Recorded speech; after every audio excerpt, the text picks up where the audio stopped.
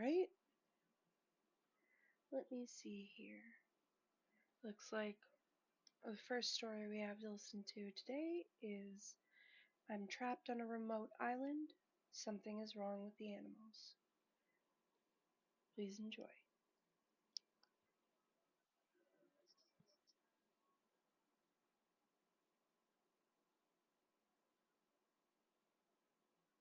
To hell with what counts as classified.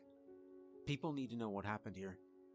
I don't know what the government was after when they started their experimental zoo here, but I need to let people know what it can do to humans.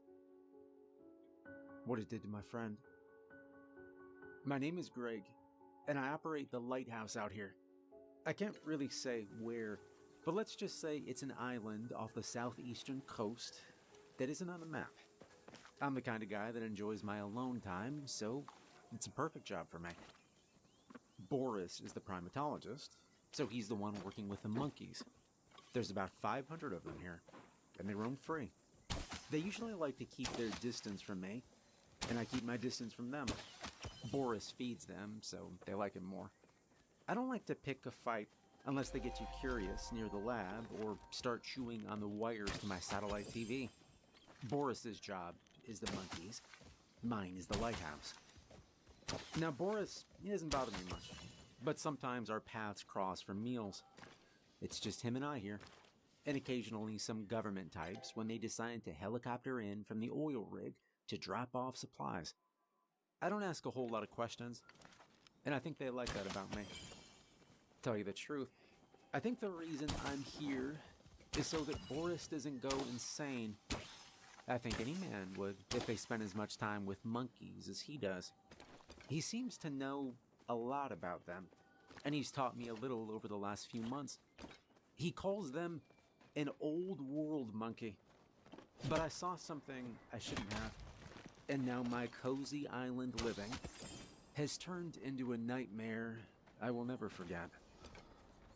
I woke up to the sound of new orders printing from the fax machine. A sheet of paper coming directly down from the government on high. But this time was different. Whatever the page said had disturbed Boris. He was pacing around the room, muttering to himself as he read it. I couldn't hear what he was saying. He then sat quietly in the corner, both hands running through his thinning hair. This was the dance we do when our paths did cross. I would pretend to mind my own business while he wrestled with some secret government task on the other side of the room. I kept one eye on him over the book I was reading. He got up from his seat, headed straight to the kitchen, pulled out the bottle of liquor from the shelf. His hands trembled as he poured a drink.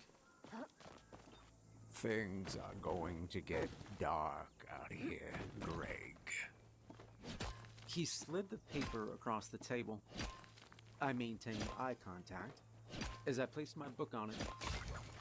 Look, man, you and I both know that we signed something that says I really shouldn't look at that, I said. He picked up the glass, irritated that I wouldn't look. He returned to the other side of the room and slumped back in his chair. It didn't take long before I picked up the book off the page. My curiosity got the best of me, wondering what the big secret was. I lifted my book, eyes drifting towards the page. There was a single line of text. Don't feed the animals. That's all? This is what made him so upset? The monkeys seem to have plenty to eat without Boris feeding them. I have personally seen them eat coconuts, corn, seeds.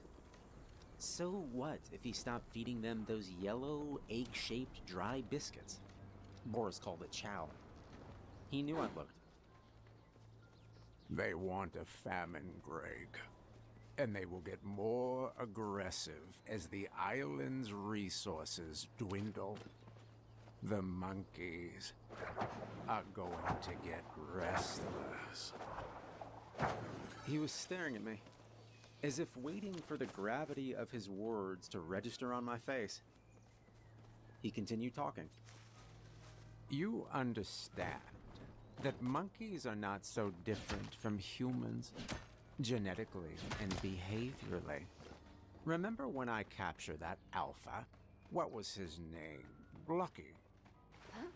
I nodded along, remembering Lucky. Boris had told me a little about him. He was an alpha male. You need to understand that a government has a direct interest in learning how its citizens will react to certain stimuli, but they cannot perform these experiments in real time with real humans living in the real world. I nodded, not fully putting together what he was trying to say. I had sent him away. That's what they asked me to do. They said his troop and another one would go to war. They wanted to see what would happen if the Alpha disappeared. They were right, too. There was no war. Boris's voice was colored with contempt. He took another drink, swallowed, and continued. Lucky's troop terrorized the other troops, Greg. Don't you get it? They had me take out a rebel leader. The government extrapolates the data I collect to the real world. Now, I didn't want to know any of this. I'm just the Lighthouse guy, you know? Why include me now? The data is in the monkeys, he said, finishing his drink. They want to start a famine here, so that if and when a famine hits the States, they'll be ready. Either that, or they got defunded and were out of a job. Boris was clearly distressed. He paced the room, trapped in his own world. I think he'd come to enjoy working with the monkeys here. He humanized them, and maybe I have too. I know I said that the monkeys are Boris's problem, but I do find myself watching them throughout the night. I've learned a lot about monkeys since I've started working here. I could almost see why a government would find value in this kind of experiment, as unethical as it may be. There's highly organized social structures, not so different from humans. Their young are dependent on their mothers for much of the beginning of their lives. They live in groups where they depend on others for protection, resources, and social bonds. Monkeys communicate, and they resolve conflict. Boris himself said that they are the most intelligent animal in the world, maybe second only to humans. Now, I know I sound like I've got island fever. These monkeys are 2 feet tall, covered in brown fur, and have long tails. They are nothing like humans, and their behaviors cannot be used to understand human societies. I know what you're thinking. You think that humans are too technologically and socially advanced. But when I try to dehumanize them, I can't. If you look at one of their faces, you can tell they're experiencing life on an advanced level. I've watched a monkey mourn a death of a family member. I've watched a mother care for their young and teach them the ways of the forest. Maybe it's not so far off after all. And it started to make sense to me. If you understand something fundamental about monkeys, you can understand something fundamental about humans. So the government created a zoo. But now, they wanted to understand a global famine. There must be some kind of mistake, I said. Boris stopped in his tracks, picked up the faxed paper from the table, crumbled it in his hands. It's an ethics violation. There's not enough to gain in all of behavior-based science to warrant this kind of experiment, he said. He dialed Major Acosta on the bulky satellite phone. I heard his unwavering voice emitting from the speakers. The conversation was over before Boris could even get a word in. Do it. Now is not the time for insubordination. And then the line went dead. He's an asshole, I said. They want to destroy everything we've built, Boris said. They built an island for this, costing who knows how much money. It's just inhumane. He sat back down, defeated. Poured himself another drink. Well, let's keep feeding him, I said. We'll take the next resupply helicopter back to the oil rig, and we'll tell them we refuse to carry out the project. Together. Boris sighed. I offered my hand. He shook it. But the weight of our next few weeks started to weigh on me. This island was going to change fast. I lit a cigarette. If you stayed up all night and only ever talked to one guy on an island full of monkeys, then you would smoke too. We took inventory. We had 2 days left of chow biscuits for the monkeys, maybe 4 if we started rationing now. We had enough food for ourselves for several weeks. The government wasn't going to send us out of here if we couldn't feed ourselves, and the weather was often rough. Visits were rare and expensive. The resupply day came and went. The chow ran out, and Boris started spending more time in the lab instead of observing the monkeys and taking notes on his tablet. We decided to only ever leave the lab together. Otherwise, the monkeys may start getting bold. Boris asked if he could come up to the top of the lighthouse with me. I agreed. Maybe it would be nice to have some company. But the moment we left the lab, we were spotted by a troop. They watched from the trees as we made our way to the lighthouse. A male that Boris called Pinocchio walked towards us. Boris shouted for him to leave, but he didn't even flinch. He stared directly into our eyes, and when he was just a few feet away, he bared his teeth. I knew this monkey was trying to intimidate us. He was hungry. If I've learned anything from being around them for these last few months, it's that the best way to avoid trouble is to just give them what they want. So we showed him our open palms, showing him we had no food. This was met with a grunt, then a performative lunge. We continued to walk at our own pace. Speeding up showed that we were afraid. He followed closely until we got to the lighthouse and closed the door behind us. When we got to the top, I started on my daily maintenance checks. Boris called me over, pointing at the ground below. Pinocchio was bullying one of the other monkeys who'd followed us. He was pulling on his hair, play biting, showing his teeth. The other monkey started fighting back. They lunged at each other, biting at each other's faces. And then it was over. Pinocchio had won. We watched him drag the corpse into the woods. One less mouth to feed, Boris said somberly. Morning came. Boris had told me stories of the monkeys all night. The warmth coming through the thick windows, it felt nice on my skin. Boris was looking thoughtfully out at sea. Something caught his attention down below. Do you see that tree? Boris asked. Yeah, looks popular, I replied, seeing monkeys grooming each other and moving throughout its branches.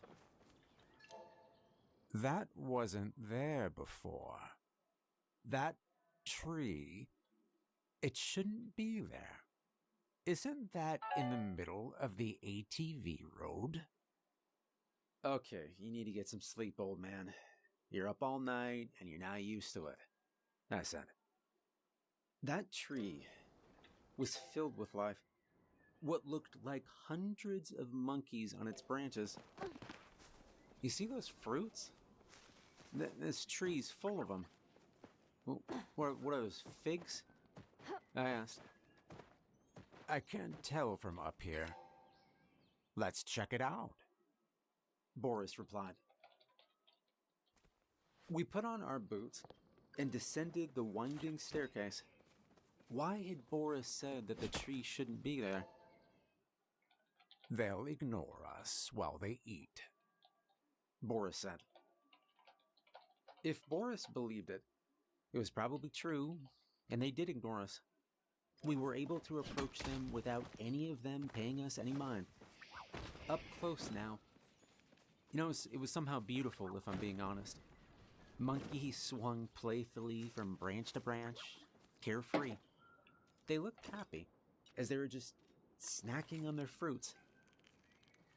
There's more than one troop in the tree, Boris said, while clearly trying to count moving animals.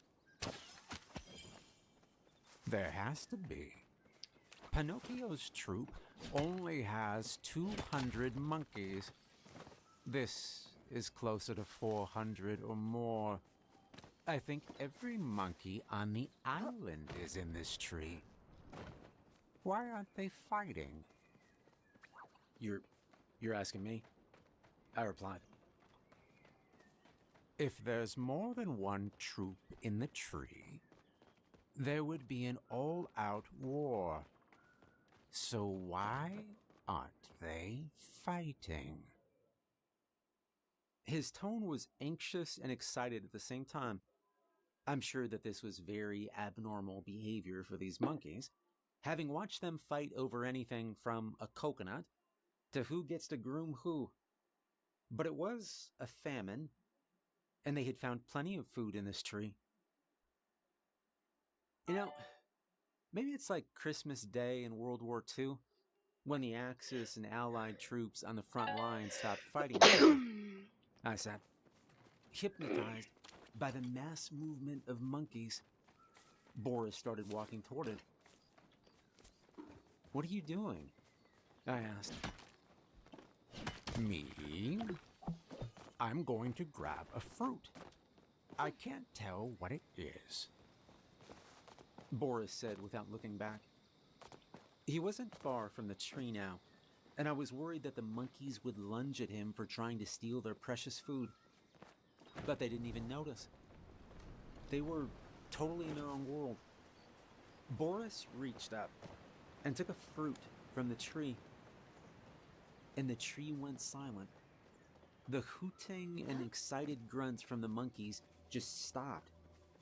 Boris sensed the change in the air, and slowly, he turned to look up at the monkeys.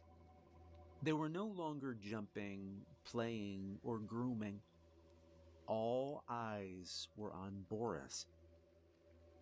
Hundreds and hundreds of pairs of eyes looking down at him. And then silently, with the coordination of a hive mind, each monkey started to jump up and down from the branches. Boris ran as the first monkey touched the ground, and I ran beside him. I shouldn't have looked back, but their coordination was like anything I'd ever seen before. I had to look, and there were hundreds of monkeys chasing us. Their teeth were bared, the universal sign that they wanted blood. Our blood. And we barely made it through the door to the lab. We slammed it shut just in time to hear the weight of their bodies crash into the other side. And the sound was loud enough to echo off the back wall of the metal lab building.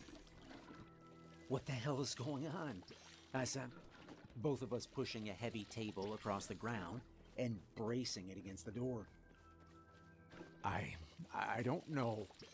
I've never seen anything like it, Boris said. They continued to ram the door. It was like they didn't feel it at all when their heads banged up against it. Soon enough, they were on all sides of the lab building. their nails scraping against the windows and walls. We were surrounded. Eventually, they would figure out how to break the windows. And once they got in, they would tear us limb from limb for stealing their fruit. We reinforced what we could. For now, it was safe. Boris was sitting in a chair, playing with a mysterious fruit in his hands, just staring at it intently. The light from a bare bulb reflected off its skin. When Boris turned it, I could see a swirling orange pattern at the center. For a moment, the light caught on the small hairs of the fruit, and it almost seemed like they writhed with a mind of their own.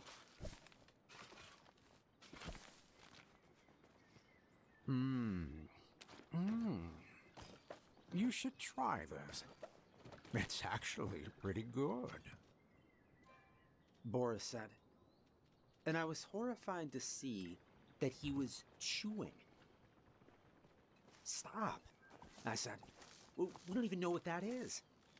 I tried to wrestle it from his hands. We're on a remote island, thousands and thousands of miles from a hospital. Spit that out. Well, the monkeys are eating it. They must know what it is. Their bodies are small and their metabolisms are fast. If it was poisonous, they would all be dead. You're not a monkey, Boris. If you get sick, I can't help you, I said. Oh, you're Ross, he said, and took another bite. I watched him swallow. He stopped chewing abruptly. The fruit rolled from his hand and onto the table. His mouth opened, and a narrow brown tendril rolled out from the back of his throat. It tapered down the length of it, and at the end, it split off into two branches, like a snake's tongue. Boris's eyes widened as he looked down at the tendril coming from his mouth, and then the tendril sucked itself back down his throat. His eyes went blank, and he slumped in his chair. His hands just dangled at his sides. A second later, he just woke up. He quickly sat up, took a deep breath, and opened his eyes. He lay his palms flat on the table, and then turned to look at me. His eyes were yellow and crusted over. "Are you all right?" I asked, and he was looking right at me as he picked up the fruit again. His movements were jerky and mechanical. "You don't look all right," I said, taking a step towards the satellite phone. You should try this.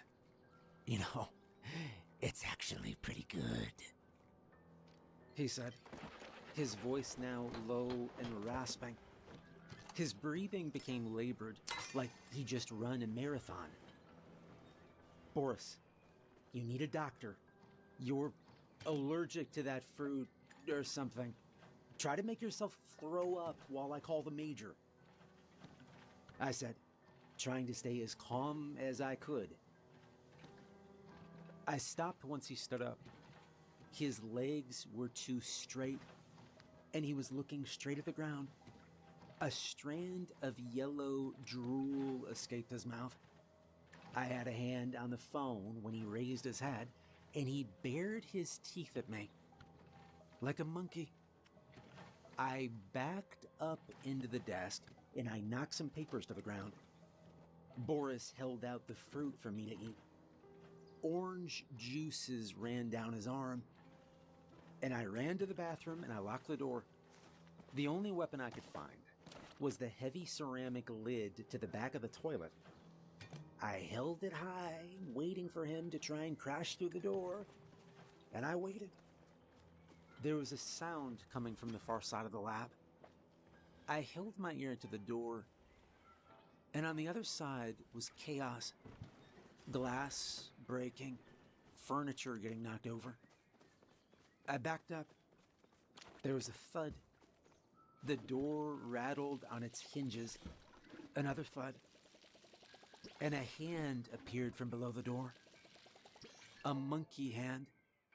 It clawed at the base of the door, nails scratching off the paint, and it grabbed at anything it could blindly.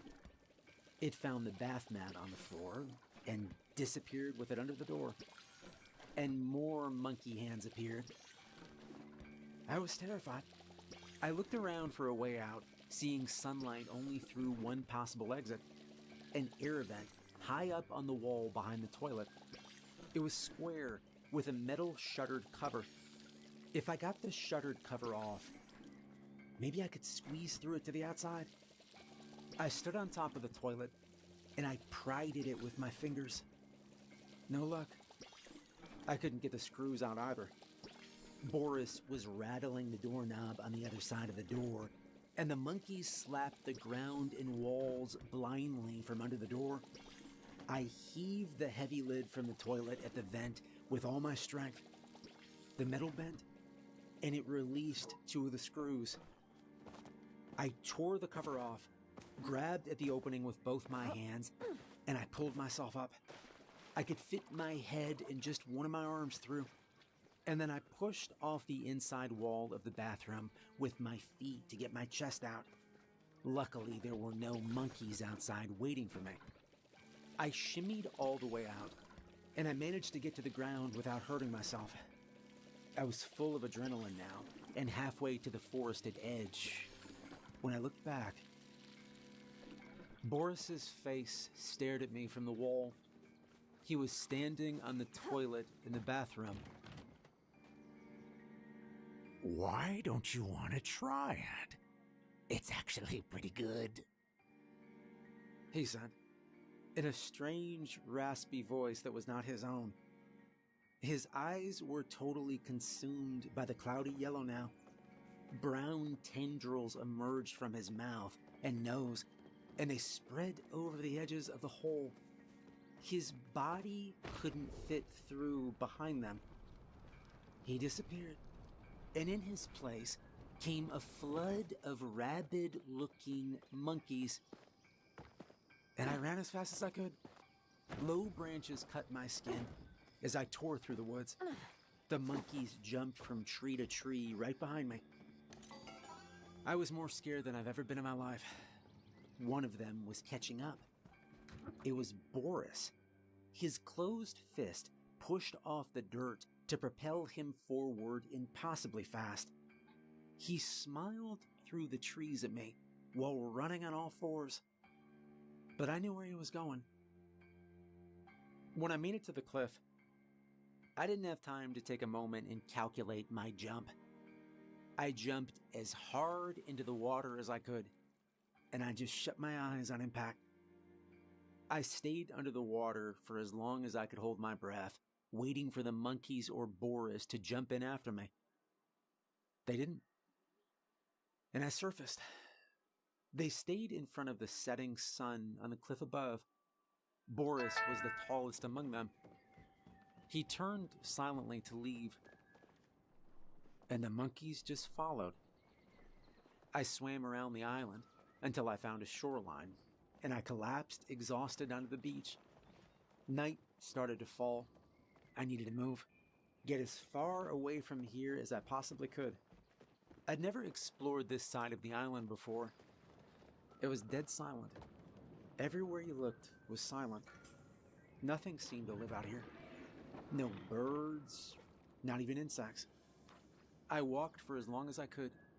I took a break by a boulder, and I fell asleep with my head in my hands. I woke up at sunrise. I didn't know where I was.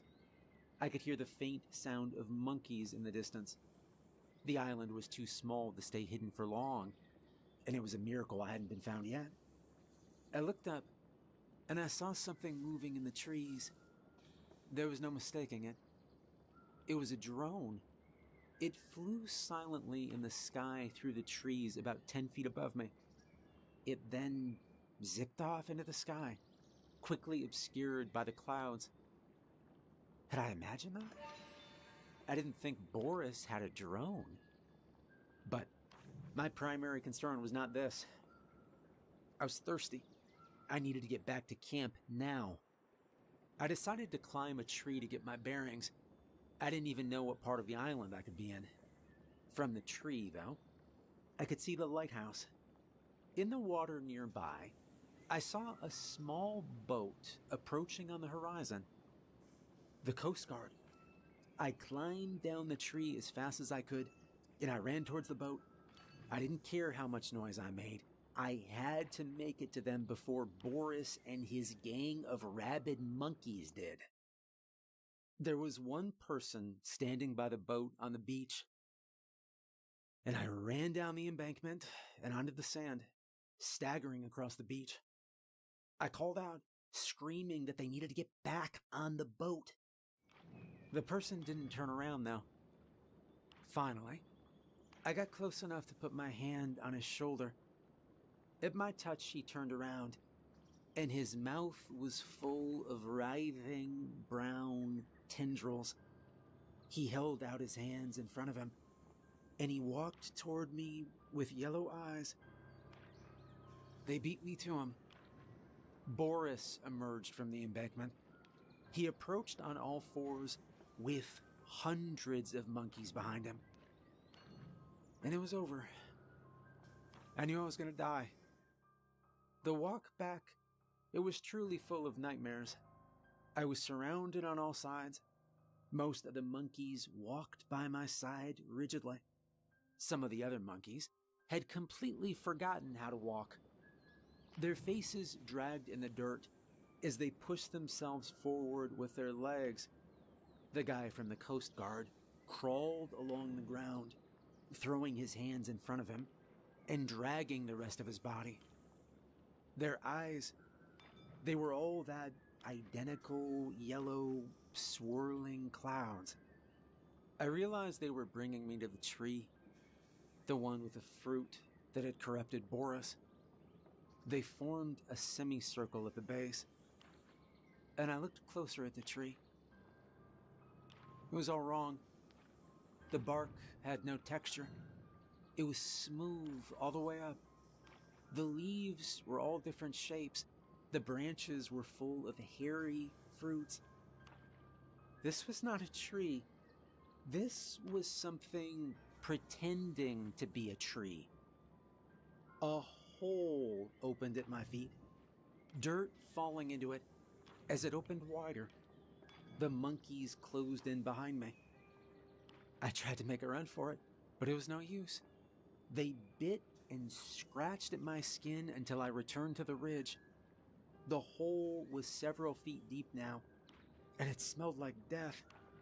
The bottom was filled with bones, all white and picked clean. And they pushed me in. I crashed to the bottom.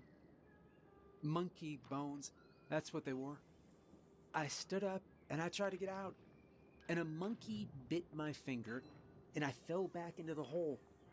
They tossed handfuls of dirt on top of me, and little by little, they were burying me alive. I tried to stand, but I couldn't get my footing on all the bones. No, it was something else. There was something holding me down, I realized. A thick, fleshy, brown tendril was wrapped around my waist. It pulled me towards the ground, and the bones cut into my skin from below. And to my horror, I put it all together. This tree, it was like one giant muscle, and its roots were tendrils below the earth. Another tendril burst from the wall of dirt to my side. It wrapped itself around my neck, and it squeezed. I couldn't breathe. I couldn't even scream. I tried to get it off, but it was just too strong. And the monkeys continued to throw more dirt on me. The hole was filling up around me now, and the light was fading. Desperate, I managed to get my hand in my pocket, and I found my lighter. I held it below the tendril at my neck, and immediately I felt it let go. And I gasped for air. And then dirt got in my mouth, and I coughed. I lit the flame under the tentacle again around my waist, and it just slithered away. I stood up, reached back up to the edge, and I waited for more monkeys to bite my fingers. Nothing. I pulled myself up. The monkeys had backed off. I held the lighter out in front of me, and the light from it reflected off hundreds of yellow eyes. The monkeys were watching me, captivated by the flame. Maybe the parasite was terrified of fire, and it released them in that moment. Something primal registered on the monkeys' faces, and I think that in that moment, they didn't push me back into the hole because I had defeated death. I was now to be respected. But this moment did not last long. The parasite regained control. The monkeys split apart.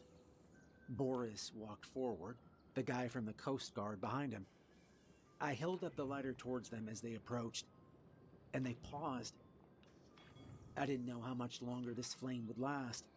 It was a very old lighter. So I found a piece of dry brush from the ground, lit it on fire, held up the burning bush like a torch. I brought it to the tree, and I lit the lower branches on fire too. And then an earthquake rumbled below me. The ground beneath stirred as the leaves burned. The tree rose to even higher heights, exposing a network of tendrils that were formerly deep below the earth. The tree lumbered off with thundering steps away from me, leaving only a cloud of smoke behind. I held my torch up, keeping the monkeys at a distance until I made it to the water. The boat was anchored just a few feet out to sea. I pulled the anchor from the sand, and I trudged out into the water while making sure to keep my torch from getting wet. They followed me to the shore. Smoke rose from the island as I drove the boat north towards the oil rig. A civilian fishing boat found me at sea a few days later and dropped me at the oil rig. They took me to the med bay for treatment. One of the medics said I would have died from advanced hepatitis B if they hadn't got to me in time. Major Acosta was reading by my bed when I woke up one morning. "So, you met the true subject of our zoo," he said. "What?" I said, disoriented, rubbing sleep from my eyes. "Boris wasn't supposed to eat one, that half-baked deserter. We engineered it as a means to facilitate cooperation. It worked too, as you could tell. What we did not expect was for the tree to stand up and walk away. No one thought it would work on plants," he said. And I was speechless. The island, it was never a zoo for monkeys. I was just a mouse that didn't know it had just been released into a snake's enclosure. They have blood on their hands and they know it. What the hell did they intend to do with a serum like this? I had to sign a book's worth of documents swearing myself to secrecy. But I just had to tell someone. If a tree that doesn't look like a tree sprouts out of the ground overnight, don't eat the fruits.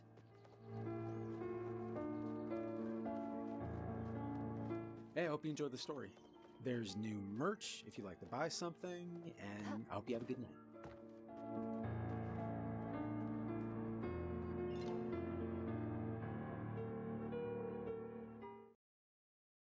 This was the one case that I couldn't explain.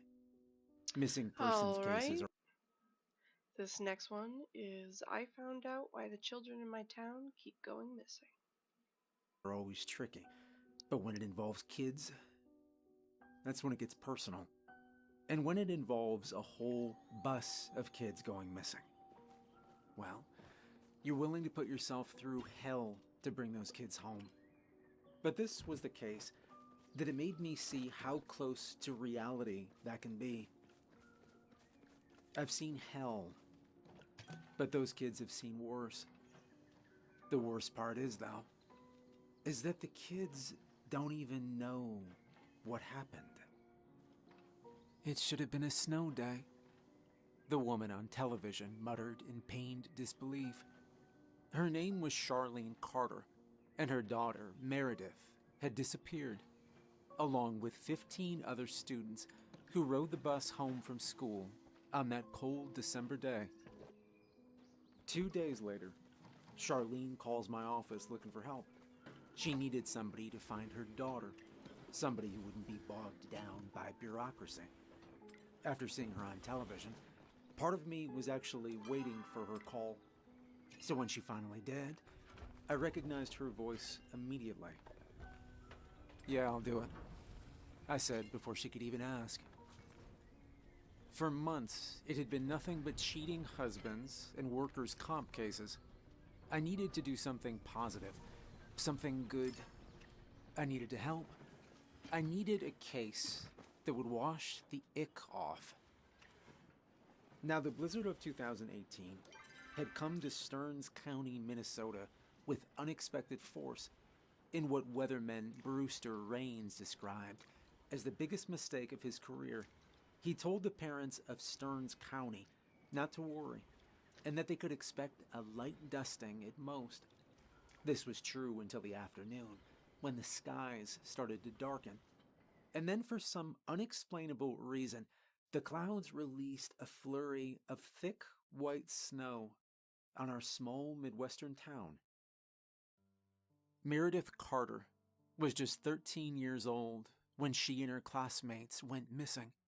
She, along with her best friend Beth Klein, had boarded the school bus home. They were last spotted ducking through the thick snow as they climbed aboard. Reinhold Jackson was driving that day. Now, normally, he would have greeted the girls with a smile and a polite, "Afternoon, ladies." But on that day, he kept his eyes forward, hoping that the storm would clear just enough to get him out of the parking lot safely. Now, the calls to close the schools came in too late to really matter. Many of the kids were picked up by family members. But those who relied on the bus, they were the last to go. It took Reinhold an extra 20 minutes to get to the school that day. "Maybe we should hunker down here. It's only getting worse out there," he said to Principal Lane. Lane explained that the school had lost power and heat, so it would be best for the kids to wait out the storm at home. In reality, these were the last 15 students left, and Lane had a certain disdain for at least 7 of them. Farm kid troublemakers, she called them. The rest of the kids had been picked up before the storm got too bad. But Reinhold got the call late, and every single delay that day only made it harder for him to get there. Truthfully, Lane had no interest in being trapped with some of her least favorite students. And this is why she insisted they be taken home. She planned to make the short trek to her house a few blocks over, where she still had heat. Later, many would ask why she didn't just take the students with her, where she could have kept them warm and safe. She would never publicly answer that question. It took less than a quarter mile for Meredith to realize something was terribly wrong. Though she could feel the vibration of the heavy diesel engine under the bus, she could not actually tell if they were moving. The wind was blowing in from the back of the bus. It pushed the swirling snow past the windows in a way that made it look like they were moving backward. Reinhold hunched over the wheel with the glass inches from his face. He was driving by gut feeling and the brief glimpses of the reflectors in the road. But even those would soon disappear beneath a record snowfall. He had driven this path hundreds, if not thousands of times, so it was that tiny shred of familiarity that kept him moving forward. "I could drive this road with my eyes closed," he once joked. And I assume he regretted that quip. Maybe he felt that he'd brought the whole terrible situation down on them from tempting fate. But that wasn't what happened. Reinhold was not the one responsible for it. Andy Smith was the first, and the only child to be dropped off that day. Meredith watched as Andy's mailbox seemingly appeared out of nowhere, materializing in the gray-white swirl of space outside. Andy had looked back at his classmates as he stepped off the bus. Now, Meredith wasn't sure if he had some sort of premonition that he wouldn't see them again. Not like that. Speaking with Andy a few weeks later, I asked him about that moment, and he admitted that he was just afraid to walk out into the white void that stood between him and his house. He was scared. With Andy gone, the bus shuddered with the change in gears, and the mailbox once again disappeared into the nothingness. Rose Brine and Peter Dash were supposed to be the next kids to be dropped off, but the bus would never make their stop. Instead, it would somehow drift into another place, somewhere unfamiliar and strange. The asphalt would slip out from under them, hidden beneath the snow. It would erase any last sense of direction. Reinhold would only drive for so long before the snow would envelop them and erase any sense of movement. When Reinhold cut the engine, Meredith said that the silence that followed was almost painful. Not even the wind gusting around the bus hissed anymore. There was nothing. For Reinhold, all he could hear was the shrill sound of tinnitus in his ears. It filled him with such an overwhelming sense of dread, he began to hum to fill the silence. Meredith thought his humming was unsettling, to say the least. In the back seat, the children fidgeted. They were afraid and confused, some unaware that they'd even stopped. Meredith was the first to spot him. The tall, shadowy figure standing out from the white snow outside. Later, she would admit that her reaction was primal, surprising even herself. She'd already been screaming for a few moments before realizing the shriek was coming from her own mouth. Other students soon joined her, and Reinhold did nothing to quiet them. Instead, he stood and stepped down to the door, careful to not open it.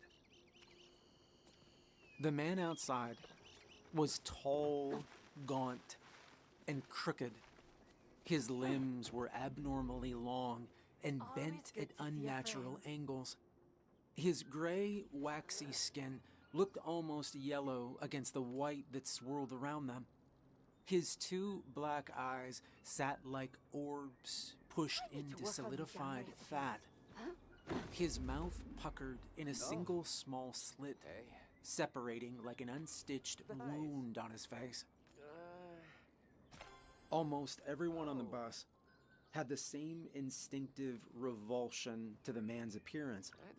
That is, except for two 11-year-old girls, Cindy Olmsted and Janine O'Malley, sitting near the back of the bus. Instead, the two girls just stared in awe. Meredith claimed she noticed Cindy smile ever so slightly. It was at this point Reinhold opened the door and stepped outside. Curiously, he didn't approach the man, nor did he seem to be fleeing. Instead, Reinhold stepped out and walked to the front of the bus. He turned and looked back at the children, who were now gathered towards the front in various states of panic and terror. Meredith said that Reinhold looked sad, like he knew he wasn't coming back, and he never did. With the door open, the man moved along the side of the bus. His long fingers trailed along the windows and left behind a streak of oil. The children moved away from him, crowding towards the back of the bus, as the man moved towards the front. He lingered outside, just out of view of the children, and it was then that Cindy and Janine moved through the crowded huddle of scared children. Neither girl appeared to have the same sense of overwhelming fear. As Reinhold disappeared into the white swirl ahead of the bus, the man stepped on, and the air suddenly felt hot and sticky. Meredith said it was thick in her lungs. With each step he took onto the bus, her vision blurred and her heart began to throb. This is as far as our knowledge goes of what happened to that bus. This is because this is as much as Meredith could remember. I'd been hired by her parents, who were unhappy with how law enforcement was handling the case. Meredith's father, Mike, had a strong dislike for Paul Schechter, the chief of police. It was a rivalry that went back to their high school years. The call from Charlene came on a Friday. I drove out from St. Cloud that Saturday. The children had been missing for 48 hours at that point.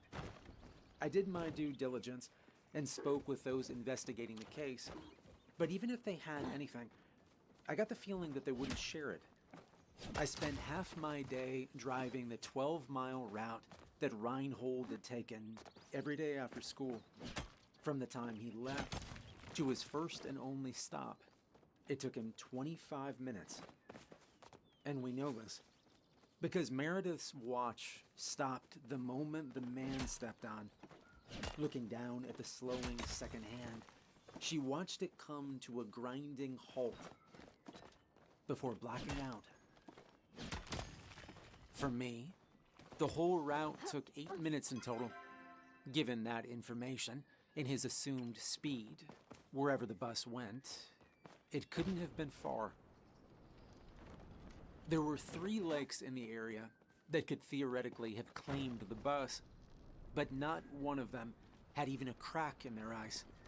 If that was what happened, we wouldn't have known about it until summer. Luckily, our answers, at least some of them, would come 2 weeks after their disappearance. The bus would be found not in a lake or a ditch, but on a road 30 miles from town. A road that hadn't been used in decades, unpaved, and almost forgotten.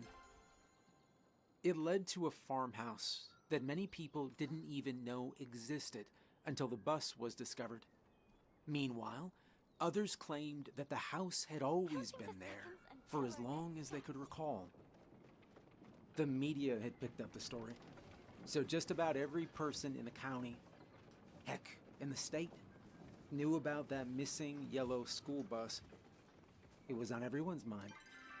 Everyone was on the lookout.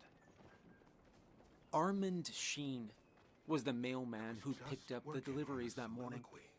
That fateful day, he saw that he had a new stop to make. It was a stop that had always been on his route. But he'd never delivered anything to 13 South Elk Road until that day. The long-abandoned farmhouse had finally received mail. It was when Armand leaned out of his truck to drop off a letter into the broken mailbox that he spotted the yellow blob further up the long road. Like everybody else, he'd subconsciously been on the lookout for that shade of school bus yellow. So when he spotted that same shade in the distance, he decided to investigate. He turned up the road and drove for another 3 minutes until the bus came into view. He called the police before he even confirmed that it was the missing bus. but he knew in his gut it had to be this one. I was tipped off by one of my contacts in the department. I arrived at the scene within minutes of the first officers, and as I pulled up, I saw the little girl step out of the folding door. She was squinting in the sunlight, still surrounded by the thick layers of white snow. Unfortunately, Meredith was the only student to step off that bus. It is customary to compliment one's partner. The paramedics were still on their way when she did, so Meredith was covered by a shiny silver blanket and the embrace of an officer with a warm, caring smile. The bus was quickly checked for other children. And this was when their parents' worst fears were confirmed. They were all still missing. Am I required to miss When you I spoke with to Meredith, your she claimed to remember everything up until the moment she passed out. The very moment the man stepped out of the bus. Next thing she knew, she was woken up by the calls of the first officer to arrive. Even from a distance, Armand knew that he'd better wait for the authorities to arrive. He told me later that he stopped in his tracks the moment he saw the bloody, four-fingered handprint on the rear of the bus. Aside from that handprint, there was very little evidence of foul play. While many of the children left their belongings, there were no signs of a struggle, and it was essentially just an empty bus. The blood found outside the bus that created the handprint was never linked to any of the missing children, or anyone for that matter. At least, not at first. The handprint itself was strange, too. As clear and defined as it was, it had no visible fingerprints. Instead, the handprint was made of straight, crisscrossing lines. I found the hash-marked prints unsettling in an indescribable way. What's more, the four fingers extended evenly from the palm. It didn't look like the missing fifth finger was the result of some injury, but rather, the whole hand was just naturally formed that way. At the time, I thought this meant the handprint's unusual characteristics would make it easy to find a suspect. It did not. At the time of the discovery, most of the attention was on Meredith. The rest focused on the empty bus. It seemed that no one noticed the mysterious house just a little further up the road. You think maybe they're in the house? Maybe Reinhold took them up there for shelter? I asked one of the officers. He squinted in the direction of the house and turned to me with a puzzled look. Up where? He asked. It was clear not everybody had noticed the large Gothic mansion a quarter of a mile away, but I felt drawn to it. I can't explain it. It was like an unexplainable force pulling me up that dirt road, and I had to investigate. I noticed a young officer, a man named Shemp, staring off in the distance, like he was mesmerized by it too. What are you thinking? I began. Should we take a look? He turned to look at me, almost shocked. He looked around at the others, who had seemingly not seen it. And with that question, I confirmed that he was not as crazy as he felt. Shemp didn't reply. Instead, he merely nodded. He told his superior we were going to head up the road to check out the house, and his boss nodded dismissively. He didn't even question my involvement. Shemp and I walked in silence, choosing to make the trek on foot so we could look for any signs or clues that the children had gone this way. Before we left, I made a mental note that the bus still had half a tank. So why it stopped where it did was a mystery. If Reinhold had returned, and led them to the house. Why not drive farther up the road? If the blizzard was dense enough to hide the house, why even leave the bus at all? There was no reason, in my mind at least, for the bus to stop there. And just then, a terrible thought struck me like an ice pick at the back of my skull. Maybe Reinhold wasn't the one to lead them to this house, if they made it to the house at all. My fears were all but confirmed later on when speaking with Meredith, when she told me about the tall man. With each step closer to the house, the air around us grew thicker with an unfamiliar scent, a strangely sweet, sugary smell that crept down my throat and settled in my belly with a heavy nausea. Buried beneath the sweetness was the stench of rot, unholy, and unfortunately familiar. It was the smell of death. I could tell Shemp noticed it too by the way he held his sleeve up to his nose, but neither of us dared acknowledge it, for fear that if we did, it would confirm what we already knew. Something had died. I know what you're thinking. Why didn't he call it in immediately? Ask for backup. And the answer was simple in a way. Hello. Denial. Maybe even hope. As we approached the house, the peeling white paint looked more yellow up close. The hairline cracks looked like dark, dead veins on the skin of a corpse. The front door was covered in thick layers of black, tar-like paint, and it gave it a strange, fleshy texture. Shemp reached out for the tarnished brass knob, but the door creaked open before his fingers made contact.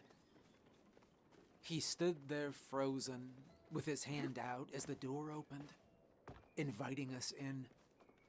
The smell, the awful stench of sweetened death seeped out, heavy and oppressive, and both of us took a step back.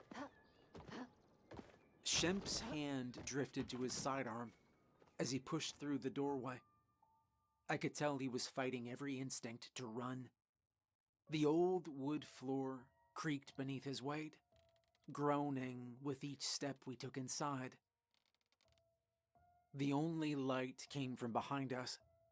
It reflected off the snow and shone in through the door. The windows were so old and dirty that barely any light made it through. Shemp flipped the light switch, but the dull click brought no light. I followed in after him, my eyes taking a moment to adjust to the darkness. There was something strange about the air inside, and I felt a warmth coming from somewhere ahead. Heavy flecks of dust hung suspended in the still air. The smell was an odd mixture of basement musk and discarded rot. It was so thick, I could taste it. Shemp quickly turned and pushed past me, running out the door to vomit in the snow. He wiped his mouth and staggered back down the road in a haze. Not once did he look back in my direction. I figured it was only a matter of time before he called for backup and they would close off the scene, and I had to act fast before getting kicked out. So I continued inside. I stepped through the door, and I let my eyes adjust to the low light. Gradually, the dim shapes in front of me start to take on form. At first, I thought the large mass near the door was a pile of discarded junk, but I quickly realized it was moving. The mass wasn't a pile of old magazines or broken furniture like I thought. It was soft, wet, and pulsing. It leaked something that spread slowly across the floor. This pulsating mass was clearly the source of the horrible, decaying stench. I looked closer, and I finally realized what it was. A large mound of animal carcass, covered in writhing maggots, deer, rabbits, and a half-dozen other unrecognizable creatures that had been piled up under a strange altar hanging from the ceiling. Twisted roots wrapped with twine and hair and formed into weird angular shapes dangled from a chandelier.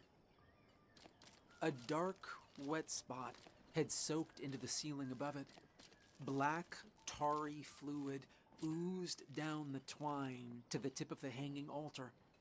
I could see the fluid slowly drip onto the rotting pile below it. At that moment, something crawled across my foot. Startled, I leapt back to see a small mouse limping across the floor. It looked diseased, with a spine that was unnaturally crooked. I watched as the tiny creature crawled past me and up the rotting mound to its peak. The mouse reached out for the strange altar dangling above. It seemed like it was mesmerized by it, and then it jerked in a painful spasm and collapsed in place on the pile of death. This was too much, and I was about to leave and wait for backup when I heard a long, hollow moan coming from somewhere at the top of the stairs. It sounded like the deep, satisfied exhale of a man, like someone who'd just eaten a full meal. I looked up, but the light from the door didn't reach that far. I thought for a moment that I saw some movement in the shadows, but I couldn't be sure. Looking back, it's only now that I know it was the four-fingered man. "Hello? Reinhold?" I said. No answer. But the sound of the creaking wood above me meant that somebody was up there. Something had made that sound. The old pine staircase had rotted with age. Every other step crumbled beneath my feet. The wood cracked and splintered under my weight. And so I rushed to the top, stepping wide to avoid the brittle, weakened center of the stairs. The landing opened up into a long hallway, longer than seemed possible. At the far end, a door closed. "Hello? The police are outside. Help is here," I called out. A low, rumbling hum answered from behind the closed door. It grew louder as I got closer. The door hinges started to rattle, and the crooked frames vibrated against the wall. It felt like I was walking through water, fighting a current. A heavy weight pressed against my chest until I finally reached the black-painted door. I grabbed the knob, turned, and pushed it open. And immediately, I saw what made the dark, dripping stain on the ceiling. A festering crimson pool at the center of the room. Blood. And I know. Any other rational man would have backed the hell out and gone for help. Preserved the integrity of the crime scene, you know? But at that moment, I was not a rational man. Despite every fiber of my being telling me to run, I exhaled sharply, and I stepped inside.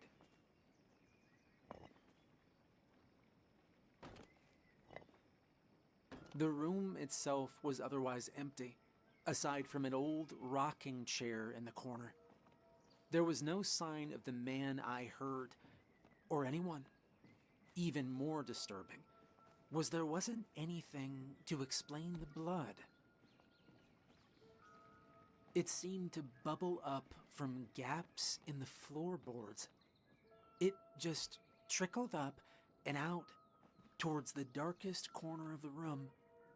From where I stood, I thought I could see a figure in the corner. Maybe it was the man I heard from downstairs.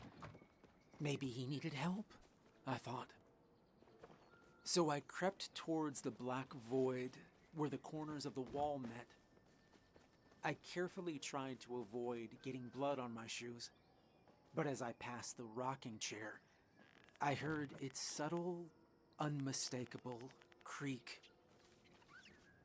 I felt his gaze even before I turned, and as I did, the tall man raised his four-fingered hand and gently placed it on his lips.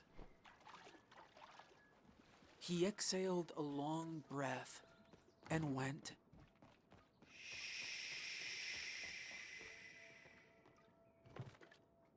his other hand pointed back to the dark corner. His puckered mouth then twisted into a terrifying grin, and his sunken eyes were unnaturally open and round, as if his eyelids had been removed. I felt my body recoil. Every instinct was telling me to run, but my feet were stuck in place, stuck to the soft, sticky blood on the floor. And I had no choice. I followed his gaze back to the darkest corner of the room. Peter Dash was the first kid to emerge from seemingly nowhere. His face was blank, and his eyes were glossy and unfocused. The shadows seemed to peel back from his face as he stumbled out from the impossibly dark corner. One by one, the children stepped out from the shadows and across the pool of thickening blood. Each one looked as if their minds were somewhere else, as if they were only moving on instinct. They all gathered around me, as if they were instructed to do so. Rose Brine was the last to come out. I looked back at the tall man, but the rocker was empty now, even though it continued to move. I felt my feet shuffle forward, sloshing through the blood. It was like I was freed from whatever held me in that spot. I quickly led the children out into the long hallway and then down the broken stairs. I rushed them past the mound of death and through the open door into the light. Outside, Shemp still hadn't returned with backup. Even as we emerged from the house, nobody seemed to notice. We walked for a long while before somebody finally did. It was a paramedic who saw us first. She came running, shouting for the others to follow, and the children were met with the embrace of warm blankets and comforting adults. Meredith watched our return from the back of an ambulance. As she did, her face changed into a look of pure horror. Her eyes darted from one face to another, searching for someone. "Everything all right?" I asked her, pushing past the crowd. Is it Perda? Where is she?" Meredith said.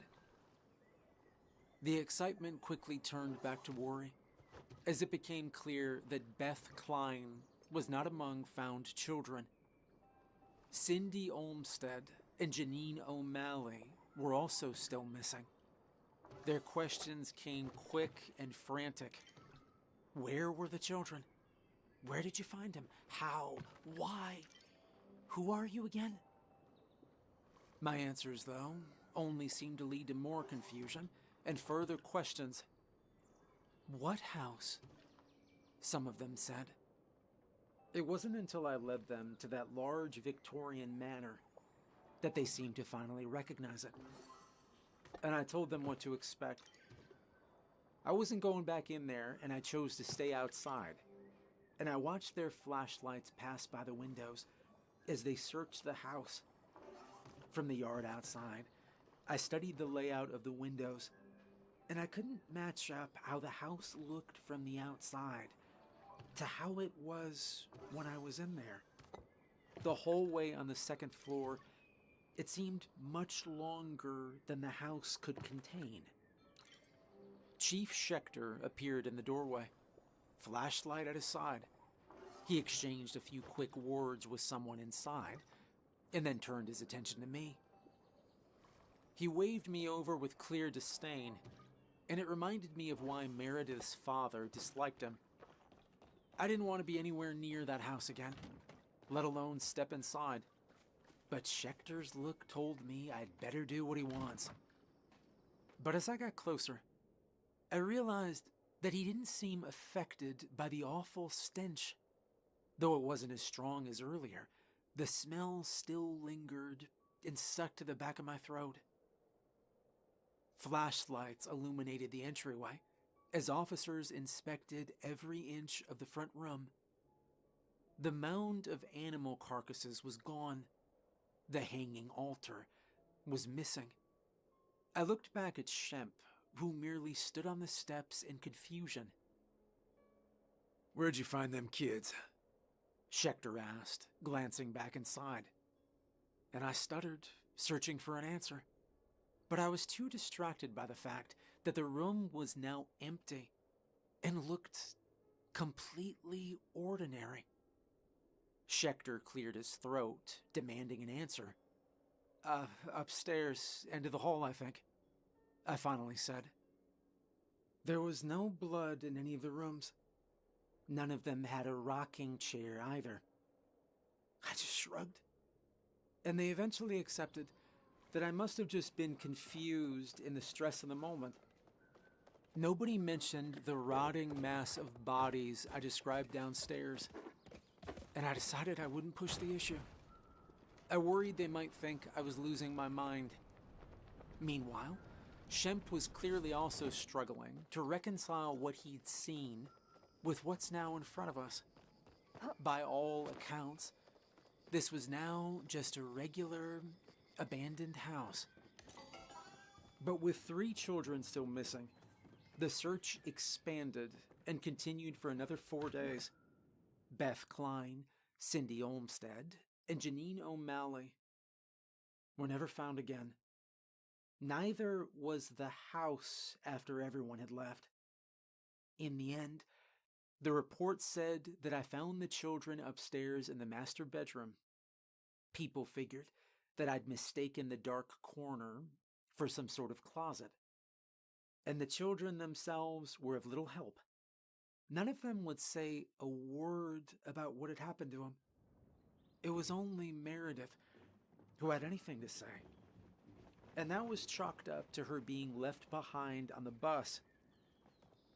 Even when the children slowly returned to their normal selves in the weeks that followed, they still had fewer answers than I did. Most of them didn't remember anything after they got on the bus. A few remembered part of the ride and the snow, but none of them remembered as much as Meredith did, which is why we kept going back to her for answers. It was nearly 2 weeks after the storm when Meredith finally spoke to me and told her story. She remembered everything up until the moment the tall man boarded the bus and her watch stopped. I tried to get more out of her, using details from my own experience in the house, but she couldn't say much more than what she already shared. What about the tall man? I asked one last time. Do you know who he was? She shook her head, but I could tell there was something more. She looked down at her feet, looking away from me, but I just decided to let it be. It was only after the drawings were found in Cindy's room that I knew there was more to the story. Beneath Cindy's bed Her mother found a stack of torn papers, scraps taken from larger sheets, all of them scribbled on, all of them showing the same horrifying figure with long, slender limbs, black eyes, and 4 fingers. I asked Meredith on my last visit if she knew why Cindy might have drawn the tall man, and finally she broke. Meredith sobbed for a full 3 minutes before letting out a tearful, "I told them not to." She went on to explain that both Cindy and Janine were behind it all. They were the ones who had called on the tall man. According to Meredith, and confirmed by Principal Lane, Beth Klein had embarrassed Meredith during lunch a week before their disappearance. Beth had told Peter Dash that his crush on Meredith was pointless because she was still a little girl and had not yet gotten her period. Word spread quickly, spreading like wildfire. Standard middle school stuff. The little girls had approached Meredith while she cried in the bathroom, and they offered her help. A way to make it all go away. A way to make Beth pay for what she did. They told Meredith about the tall man. They explained that they too felt shunned by everyone else. But the tall man can do something about it. All they needed to do was offer up a sacrifice. In return, he would grant their wish and take them away to somewhere better, somewhere they belonged. This way, they would all get what they wanted. Meredith would get her revenge, and the other two would get their escape. All she needed to do was leave him a lock of her hair. If he accepted, she would then write a letter to ask for his help. Meredith told me she refused, but the 2 girls had already decided it. They wrote the letter and gave him a lock of her hair. And immediately, I thought of the letter that Sheen had delivered to the empty house, the mailbox that was so far down the road. And an image flashed in my mind. The strange altar that hung from the ceiling above the mound of animal corpses. The lock of hair tied into the twisted roots, dripping with blood. I left Meredith that day feeling sorry for her. Sorry for the blame she must be putting on herself. The drive to the abandoned mansion felt longer than before, seemingly farther than had been only days before. If I wasn't actively looking for it, I would have missed the broken mailbox. I quickly threw open the small wooden door and looked inside. And sure enough, the black envelope that Sheen carried to this house was still there. Hand shaking, I pulled it out. I knew that I should have called the police, but in need to know the horrifying truth, it drove me to open it right there. The first thing I noticed was the messy cursive. The address of the cursed house just up the road had been scribbled on the front, and it was clear to me that this was the handwriting of a child. The note inside was written with the same looping handwriting. There were only 4 lines written. "Dear Mr. Mann, I have an offer to give. The life of 2 girls for all to forget. Take their souls to erase Beth and her lies. Make them forget and return my pride." The letter was postmarked the day that the bus went missing. This was the letter that Meredith claimed she told the girls not to send, but it had no mention of a wish for freedom to get away, and it offered not 1, but 2 souls. I didn't share any of this with Meredith's parents when I asked to take one more look around her room. Instead, I told them I was looking for any evidence that would back up her story, evidence that she may not realize was relevant to the case, which was true in a way. So they took their daughter out for pizza at the only sit-down restaurant in town while I investigated. And what I found shook me to my core. At the back of her closet, beneath a pile of clothes, I found drawings. Large black scribbles on giant sheets of butcher paper. Some showed the house. Others showed the mound of animal carcasses. One even showed the rocking chair. But I couldn't find any drawings of him. This was because every depiction of the tall man had been torn out. Large, jagged holes remained where the tall man would have stood. I took the sheets and brought them to the station, where I pulled in one last favor. Shemp took me to the evidence room, where he retrieved the drawings that had been found under Cindy's bed. Each and every one fit like a puzzle piece. The torn edges of the scraps found in Cindy's room lined up perfectly, with the jagged holes in Meredith's pictures. None of this meant anything, though. The 3 girls were still missing, and the only suspect was a tall man with 4 abnormally long fingers. Regardless of who summoned him, he was the one behind their disappearance. I do feel that Meredith's guilt and sorrow were real. I do believe she felt regret for whatever her involvement was.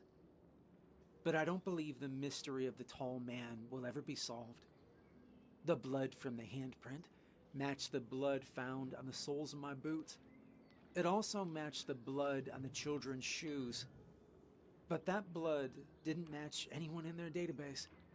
It did, however, match a sample from a cold case nearly 50 years ago. The same blood was found on a handkerchief that was left at the scene of a young boy's disappearance. The following spring, Reinhold's fate was finally revealed. His body was found 27 miles from where the bus was recovered. He was buried beneath a shoulder-high snowdrift. Nobody's sure how or when he made it there, but it was clear he died of exposure. Meredith returned to school that same year. Her parents were happy to report that despite the trauma and her involvement, she's happier than ever. She even got her first boyfriend, Peter Dash. Hey, thanks for watching. Huge thank you to all my patrons. If you'd like to support me on Patreon, there's a link in the description. Have a good night.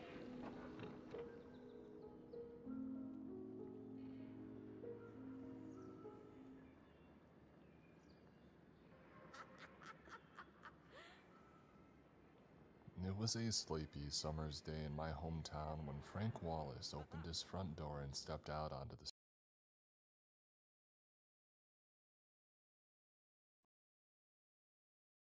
Alright, and looks like this is not from Lighthouse. This is by Mr. Creeps. It's called I Live in a Small Town. My neighbors are turning into zombies. street. I was sitting on my porch opposite, holding a cold bottle of beer against my cheek. It was too hot to do anything else in my humble opinion. Frank was in his 60s and had owned the bar on Main Street until he sold it last fall. He lived on his own, and life as a single retired gentleman seemed to be suiting him just fine. I'd see him strolling in town with a lady on his arm, or sitting in the park reading a book with a contented smile on his face. Frank was usually smartly turned out as well, favoring pressed shirts, bow ties, and waistcoats, but he was wearing a creased, collarless shirt with braces. One of the braces was unbuckled and hung loose. I thought how it wasn't like Frank to be so scruffy, but it was too hot to dwell on this, so I forgot about it and raised an arm to say hello. Frank did not acknowledge my wave. He was just standing there looking lost. This was not so easy to brush off. I was concerned. I wondered if Frank's AC was not working. If the heat was making him feel ill and he had come outside to try and find some relief. There was none to be found out on the street though. I got to my feet and called out, "Hey Frank, you okay? You want to come over for a cold one in the shade?" Frank's gaze drifted towards me. His mouth opened slightly as if he was about to say something, and then he fell to his knees. It all happened so quick. I froze for a moment in shock and then dropped my beer and started to run towards him to help. Out of the corner of my eye, I saw another one of my neighbors hurrying forwards as well. Lorna Johnson had been a nurse at a city center ER before moving to the town, and after seeing her I thought, whatever is wrong, it's going to be okay. And then Frank began to scream. It was hideous, sounding more like a wild animal crying out in fear and pain than a man. Lorna had reached Frank's side, but I could see that she was hesitating. Even with her experience as a nurse, she was clearly shocked by the way that he was screaming. But she set her face in a determined expression, put a hand on his shoulder and began to speak to him.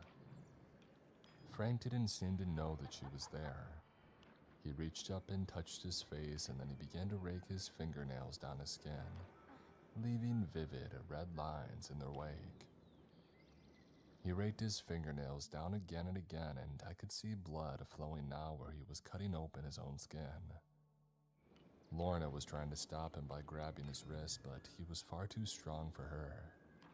"Help me," she said.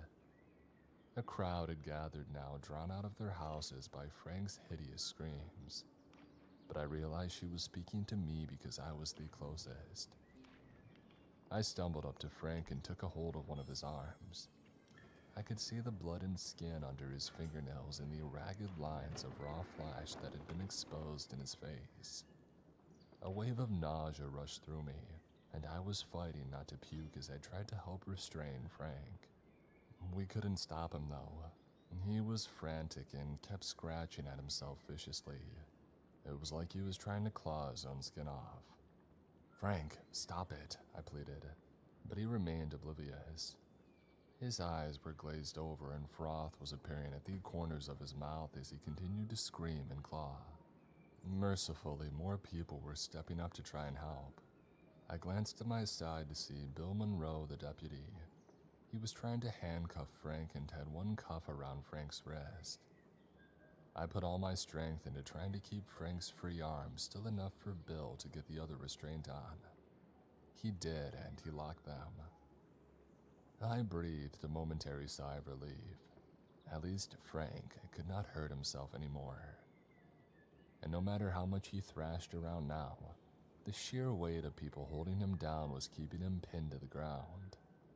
Bill said, "I'll call an ambulance, but until that gets here, I want Frank off the street, and a holding cell is the best place that I can think to put him in just now." Sweat dripped from his face as he spoke, and I could hear the tension in his voice. The worst that he usually had to deal with was traffic violations and folk who had too much to drink on a Friday night. He was out of his depth here, but he was right about the cell as far as I could see.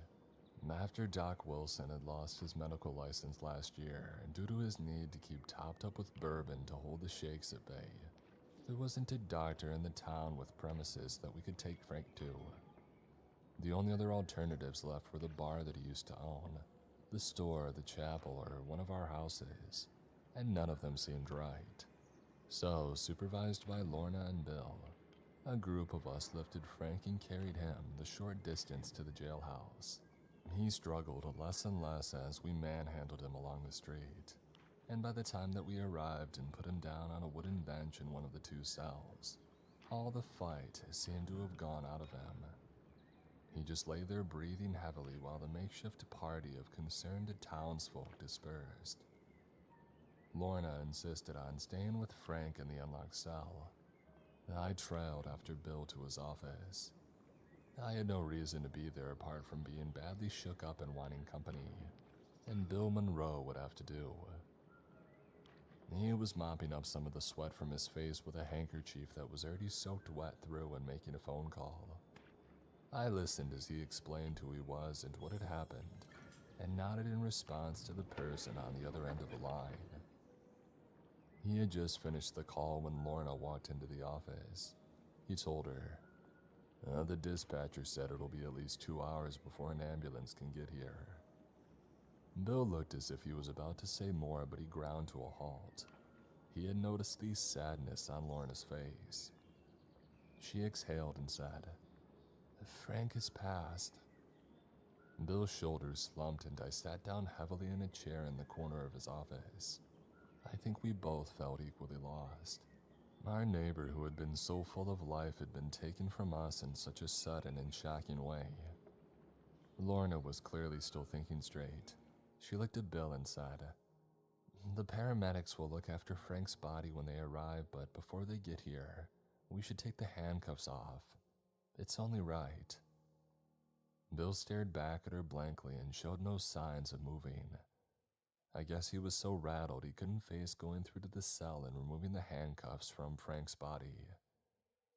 Lorna held out her hand and said to him in a gentle voice, "It's okay, I'll do it." Bill gave her the keys and then sat with his head bowed until she returned. She put the handcuffs and key on the desk next to Bill and then said, "We might as well be comfortable while we're waiting for the paramedics. Would you two like to come back to my house for some iced tea?" My clothes were stuck to my skin with sweat and my mouth was parched. The idea of iced tea at Lorna's place was irresistible. I told her this, and Bill gave her a thumbs up, and the three of us set off. The heat shimmered in the street, and the skin on the back of my neck felt like it was burning. Thankfully, Lorna's place was already in sight. As we passed my house on the way, I noticed the bottle of beer that I had dropped lying on the ground and decided that I didn't have the strength to pick it up just then. I saw as well that Frank's front door was still open, and a fresh wave of sadness enveloped me as I wondered who would sort out the things that Frank had left behind. Frank had no family living in the town, but beyond that, I had no idea. I turned to Bill to ask him about Frank's next of kin, but Bill was staring back down the street at a figure walking slowly towards us. I saw who it was, and the heat of day fell away. Frank was shuffling unsteadily along. The dry blood of his self-inflicted wounds glistened darkly in the sunlight.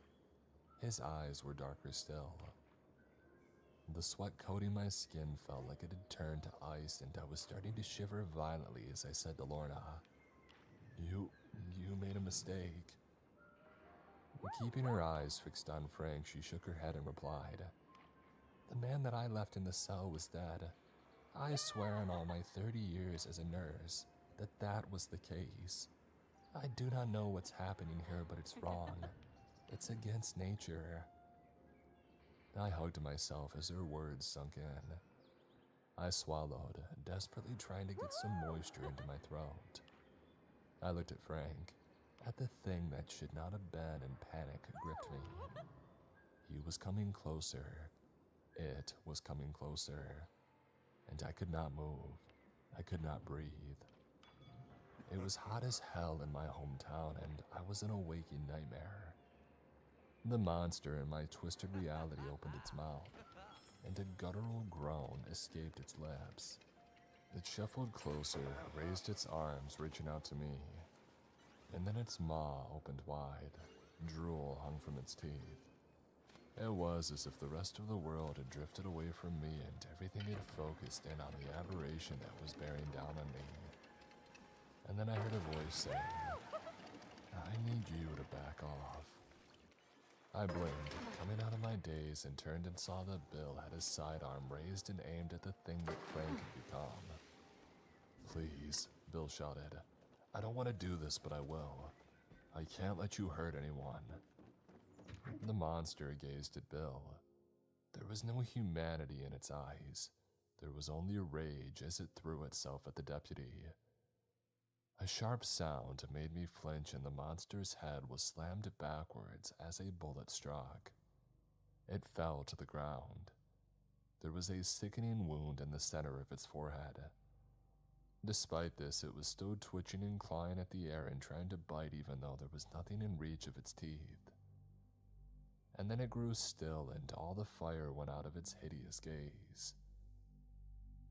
Bill, Lorna, and I just looked at each other for a moment. I saw the shock that I was feeling reflected in their eyes. And then Bill began to shake his head. "Oh man," he said. "Oh man, I need to call this in." He holstered his sidearm, took out his phone. His hands were shaking so badly that it took him 3 goes to get the passcode right. And then he turned his back on us and walked away.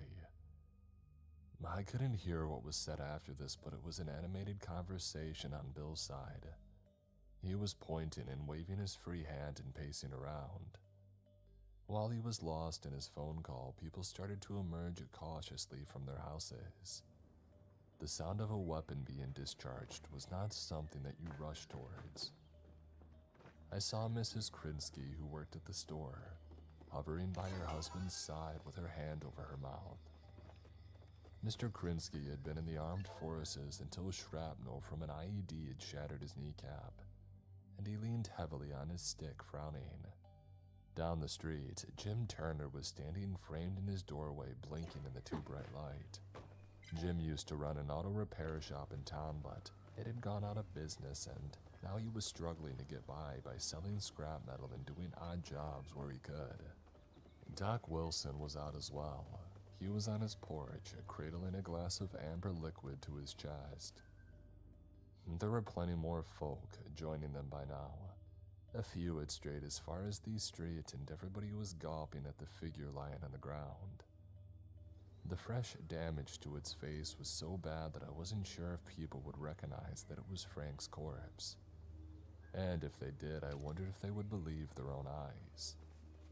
After all, wasn't Frank meant to be in the cell being taken care of by Lorna and the deputy? I looked back over at Bill, wishing that he would hurry up and finish his call. There would be a whole bunch of questions coming soon, and I had no answers. Finally, Bill lowered his phone and headed back. He looked around at the townsfolk and scowled. "Y'all need to get back inside," he said in a raised voice.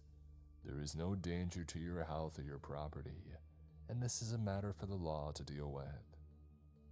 No one looked convinced, and Mr. Krinsky called back. "Look, Bill, none of us want to cause trouble, but there's something mighty wrong going on here." Bill glared at him, and I could see that he was fighting to keep his temper in check. He took a deep breath before replying. "I would have thought you, of all people, would respect the badge I'm wearing and do as you were being asked. So please." Bill left the request for Mr. Krinsky to shut up and go away hanging in the air.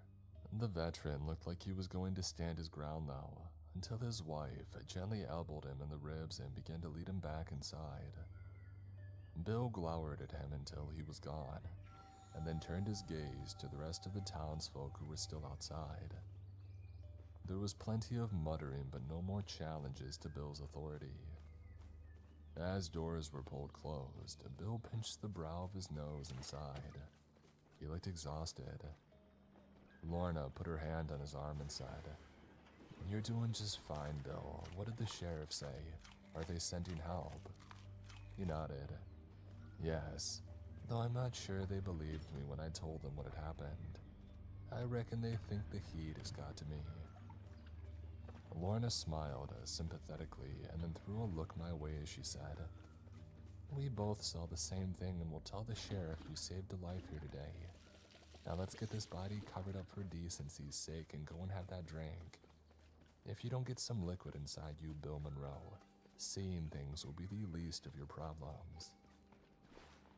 Bill managed a small smile himself at this and trudged after her into her house. I followed, not wanting to be left alone with the corpse. Soon after, all I could think about was the glass of iced tea that Lorna gave me.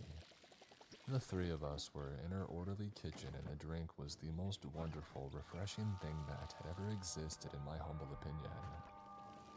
Bill looked a lot better once he had a drink as well, and he sounded calmer when he said, "Yeah, once the backup and the ambulance arrive, we can start to get things back to normal." "I'll drink to that," I said and raised my glass. Before it reached my lips, Lorna's door flew open and Mrs. Krinsky ran inside. My husband! There's something wrong with him. Lorna reacted first.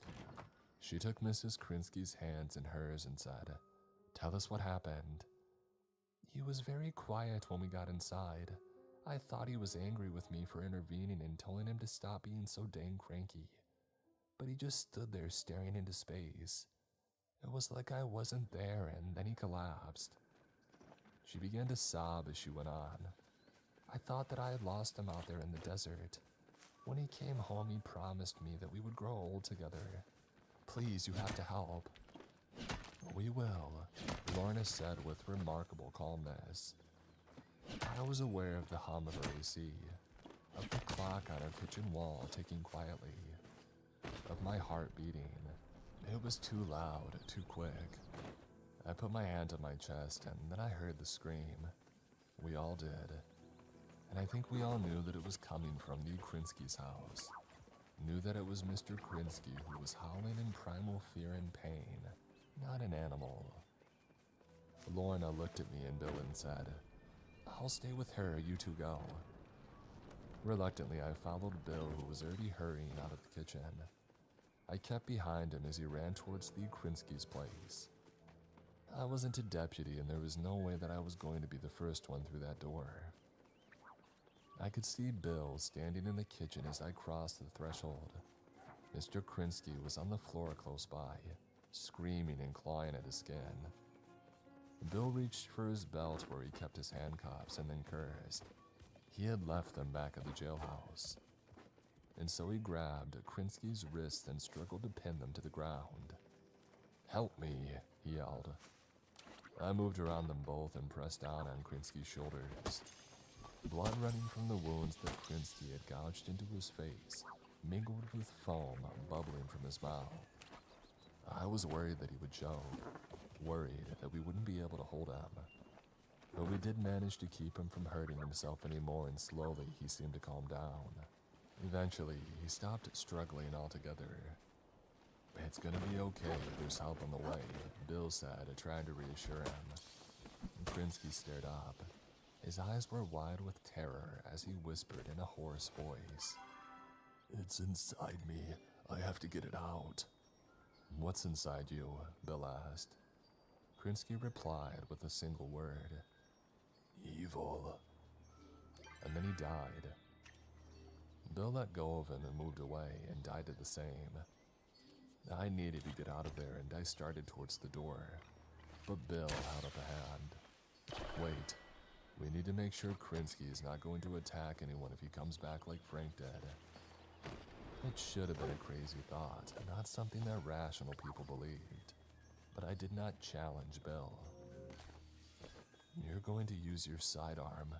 I began, thinking this was what he had meant, but he shook his head. I can't desecrate a dead body no matter what. No, we'll tie him up good and proper, make sure if something does stir, it can't go anywhere. And then he pulled over a kitchen chair and asked me to get Krinsky's body into it. The idea of touching it repulsed me, but once again, I had to do the right thing. The body was still warm and slick with sweat as we wrapped our arms around it and lifted it onto the chair. Between us, we found belts and rope and tore up blankets and fixed them around the corpse. A disgusting job, but it was done, and finally we could get out of there. There was a key inside the door, and Bill took it and locked up on the way out. As we headed back to Lorna's house, I had to force myself not to look back over my shoulder. Despite everything that we had done, I could not escape the feeling that, if I did look around, I would see Mr. Krinsky shuffling unsteadily along the street. Alongside me, Bill was on his phone making a call. Well, trying to anyway. He cursed and then said, I need to update the sheriff, but I can't get through. I got no signal on my phone. I checked mine and it was the same, and I had no idea why. We were arriving back at Lorna's house by now. When we walked through the open door, Mrs. Krinsky was sitting at the kitchen table. She shot to her feet and asked, Where's my husband? And Bill said in a quiet voice, I'm sorry. Lorna sat next to Mrs. Krinsky and began to speak to her quietly, trying to console her. Bill was trying his phone again without success from the look on his face. I hugged myself. I couldn't cope with this. I wanted to crawl into a darkened room and curl up in a corner and sleep for a long time. But there was to be no hiding place, no escape. There was a scream from somewhere in the distance, a scream born of terror and hurt. And there was someone outside Lorna's kitchen window as well. It was Jim Turner. He was looking through the window at us. He looked puzzled though, as if what he was seeing made no sense to him. He put the open palm of his hand against the glass. Trying to keep himself from falling, I realized as Jim slumped forward against the window. He was still for a few seconds and then he began to scream. His spittle struck the glass as he screamed, and I felt sick knowing that, in the seconds that followed, he would start trying to pull his own skin off in a crazed attempt to get rid of the evil within him. But Jim did not dig his fingernails into his flesh. He started to smash his hands against the kitchen window again and again. Cracks appeared, and still he hammered at it, and the cracks widened. A shard of glass came free. Jim grabbed it and placed a viciously sharp edge against the skin on his face, and he began to cut. I turned away. I couldn't watch. I put my hands on my ears, desperately trying to block out the sound of his screams. I couldn't though, they were too loud. I began to sob and say to myself, "Please stop, please." And Jim's screams did end. I lifted my hands free of my ears and listened for the distant scream that had preceded Jim's, but I couldn't hear anything. Whoever that had been had stopped as well. It was silence once more. I looked around the room. The broken glass that remained in the window was smeared with blood. Lorna and Mrs. Krinsky were huddled in a corner, hugging each other in a protective embrace. Bill was staring wide-eyed with fear at the door. And the thing that had been Jim Turner was dragging itself into the kitchen on its hands and knees. It looked to have sliced the skin off its own face and then cut deeper still. I could see bone in its grotesque visage. One eye was gone and gouged out, and the socket shone with blood. The other eye remained. It was darker than any night. Bill aimed his sidearm at the monster. His hand was shaking and I thought, he's going to miss. But his aim was true. The monster slumped to the ground, its fingers reached out, and a low groan drifted from its lips, and then it was done. Bill wiped his hand across his forehead and said, "Lorna, where's your landline? I'm going to call 911.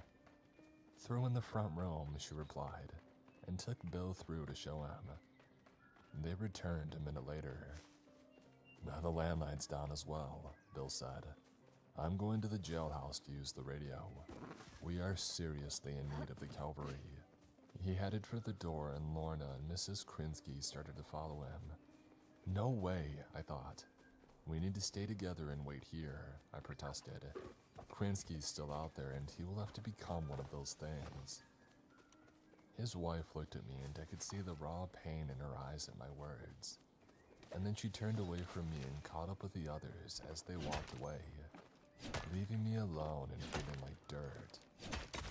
I still wanted to stay put, but I couldn't face being on my own.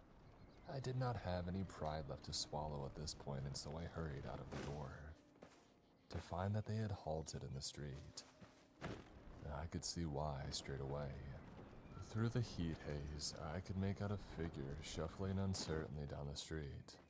I thought that it was Krinsky at first, that he had freed himself from his bonds as I had feared. But it was not Krinsky.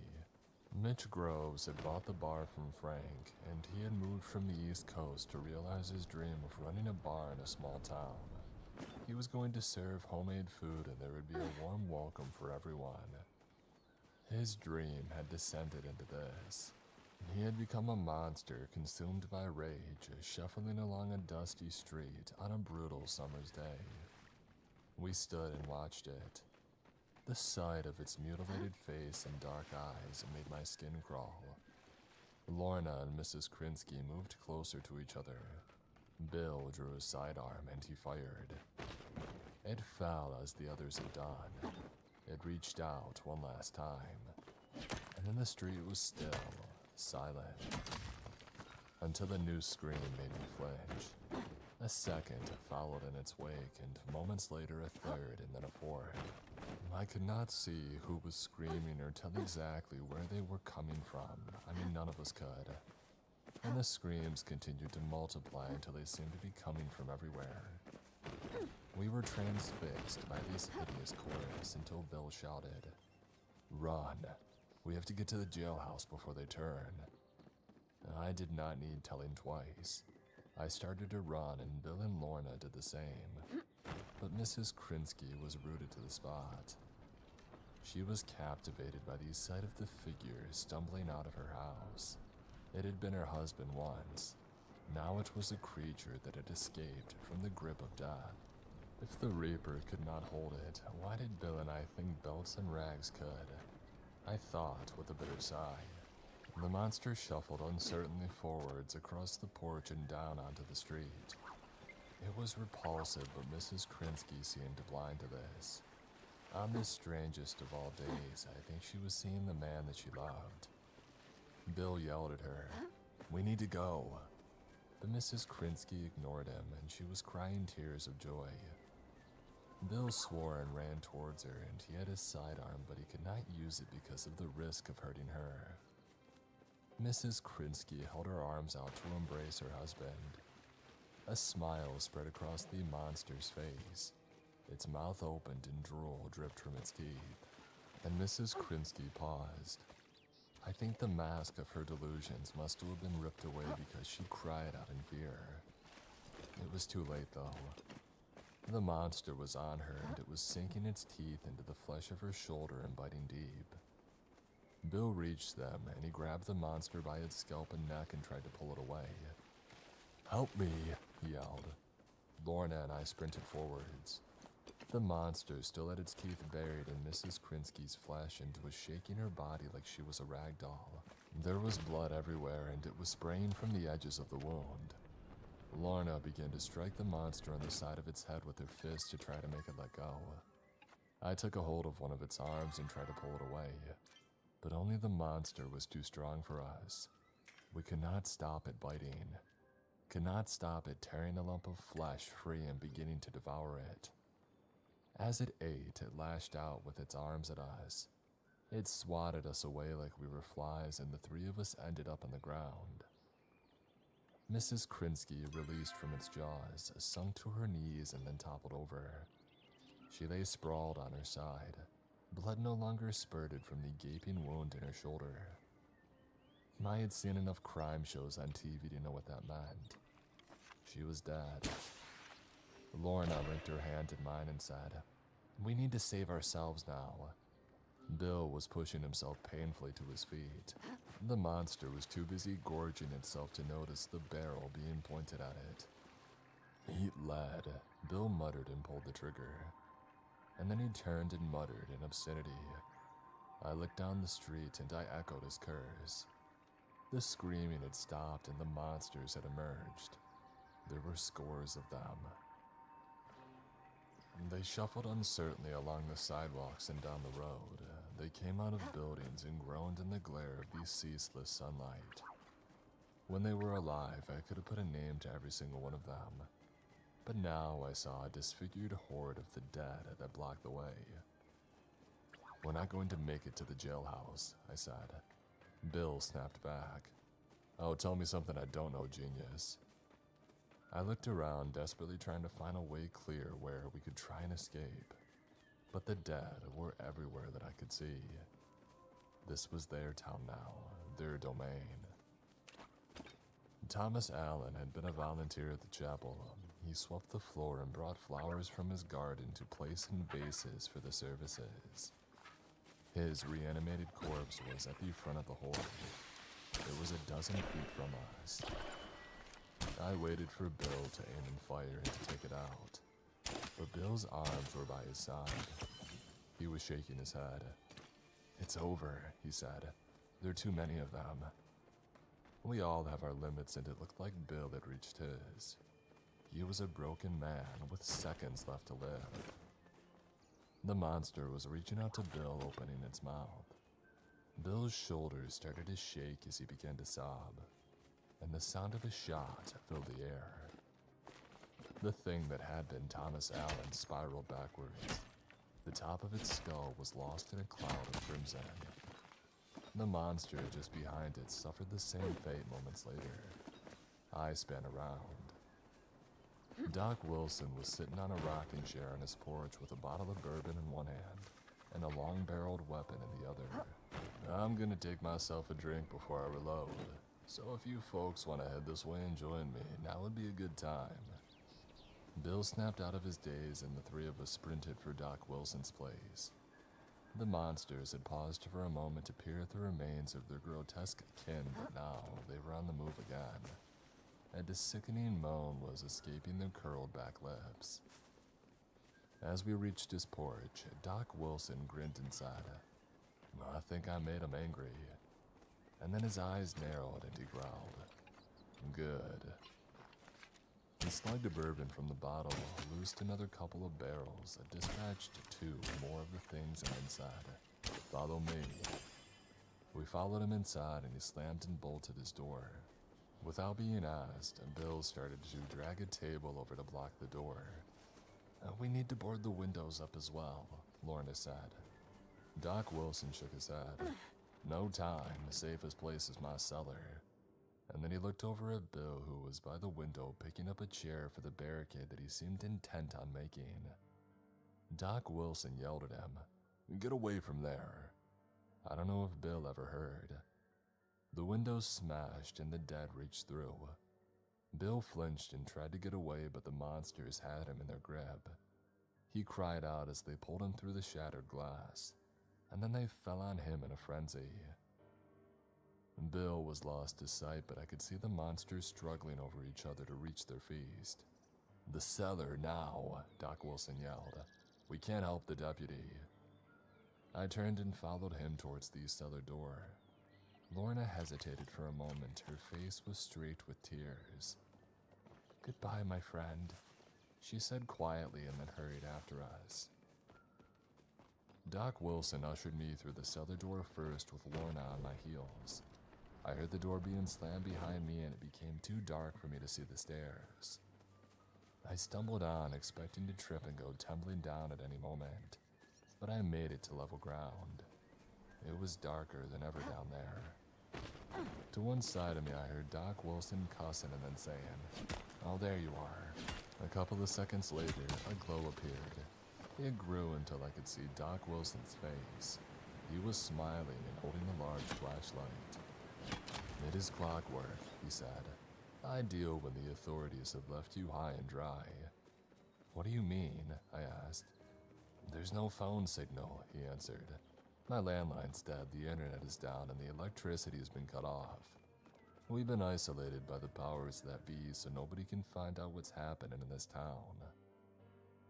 I had seen him drinking, and now we were in the claustrophobic cellar that I could smell the booze on his breath. And even if I hadn't, everybody knew that Doc Wilson was a hopeless drunk. The man was talking nonsense, and I needed him to see sense.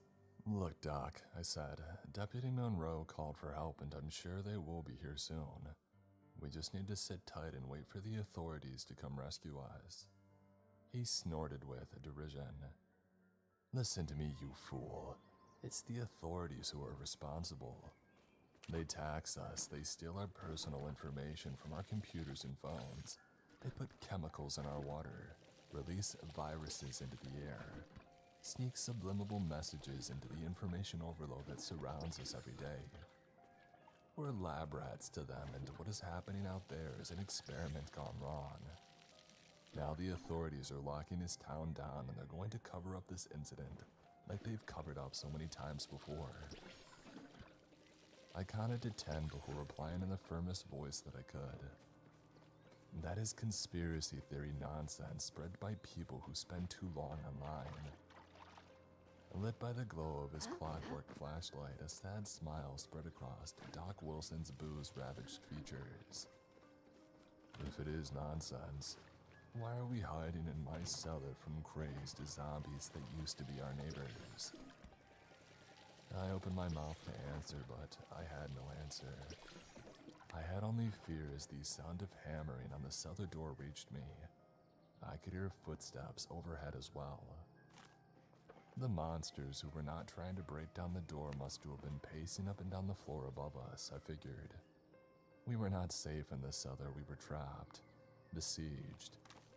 And surely it was only a matter of time before the cellar door gave and the monsters poured down the stairs, and fresh slaughter was unleashed. Or before they found a broken floorboard and pried it free. They must have known there was living flesh close by. Warm flesh running with blood that they could almost taste. Directly above my head I heard wood crack, and the hammering on the cellar door intensified. Dang critters sure are keen, Doc Wilson muttered. He was over by the shelves that lined one wall of the cellar from floor to ceiling. I saw that they were loaded with canned food and bottle after bottle of booze. He noticed me staring at him. My personal stockpile for the end times, he said. I know the rest of the country's probably going about its business as usual, and wishing it was time to leave work or watching the afternoon soaps. In our small corner of the USA, it's time to open a fresh bottle of 40% proof. Lorna had been listening quietly, but now she spoke out. We can all have a drink later, but let's find a way out of here first. He looked at the bottle's side and said, there's a metal grill over there at the top of that wall. Hasn't been opened in years and will be a mighty tight squeeze, but you're welcome to try. If you think there's still a chance of getting away from those things. Lorna's determined expression was the only answer required. Doc Wilson found a rusty screwdriver and hammering trailing spiderwebs from its handle on another shelf. He and Lorna got to work trying to force the grill. From the top of the stairs, the sound of wood splintering as the assault on the door continued was cascading down. And directly above me I could hear fingers scrabbling at the ceiling and feet stamping in a frantic beat. We were almost out of time. Hurry up, I yelled, and then I heard a crack close by and the scraping of metal against metal. They had opened the grill.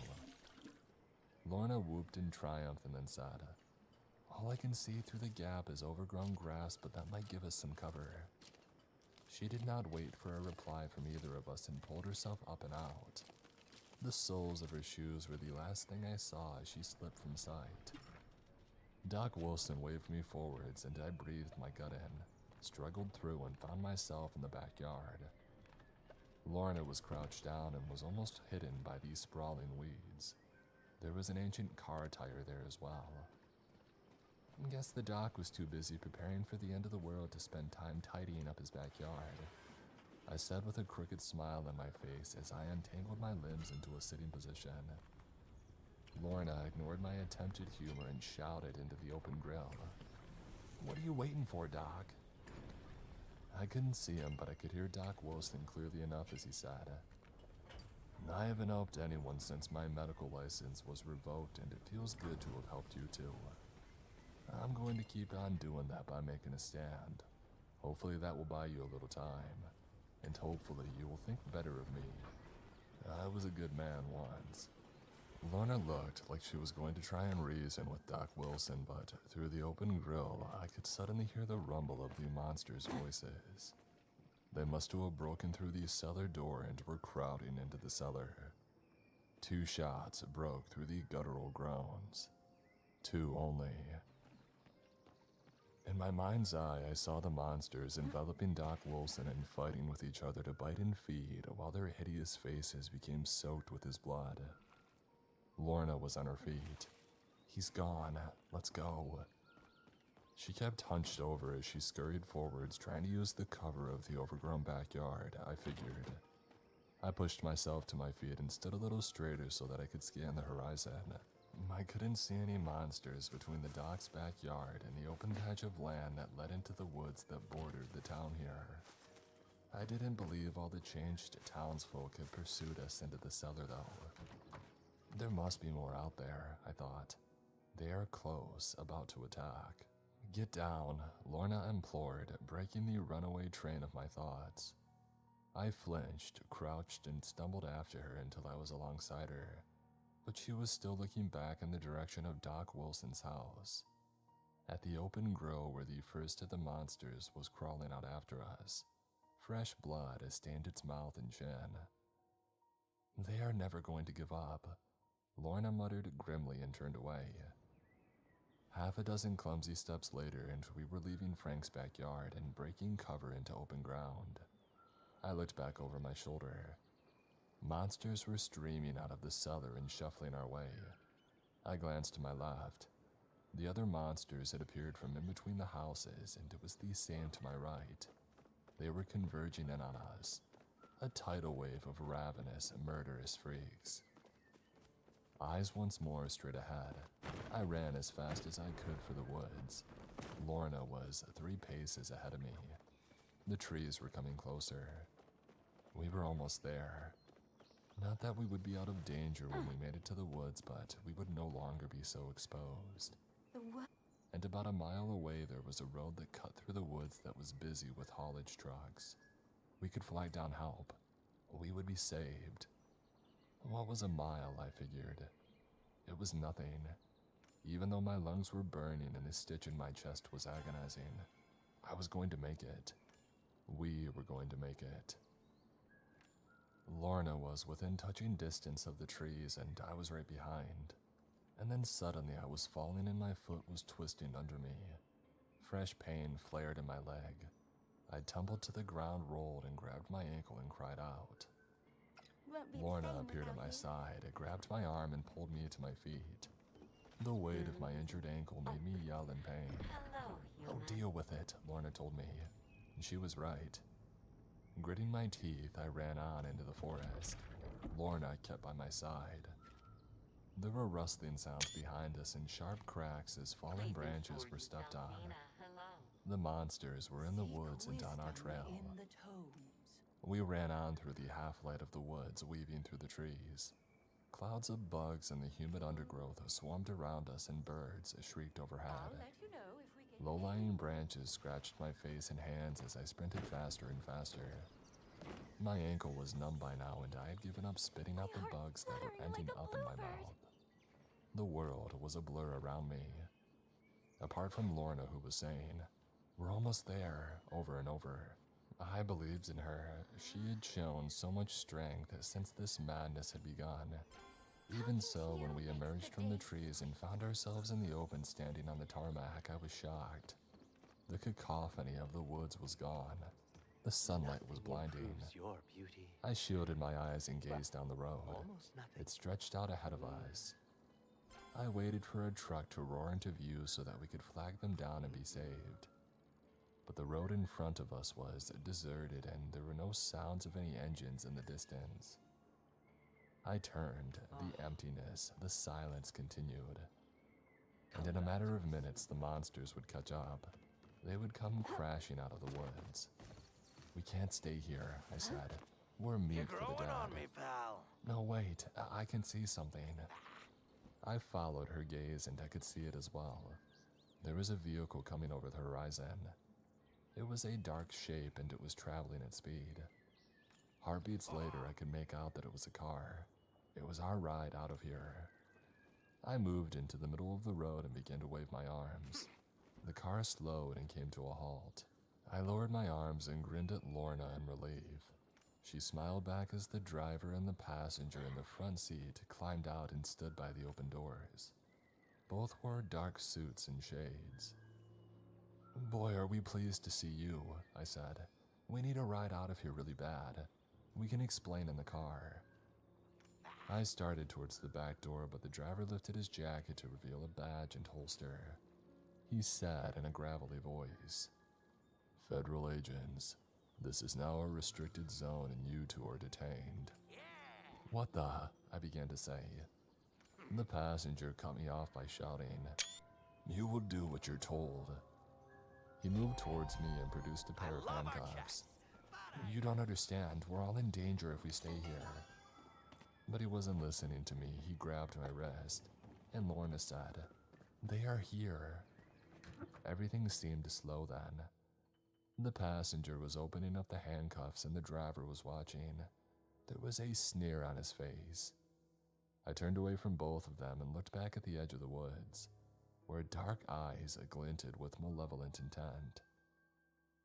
Through the corner of my eye, I was aware that Lorna was inching away from the monsters. I forced myself to do the same. The passenger did not try and stop me. He was staring at the monsters as they shuffled into the light. He looked like he had frozen with the shock.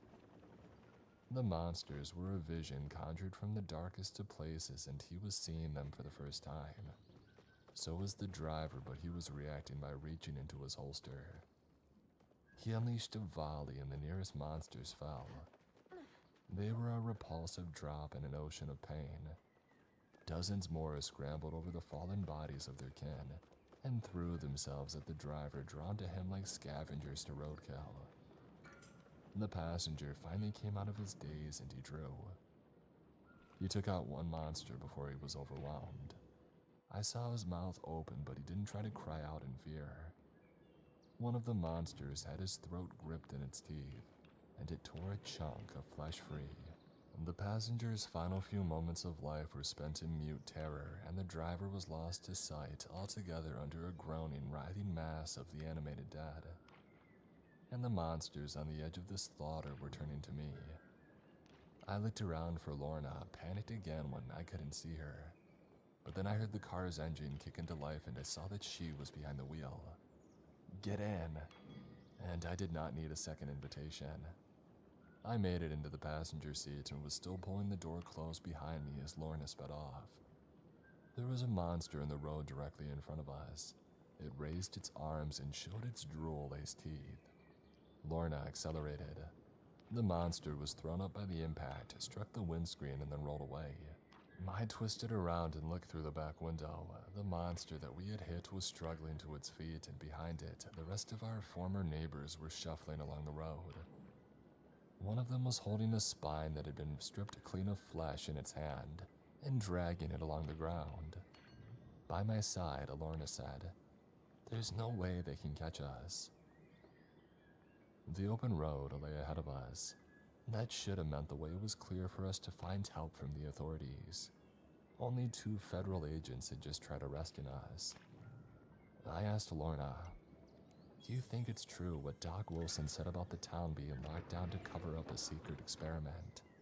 Keeping her eyes fixed on the road, Lorna replied, "I honestly wish I could say no, but I just don't know anymore. If death is no longer the end of a physical form, then anything is possible. This is no longer the land of the free. It's the land of chaos and fear and unspeakable horror." As I considered her words, the sound of a helicopter filled the sky. A voice from above, distorted, crackled at us. "This is a restricted zone. Pull over to the side of the road." Lorna swore a stream of obscenities which translated as, "No way am I going to do that." I didn't think we had a choice. The road continued straight ahead and we could not outrun a helicopter, especially one where the crew had zero patience. It crackled overhead again. "Halt immediately or we will deploy fatal force." Lorna cussed again and turned the wheel sharply. The car left the road and we began plummeting through the woods, heading further away from our hometown. The sound of trees being shredded as the helicopter crew made good on their promise followed us as we jolted and rattled deeper into the undergrowth. Lorna swerved the wheel crazily to left and right to avoid tree trunks in our path, and I was convinced we were going to come crashing to a halt at any moment. A sickening jolt proved me right. The car had struck a tree. The front bonnet was trashed and smoke spiraled into the air. We both threw our doors open and started to stumble away. I had no idea where we were until we once more emerged from the woods. We were standing alongside the highway which had skirted our hometown. There was a small turnoff which took you into town. The highway was usually packed with fast-moving traffic, but at that moment in time, It was gridlocked in the direction of our hometown. The opposite lanes were empty. We stepped out of the woods close by a truck, and the driver was standing by his vehicle smoking a cigarette and scowling at the screen of a phone. He was a big guy with a beard and tattoos that ran up the side of his neck. Lorna approached him and asked, "What's happening?" The authorities have shut the road in both directions. They're saying there's been an explosion and the public needs to be kept away until the area is made safe. It's hogwash if you ask me. Lorna glanced at me and I could tell that we were thinking the same thing. Doc Wilson had been right. We were all pawns in a sick game being played by the powers that be. Until a few hours ago, on a sleepy summer's day in our hometown, we had believed that we were safe. Now we knew the truth. And this is my warning to you. Watch out for the signs because danger's close. Fear your neighbor and get ready to run.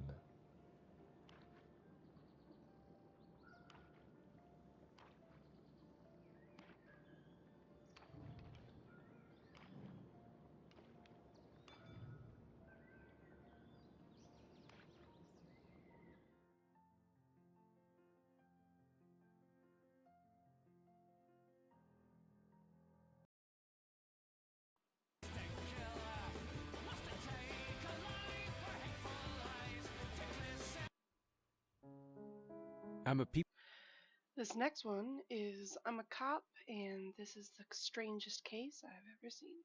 peeping Tom. I've been peeping for years. I'm sure I'm not someone you want to hear from, but I don't have anyone else to talk to. If I can just get this off my chest, that'll be good enough for me. I'm not sure how much worse this is going to get. I'll start from the beginning, so I can try to answer as many questions as possible before it's too late. I don't think I have much time left. I love to watch. I haven't always been this way. It's something that just sort of happened. It started innocent enough. I guess as innocent as peeping can be. It was curiosity at first, that and other people's inability to close their blinds. I've never hurt anybody. I've never stalked someone in the street, and I don't really use social media. Everything I've done has been done discreetly from the window of my home. I don't take pictures or record. I'm just there in the moment, watching other people's moments. I live in a nice condo on the second floor. My building runs parallel to the one across from me, with a little sidewalk courtyard deal filling the space between. It's a nice community, and I've lived there for a couple years now. I work remotely, freelance graphic design. I make pretty good money, and it all gets done on my desktop PC. I don't really have friends, mostly just clients and colleagues from work. They mainly reach out when they need my opinion on a piece or want to do a collab, which is fine by me, because I don't really like to go out. Almost everything I need can be bought online and delivered to my door. Before this started, I was totally content with my boring introvert life. I never bothered anyone, and nobody bothered me. Plain and simple. That was, until the Jeffersons moved across the courtyard. Their name isn't really the Jeffersons, obviously. That's what I'll call them for simplicity's sake. The Jeffersons were your average young American family.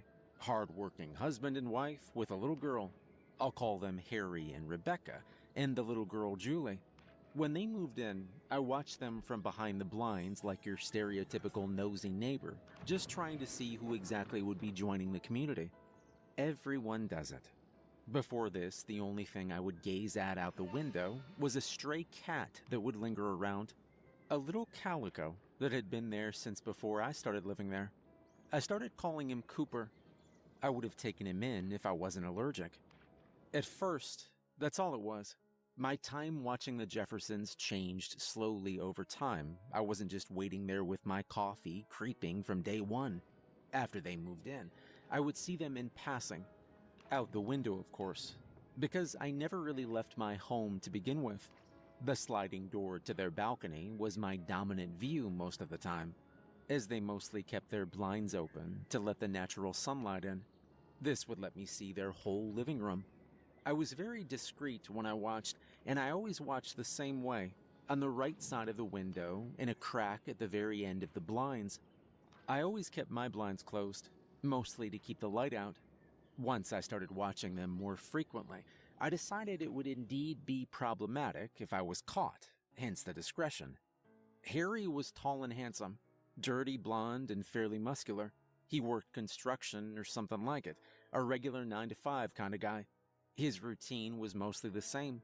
Go to work, come home and shower, help his wife with dinner and dishes, then spend time with the family until it was time for bed.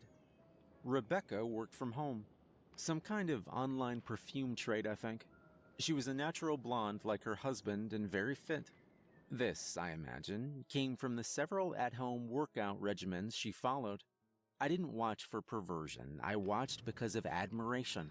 I imagine I wasn't the only one watching her occasionally, but still probably the one watching the most. Julie would spend her days playing with toys and watching cartoons. It was amusing to see her on adventures, running around with her imagination going wild. Sometimes when they came home from running errands in town, Julie would see Cooper trotting from the bushes, meowing as he went. She'd stop and scratch him behind the ears before her parents. Guys, I happened to check the comments, and it looks like this story has some graphic descriptions of cat death, and I don't vibe with that. So I'm gonna go ahead and skip it. I do apologize if you were looking forward to this one, but we're gonna be moving on to. I played the world's most haunted board game. Enjoy. Ola, Brad said.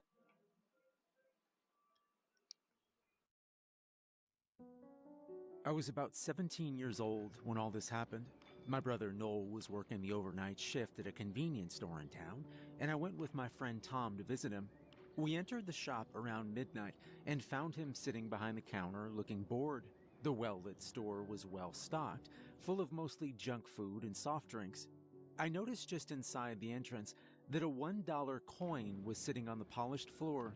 It was gleaming and looked brand new. Reaching down, I tried to pick it up off the floor and found it wouldn't come up. What the hell? Tom pushed me out of the way and tried to pick it up himself and found the same thing. It was stuck to the floor. Noel burst out laughing from behind the counter. Oh man, you guys are so gullible. People have been falling for that all night. What'd you do? Super glue it to the floor? I asked. He nodded and kept laughing. All right, I guess that's kind of funny. We sat with him behind the counter and talked for a while, waiting for my other friend Brad to show up. He was supposed to bring a board game that he'd found in his basement. Every once in a while, a customer would come in, and we'd try not to laugh when they attempted to pick up the coin unsuccessfully. Some would give up right away, but others got extremely frustrated and would pull out their car keys or use their fingernails to try to pry it up from the floor. Part of me couldn't help but wonder if Noel was going to get into trouble when his boss came in the morning and found the coin still fastened securely to the floor. Finally, Brad came in with a backpack and a dusty box in his hands. It was a black cardboard box, ripped and cracked at the corners. I noticed the bag he was carrying was clinking as well, like it was full of glass bottles. The box containing the board game had faint writing on it that looked medieval and archaic. It read, Dungeons and Darkness. That's weird. I've heard of Dungeons and Dragons, but not Dungeons and Darkness. I said to Brad after we'd exchanged greetings. Yeah, same here. We were tearing apart the basement doing renovations and we found the box under the stairs. It was in a burlap sack with these really old bottles of Coca-Cola, Brad said. He opened up his backpack and pulled out several tall glass bottles with the distinctive feminine curves of Coke containers, but there was no writing on them. You sure these are Coca-Cola? It doesn't say it on the bottles. I'm pretty sure. Anyways, I'm gonna drink one and see how it tastes. Tom, Noel, and I laughed and tried to convince him that that was a terrible idea. The bottles looked like they were from a century ago. His house was built in the early 1900s, so there was no way of knowing when they were boarded up under the stairs in his basement. I had them in the fridge. Come on, guys. Don't you want to try and see what 100-year-old Coke tastes like? We were young and bored and stupid, So we agreed. He handed each of us a bottle, and I felt the coolness of it in my hands. Holding it up, I looked at the liquid inside the bottle. It had a vague vermilion shade to it at the edges when held up to the fluorescence. We each opened up our bottles and took a sip. It was sweet and bubbly, like a soft drink, but not quite. The sugary beverage was cool and refreshing. It tasted delicious despite its age, but was nothing like Coca-Cola. See? What did I tell you, man? That's good. Brad looked very satisfied with himself. Want to set up this board game? Noel asked, sipping his drink. We got the board game laid out and picked our characters. I was a paladin, Noel chose a barbarian, Brad picked an elven archer, and Tom decided upon a dwarf after a long period of deliberation. Each character had a game card which showed their abilities, and a special move which could be used only once per game. We also received a starting weapon, in my case a sword. The starting location on the map where we would begin the game was, interestingly enough, labeled Shop. It was about then that we noticed there were no dice with the game. The instructions were also missing. There was no clear direction on how to start playing, other than to put our game pieces on the start location in the shop. The only other item in the box were a stack of cards, which Brad had shuffled and set beside the board game. There was nothing to do but draw a card from the stack. So I did, and I read it out loud. A visitor arrives at the shop. I flipped the card over and looked at the back of it, thinking there had to be more, but there wasn't. Taking a long sip of my syrupy sweet drink, I looked up at the sound of a bell ringing above the door as it opened. My mind was spinning, and I gazed confusedly around the room. Bolting up from my chair, I gasped. It was like we'd been teleported somehow to a shop in a medieval fantasy world. Potions and vials lined the shelves on the walls. Herbs hung from the ceiling, as well as furs and dried meats. Instead of fluorescence, the store was now dimly lit by flickering torches and candlelight. Oh, man. What was in that drink?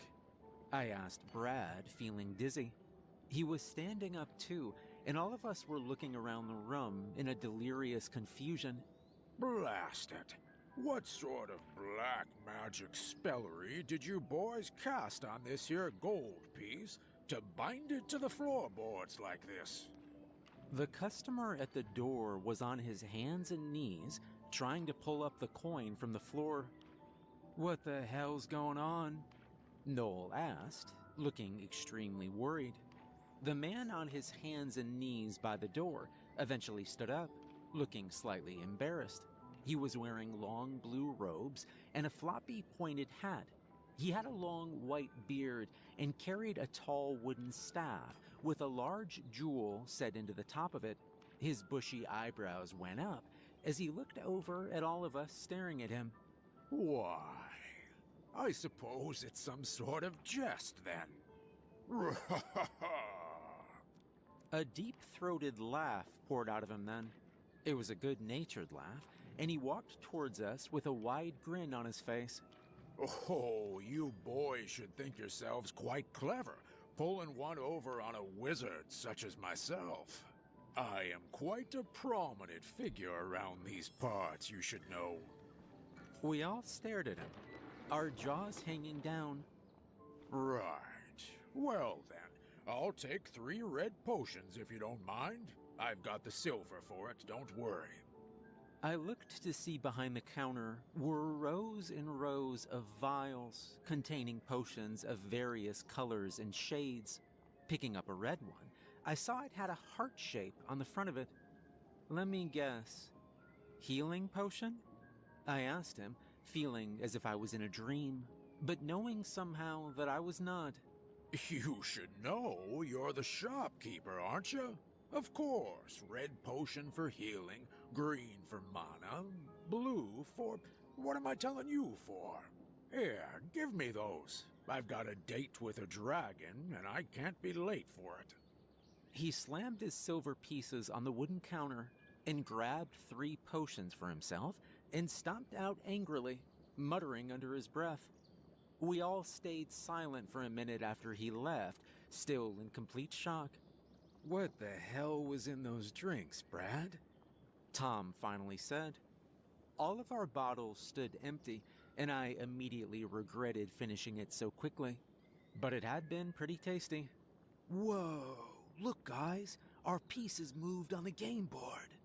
Noel was staring at the board, and he was right. The pieces moved forward to the next location. It says dungeon entrance, I noted, looking at the board. I don't like the sound of that.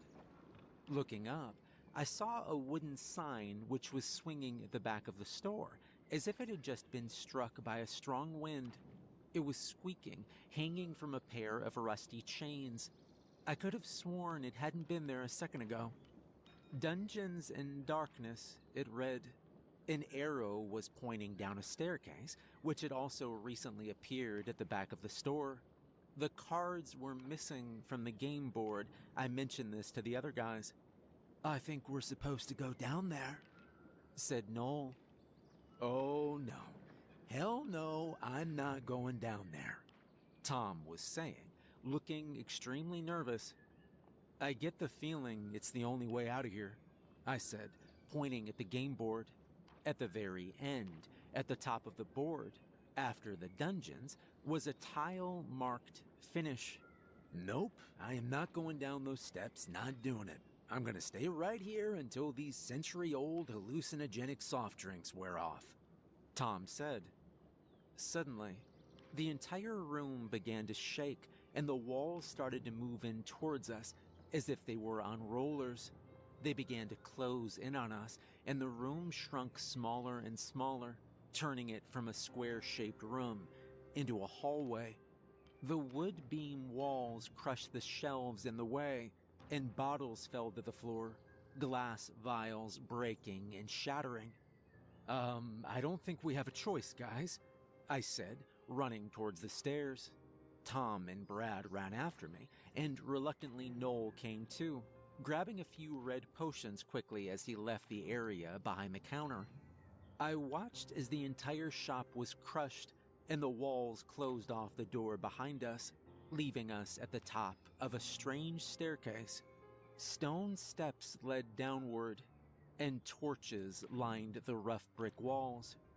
We made our way down and eventually reached the lower level. Weapons were hanging from a rack down there, waiting for us.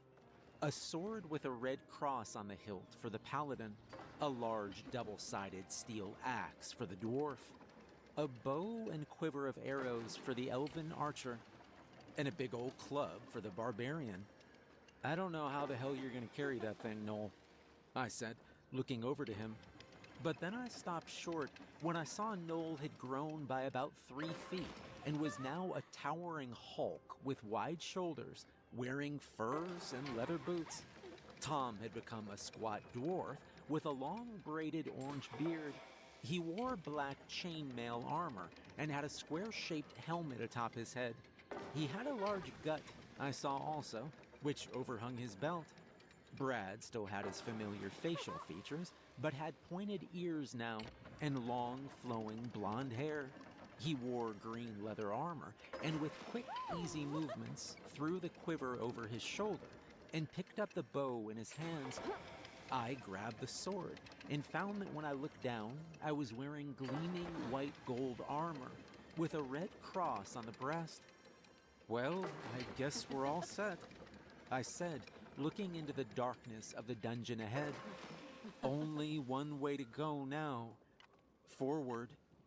From the darkness ahead, a piercing scream shattered the silence, an echoing howl of such pain and terror that my heart skipped a beat. I felt sweat beating on my forehead suddenly. My heart began to hammer and pound in my chest, and I tried to control the fear in my voice. Come on, guys. We got this. Stepping forward, we left the flickering glow of torches in the stairway and were swallowed up by the darkness. The four of us moved silently through the dark tunnels of the dungeon. Rats squeaked and ran underfoot, and I began to see the shapes of them as my eyes adjusted. Finally, after walking for a long while, there was a flickering light up ahead. As we approached, I saw two guards standing in front of a wrought iron gate. Once we were within a few yards of them, I managed to see their grim visages. They had no flesh upon their faces.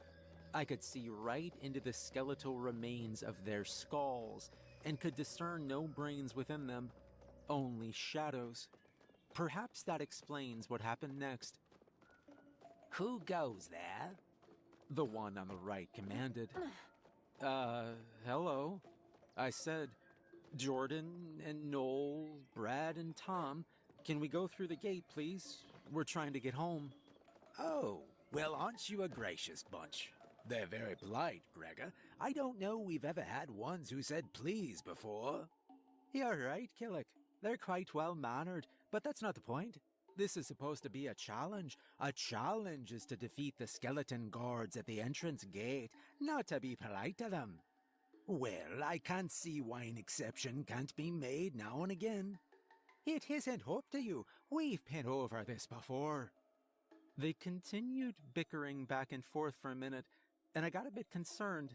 The skeleton guards had thick plate mail armor and large, heavy-looking swords.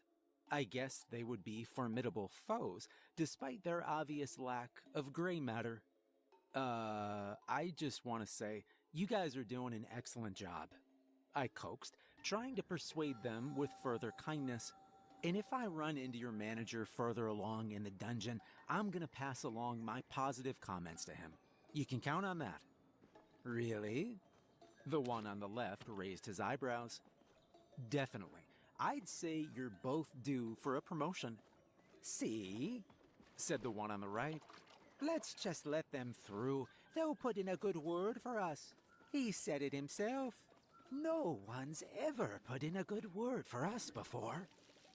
They opened the gate for us without further discussion, and we walked through it. Be careful, Gregor, the skeleton guard, said from behind us. There are booby traps everywhere, and enemies around every corner. The shrill scream echoed out through the dungeon once again. It sounded so familiar, like a woman I knew. Who is that screaming? I asked them. The skeleton guards chuckled. Why don't you ask your friend? I looked over to see Brad standing there with tears in his eyes. He was shaking his head and saying sorry over and over. What did you do, Brad? It wasn't my fault. I found the game, I opened it up, and I looked at a card. I just wanted to see what it would say.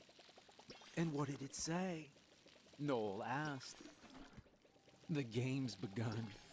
It's all in motion. So find some friends and drink the potions. Find the one the goblin stole before we eat her heart and soul. Get to the finish. Save dear mother, for one does not receive another. We stared at him, still not comprehending what he was telling us. I went upstairs, and my mom was gone. She was just gone. I think that's her screaming. I think maybe goblins took her. When were you gonna tell us this? Noel was yelling, grabbing him and shaking him angrily.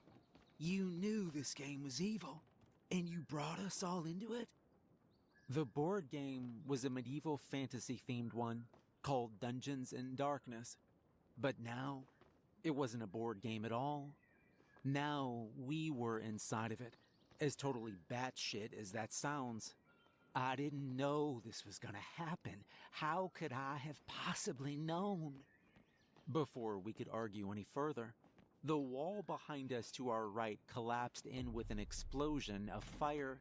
We all backed up quickly and ducked as stone blocks went flying, landing all about the tunnel with loud crashes and bangs. Suddenly, a figure in a blue robe came flying in through the hole. His body flew through the air and collided with great force against the brick wall on the other side. He landed on the floor in a heap and groaned. Oh, that damn dragon. He was muttering as he stood up, dusting himself off. Oh, hello, boys. Long time no see. Hey, it's the wizard, I shouted, happy he was back. He was the first person we'd seen in this strange fantasy world, and he'd seemed decent enough, even if he'd been in a bit of a hurry. Oh man, can you help us get out of here? Noel asked. And help me rescue my mom, Brad added. The wizard wrung his hands and made a few uncertain noises. Then he sighed and picked up his staff. I mean, I can try. I'm not the best wizard. I use a lot of red potions, but I can usually get the job done. He glanced back at the hole in the wall, still smoking, the edges of it burnt and charred. Usually. We continued along with the blue wizard leading the way. The jewel atop his wooden staff glowed with a white light, which proved quite useless in the darkness.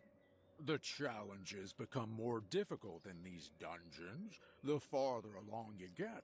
What stage did you get up to before I joined you? We just came in the entrance.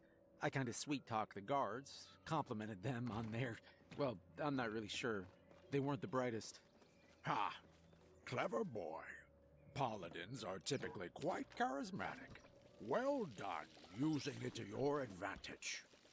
I thought back to my character card when we'd begun to play the game.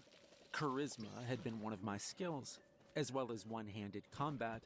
I mentioned this to the others.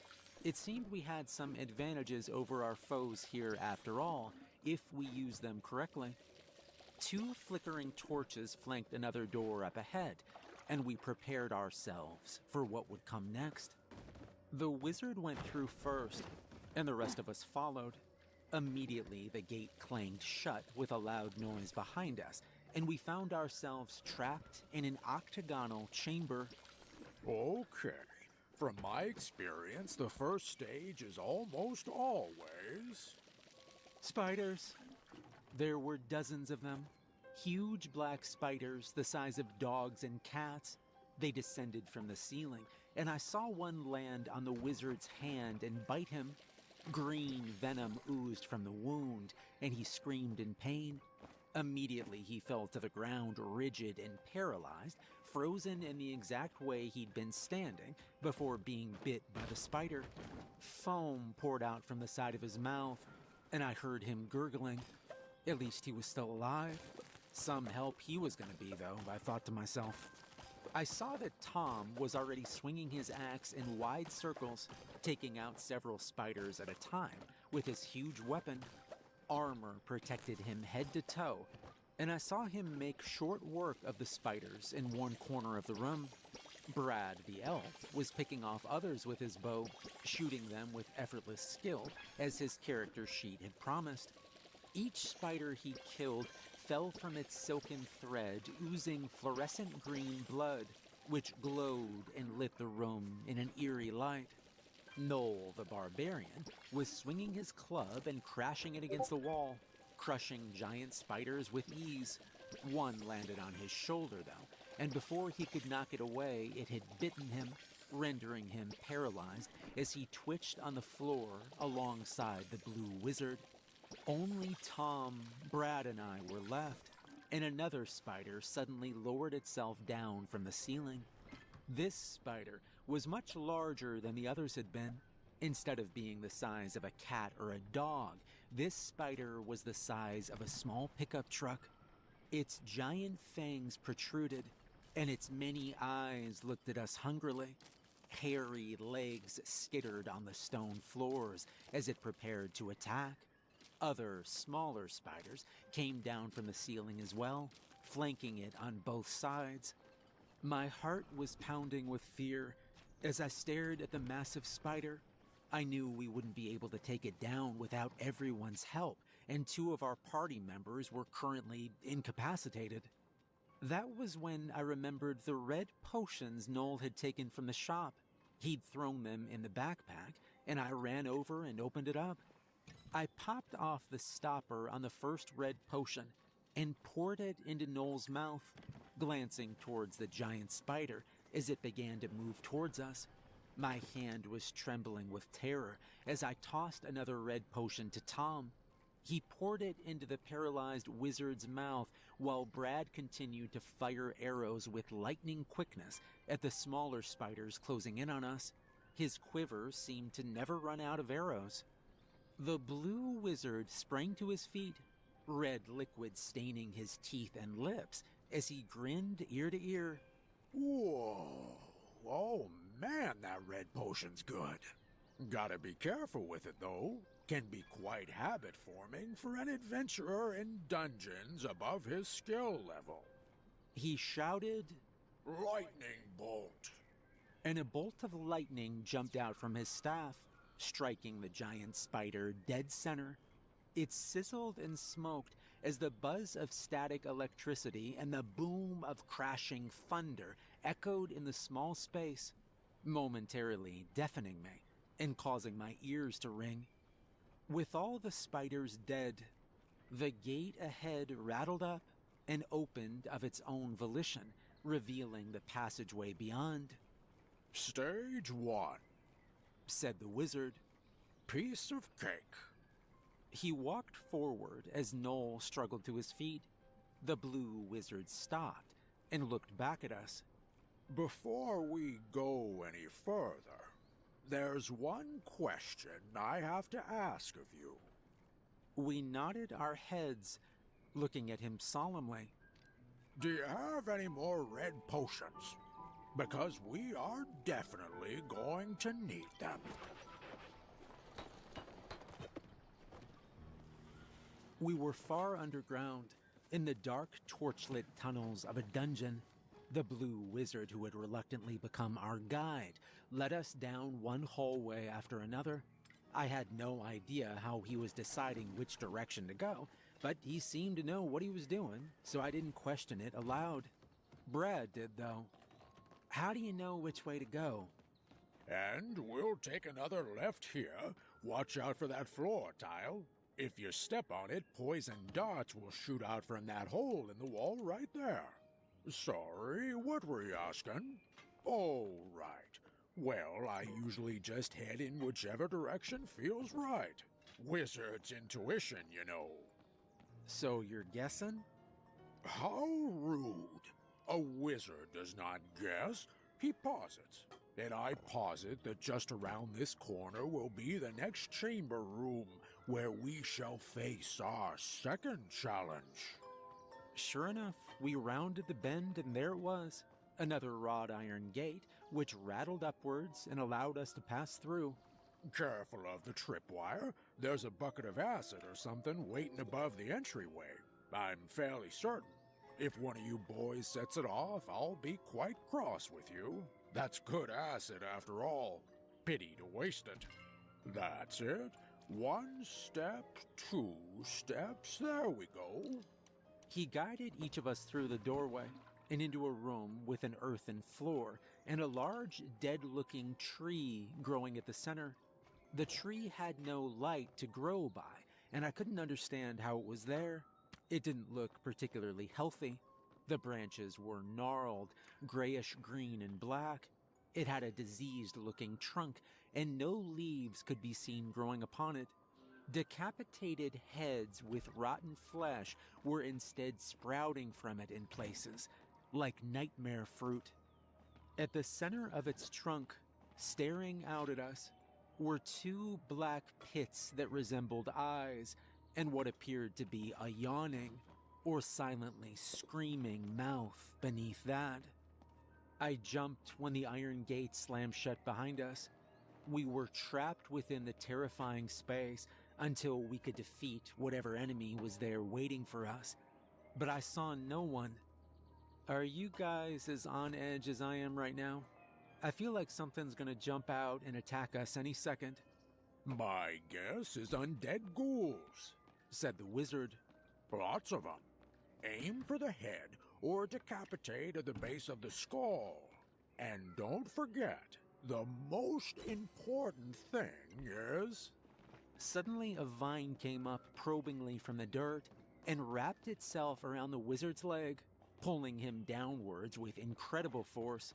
He disappeared into the loose soil a second later, and there was only a concave shape in the dirt and a floppy blue hat where he'd stood a moment before. From beneath our feet, we could hear vague, muffled screaming sounds.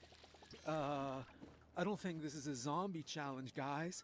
I'm pretty sure we need to kill that tree before it kills us, Noel said. Roots were coming up from the black earth between our feet, and we ran towards it, weapons in hand.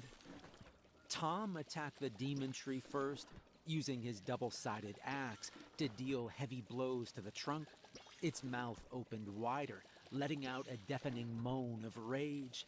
It began to bleed, black liquid pouring from its side where he attacked it. But still, the monstrous tree was sturdy and strong, and I saw Tom began to tire quickly and look concerned at the lack of progress he was making. Suddenly, the branches were bending and stretching out towards us from above like giant arms, the twigs closing in around us like greedy fingers. Brad was a sure shot with his bow and arrows once again, and he shot directly at the tree's eyes and mouth, causing it to become distracted with the agony being inflicted upon it. The thing quickly turned its attention to him and sent roots up through the soil at him. His terrified screams rang out through the room as they attempted to grab his legs and pull him under with the wizard. Noel the barbarian jumped up into the tree and began to break larger branches with his huge club, reaching down and smashing at the thing's face with it as well. It seemed like our efforts were futile. I fought as I swung my sword again and again. I was attempting fruitlessly to slice into the iron-hard trunk of the horrible tree, wincing with each jarring impact as the sword's hilt bit into my fingers and blisters began to form. But then something wrapped around my ankle, and I realized I'd been standing still for far too long. The roots and vines had found me from below, and they pulled me downwards with great force. I tried to scream, but no sound came out. Frightened as I was after seeing what had just happened to the wizard, I kicked and twisted away as it pulled at my leg.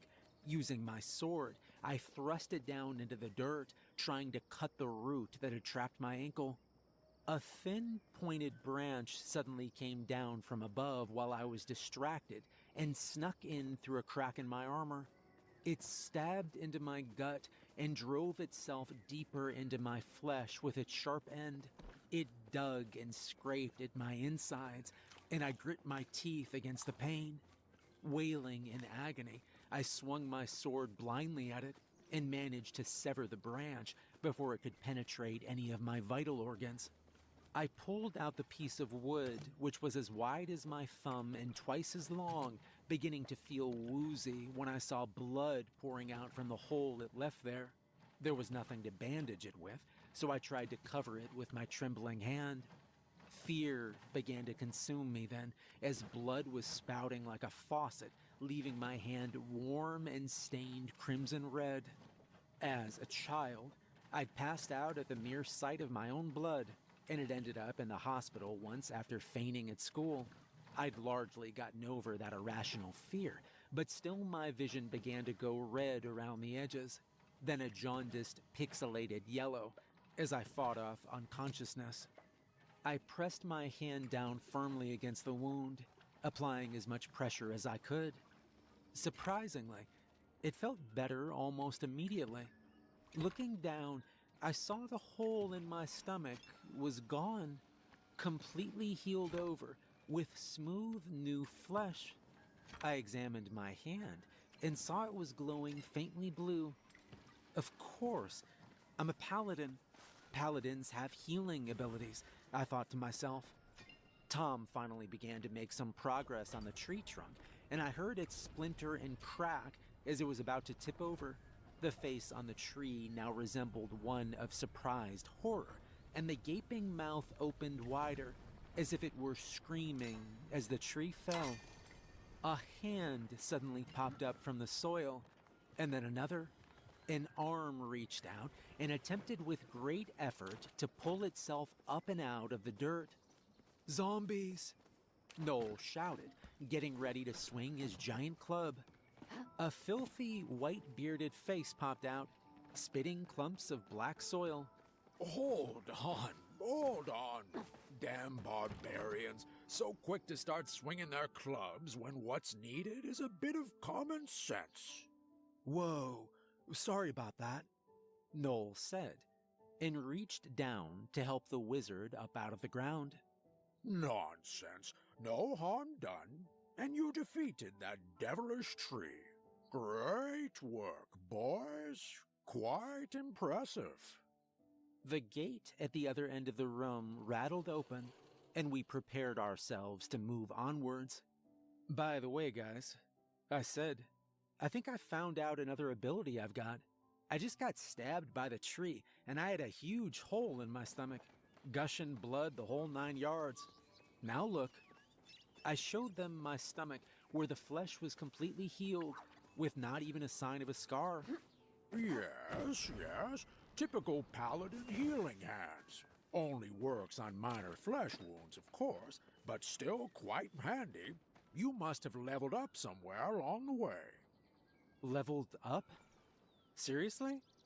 Of course. Personally, I'm level 87. I've got quite an arsenal of skills and abilities at this point. We sure hadn't seen much of him yet. I was wishing more and more that Dungeons and Darkness had come with instructions. Apparently this was an extremely complicated game. Who are you, anyways? Did you play this game and get trapped in it like us? He looked at me and shrugged his shoulders. You know, I don't really remember anymore. It's been a long time. I'm having fun anyways, so no complaints on my end. That was when I realized that this game was more insidious than I thought. It not only trapped the people playing it, but it made them want to stay there. The man was obviously from our world, but had been stuck there so long that he'd forgotten where he came from. "Brad, do you remember if there was a wizard character card in that box?" I whispered to him. "Nah, there definitely wasn't. I remember because I wanted to pick that class, but it wasn't available. I thought that was weird, since what fantasy game doesn't have a wizard or mage character?" "I think maybe he's the guy who left that box in your basement, Brad. Or maybe his family hid it there under the stairs and sealed it up after he disappeared," I said. "Huh. Yeah, you could be right, but so what? Big deal if he wants to stay here. I kinda get it. This place is scary, but it's fun too. Like being in a game." I examined Brad with newfound concern. He had a strange look in his eyes. "You okay, man? I'm a little worried that this place might have control over people, that it might be changing us like it changed him. His family's probably worried sick about him, and he doesn't even remember who they are anymore." Brad shook his head and looked like himself again for a second. Yeah, you're right. We just need to get to the end, save my mom, and get the hell out of here." After steering around more booby traps and pitfalls, we finally reached the next chamber. The gate opened to reveal a new horror. We stepped inside hesitantly, and there was no question who our foe would be in this room. She stood at the other side, blocking the path to the door. It rattled shut behind her and slammed into the stone floor with a loud clang that echoed throughout the space. The being which stood before us was tall, nearly 7 feet, I guessed. She was pale and extremely thin, all bony elbows and shoulders, and wearing a black funeral dress. Her head was lowered, and she stared at the floor. Then her gaze slowly rose to meet us. A mad, grinning face looked up at us. Her eyes were missing, and only shadowy, empty sockets remained, staring out at us. Dry lips cracked as her smile went wider than should have been possible, deforming her face into a Picasso image. "What the hell is that thing?" I asked the wizard. Honestly, He said. I have no idea. She began to cackle and raised her hands upwards, and I felt my feet lift off the ground as I hung suspended in the air, floating. Okay, that's a new one. Looking up, I saw spikes jutting out from the ceiling above. They appeared razor sharp, and I had no control as I began to pick up speed, defying gravity and heading straight towards them. Screaming, I put my arms in front of me and braced myself for pain and for the darkness that would surely follow. I looked up and saw an array of sharp spikes were waiting for me on the ceiling as I drifted upwards. The tall sorceress below had cast some sort of spell which caused us to disobey the laws of gravity, sending us hurtling towards the ceiling where deadly stalactites were waiting to impale us. Luckily for us, we had a wizard on our side. He cast a spell which created a translucent blue barrier on the ceiling. It blocked our path, and although it hurt when I slammed into it, I could feel it give way slightly, just enough so that it didn't break any bones or cause any real damage. The blue wizard bounced acrobatically off of the barrier and hurtled back downwards like a torpedo, straight towards the eyeless sorceress in her black funeral attire. She hissed like a territorial cat as he approached. With his staff held out in front of him, he sent forth a burst of blue energy which struck her and sent her reeling backwards, but only momentarily. She quickly regained her wits and prepared a counterattack. With her hands outstretched, a shimmering blackness began to permeate the space between them.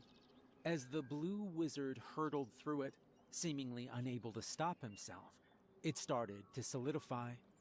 The black shimmering space suddenly turned into dark spider webs which caught him up and disabled him completely. He wound up hanging precariously from the sticky dark strands, his legs hanging through the twisted loops, looking like a giant fly caught in a web, or a Great Dane trying to climb into a hammock. Blast it. Mana-leeching webs. You boys will have to save me. I'm no use while I'm trapped in these vile things. I jumped off from the blue force field, as did Brad, Tom, and Noel. We were sent hurtling by some magic force downwards. Immediately, I regretted the decision, as the ground came racing up towards me sickeningly. We were falling from over 100 feet in the air, with nothing to slow our descent. The stone floor was coming up towards me so fast, I knew for certain I would die from the impact. Part of me wondered what I'd been thinking, following the wizard's lead as he'd dropped to the floor with ease. We were not as skilled as him, and now we'd die for our mistake. But instead of hitting the floor hard and splattering body parts everywhere, our bodies slowed down at the last second, and I wound up landing softly on the ground with the agility of a house cat.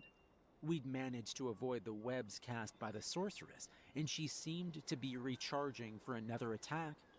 Tom raced towards her with his axe held high, a furious red-haired dwarf ready for battle to the death.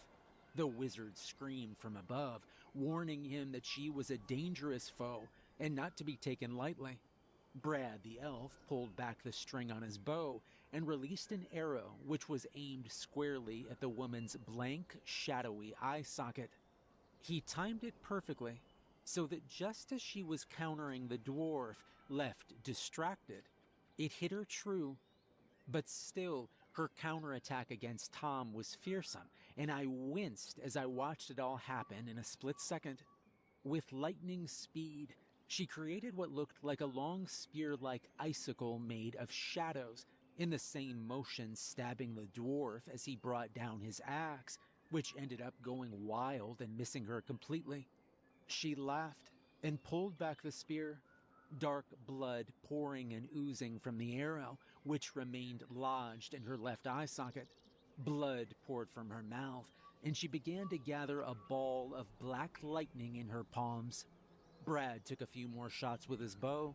His skilled archery was effortless and done with such speed that before the first arrow had struck its target, the second was already drawn back and ready to fire. I went over to assist Tom and looked up to see her release the ball of lightning at Brad. The blast of energy hit the elf square in the chest, and his bow went flying from his hands as he collapsed to the floor. He lay there unmoving and looked dead.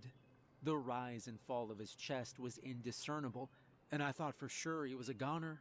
Noel saw this and began to build up into a furious rage.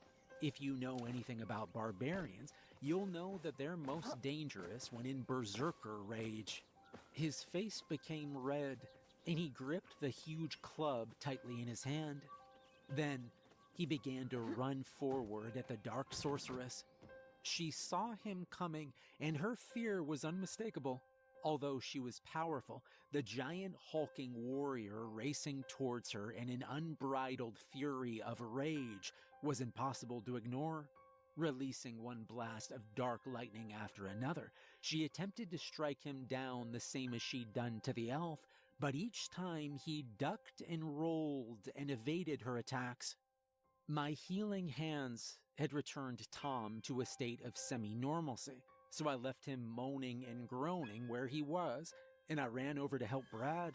I found him lying on the cold stone floor, his face pale and his lips ashen, sputtering and attempting to breathe in ragged fits and bursts.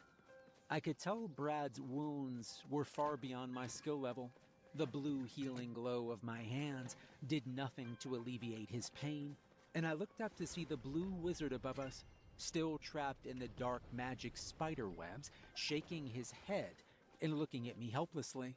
Then his eyebrows went up, and he spoke. "The red potions," he shouted. "Are there any left?" I looked in the bag Brad had been carrying and found there was only one left. Popping off the stopper cork, I poured the red liquid into Brad's mouth, hoping it could revive him before it was too late. Glancing over to Noel, I saw he was engaged in a heated battle with a dark sorceress, and her magical prowess was proving to be no match for his berserker rage. He was now bright red, head to toe, shaking with a furious anger as he swung his massive club about him in a tornado rampage. The sorceress fled from him, but wound up caught in his attacks and was soon laying battered on the ground, her magic sparking and sizzling insufficiently from her fingertips as she died in a pool of black blood. Wix gives you the power of AI to build the website you need. With full business functionality and a design tailored. The wizard suddenly fell and landed hard on the stone floor next to us. The spell she'd cast, now worn off and gone. "You all right?" I asked after he stood up, brushing himself off. "Just peachy," he said. "Everyone else, all accounted for." I looked around and saw somehow we were all indeed alive and well, but we were completely out of red potions now. "Not even one left?" I shook my head sadly. "Well, no matter. There should be only one more chamber left to go now. After that, you'll be free to go back home if you should so wish." We all looked at him with confusion. "What do you mean by that?" I asked suspiciously. "At the end of every dungeon, you get a choice. A purple potion or an orange one. If you drink the purple one, you stay. If you drink the orange one, you go home. Simple as that." "So you've always picked the purple one? You've never wanted to go home after one of these dungeons, even after almost dying like we just did?" He raised his eyebrows and looked perplexed. "Why would I ever want to leave this place? This is everything you could wish for. My heart But I breaks. won't judge you if you want to go. You're only level 2, after all. You've barely scratched the surface of what this place has to offer. For some reason, that statement kind of annoyed me. It made me want to prove him wrong, but then I shook it off and told myself not to be silly. This place was a trap. We'd already realized that. I couldn't afford to forget it now. This place wanted to keep us here, to feed off of us. To be honest, I didn't know if that last part was true, but it felt right, especially when I looked at the long, bearded face of the decrepit blue wizard who couldn't even remember who he was anymore. No, we had to get out of there. Even if he wanted to stay, I had to make sure the 4 of us escaped. Okay, yeah, we'll give it some thought. I lied. Now, can you help us get through the final chamber of this dungeon so that we can all, level up? Get the hell out of here is what I wanted to say, but didn't. You got it, bud. Let's keep this party moving forward. If you make it to the end, there's always something cool and a gold chest waiting for you there. I call dibs on any legendary magical items, though. Fair enough. The blue wizard continued to lead us through the dungeon, down more twisting, turning corridors. Booby traps and pitfalls became more and more frequent, even secret doors opening up here and there to reveal undead ghouls who crept up silently from behind when we thought we were safe, nearly killing us several times. Each time, we evaded serious injury and managed to dispatch them, although I did need to use my healing hands a few more times, once even on the blue wizard, who missed a trapped floor tile and wound up getting shot with a poisoned dart. Finally, though, we made it to the final chamber of the dungeon. We entered a room made of skulls. The walls were lined with coffins from floor to ceiling, and the whole place looked like a giant cathedral or monastery. Pews were lined in rows, and we walked past them silently as we made our way towards the front, where I could see someone sitting on a huge throne. There, at the front of the chamber, was a man dressed all in black, a hood covering his face, which was shrouded in shadows. An ornate and ancient-looking pointed obsidian crown sat atop his head. He was tapping his finger impatiently on the armrest as we approached. Ah, Lord Necromancer. We meet again, said the wizard, his eyes cold and hard. His demeanor was always jovial and happy, and I'd never seen him look like this before. You've met him before? I asked. The wizard's eyes widened with realization and remembrance. They flicked back and forth as if picturing a great many things in his mind's eye. Memories seemed to pass through his vision. Elizabeth, he whispered. I remember now why I never wanted to leave this place. Why I always chose to stay. We looked at him, still not comprehending. It was him. We played this game together once upon a time. Elizabeth and I. We both fell into the game, the same as you four. We almost made it through to the end, but then he took her from me. No matter how many times I kill him, it isn't enough. It's never enough.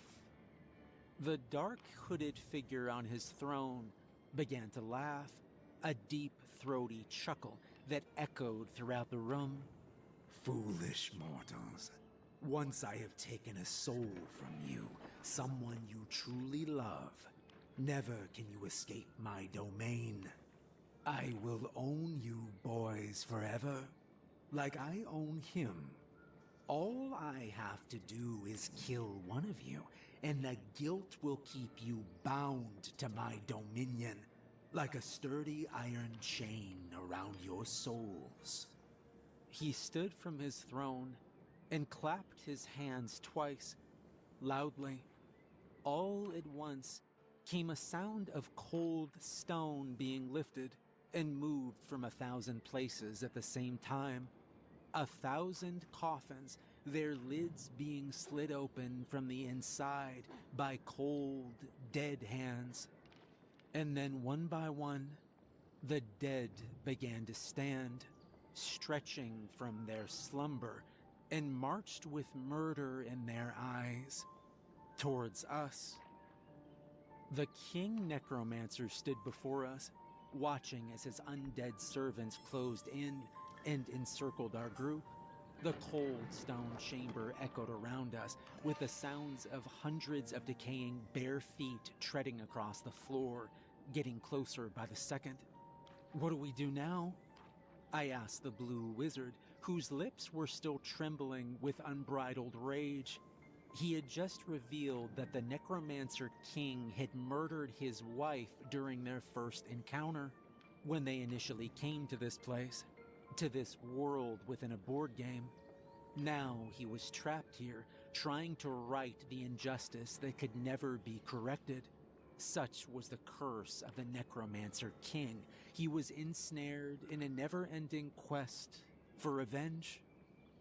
We fight, or we die. Maybe a bit of both. With that, he spun and released flame from his staff, ferociously burning up everything around him.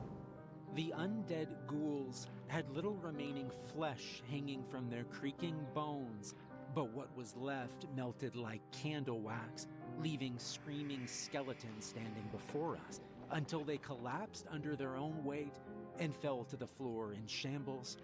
I turned at the sound of movement behind me, and I saw a dozen more of them now within striking distance. With a wide arcing swing from my sword, I managed to sever the heads of a few closest to me, their thick black blood spraying like geysers into the air. Some of it splattered my face and clothing, and tasted coppery and warm on my lips. Tom the dwarf howled a war cry and began to spin like a dervish. He looked like the Tasmanian devil stuck in a food processor full of old meat as he spun and hacked the zombies to pieces all around us. His special attack, the blue wizard explained. The fool is wasting it. Doesn't he realize what he's doing? We each had one special skill that could be used during the course of our adventure, but only once. By my count, we had only a couple special attacks left. I still had mine, as did Brad, but I realized that Noel had used his Berserker Rage earlier, and that was probably his one-off special skill. It had made short work of the Lich Sorceress. The Wizard was another wild card. I wasn't sure what tricks he had up those baggy blue sleeves of his, but hoped he had something that could take out the Necromancer King. I had a feeling he was the only one out of the 5 of us who had a shot at killing the bastard. I imagined him summoning a lightning elemental or a fire serpent the size of a school bus. He had to be capable of something. The son of a bitch had done next to nothing of any use, aside from helping to guide us there. He claimed to be extremely powerful, though. Maybe we would see that borne out eventually. Tom was spinning in his whirlwind attack still, while Brad the elf rained down arrows on our foes. He released them so quickly, it looked as if we had an army on our side, but I saw the majority of them were missing their targets. Why isn't he hitting them with the arrows? I asked the wizard while slashing at zombies. He's only level 2, same as the rest of you. You're quite fortunate to have survived this long. You must have been rolling natural 20s, and your luck has finally caught up to you.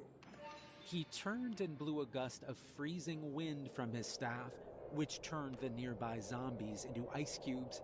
They fell to the stone floor and shattered into a million tiny pieces. Despite the 5 of us doing everything in our power to defeat the encroaching army of the dead, we were soon backed into a corner and fighting for our lives. Tom screamed as several ghouls dove onto him. and began to claw at his armor, pulling it off in places. They tore off his plate mail and helmet before we could get to him and began to devour his flesh, ripping it from his bones and eating it while it stretched out like warm mozzarella.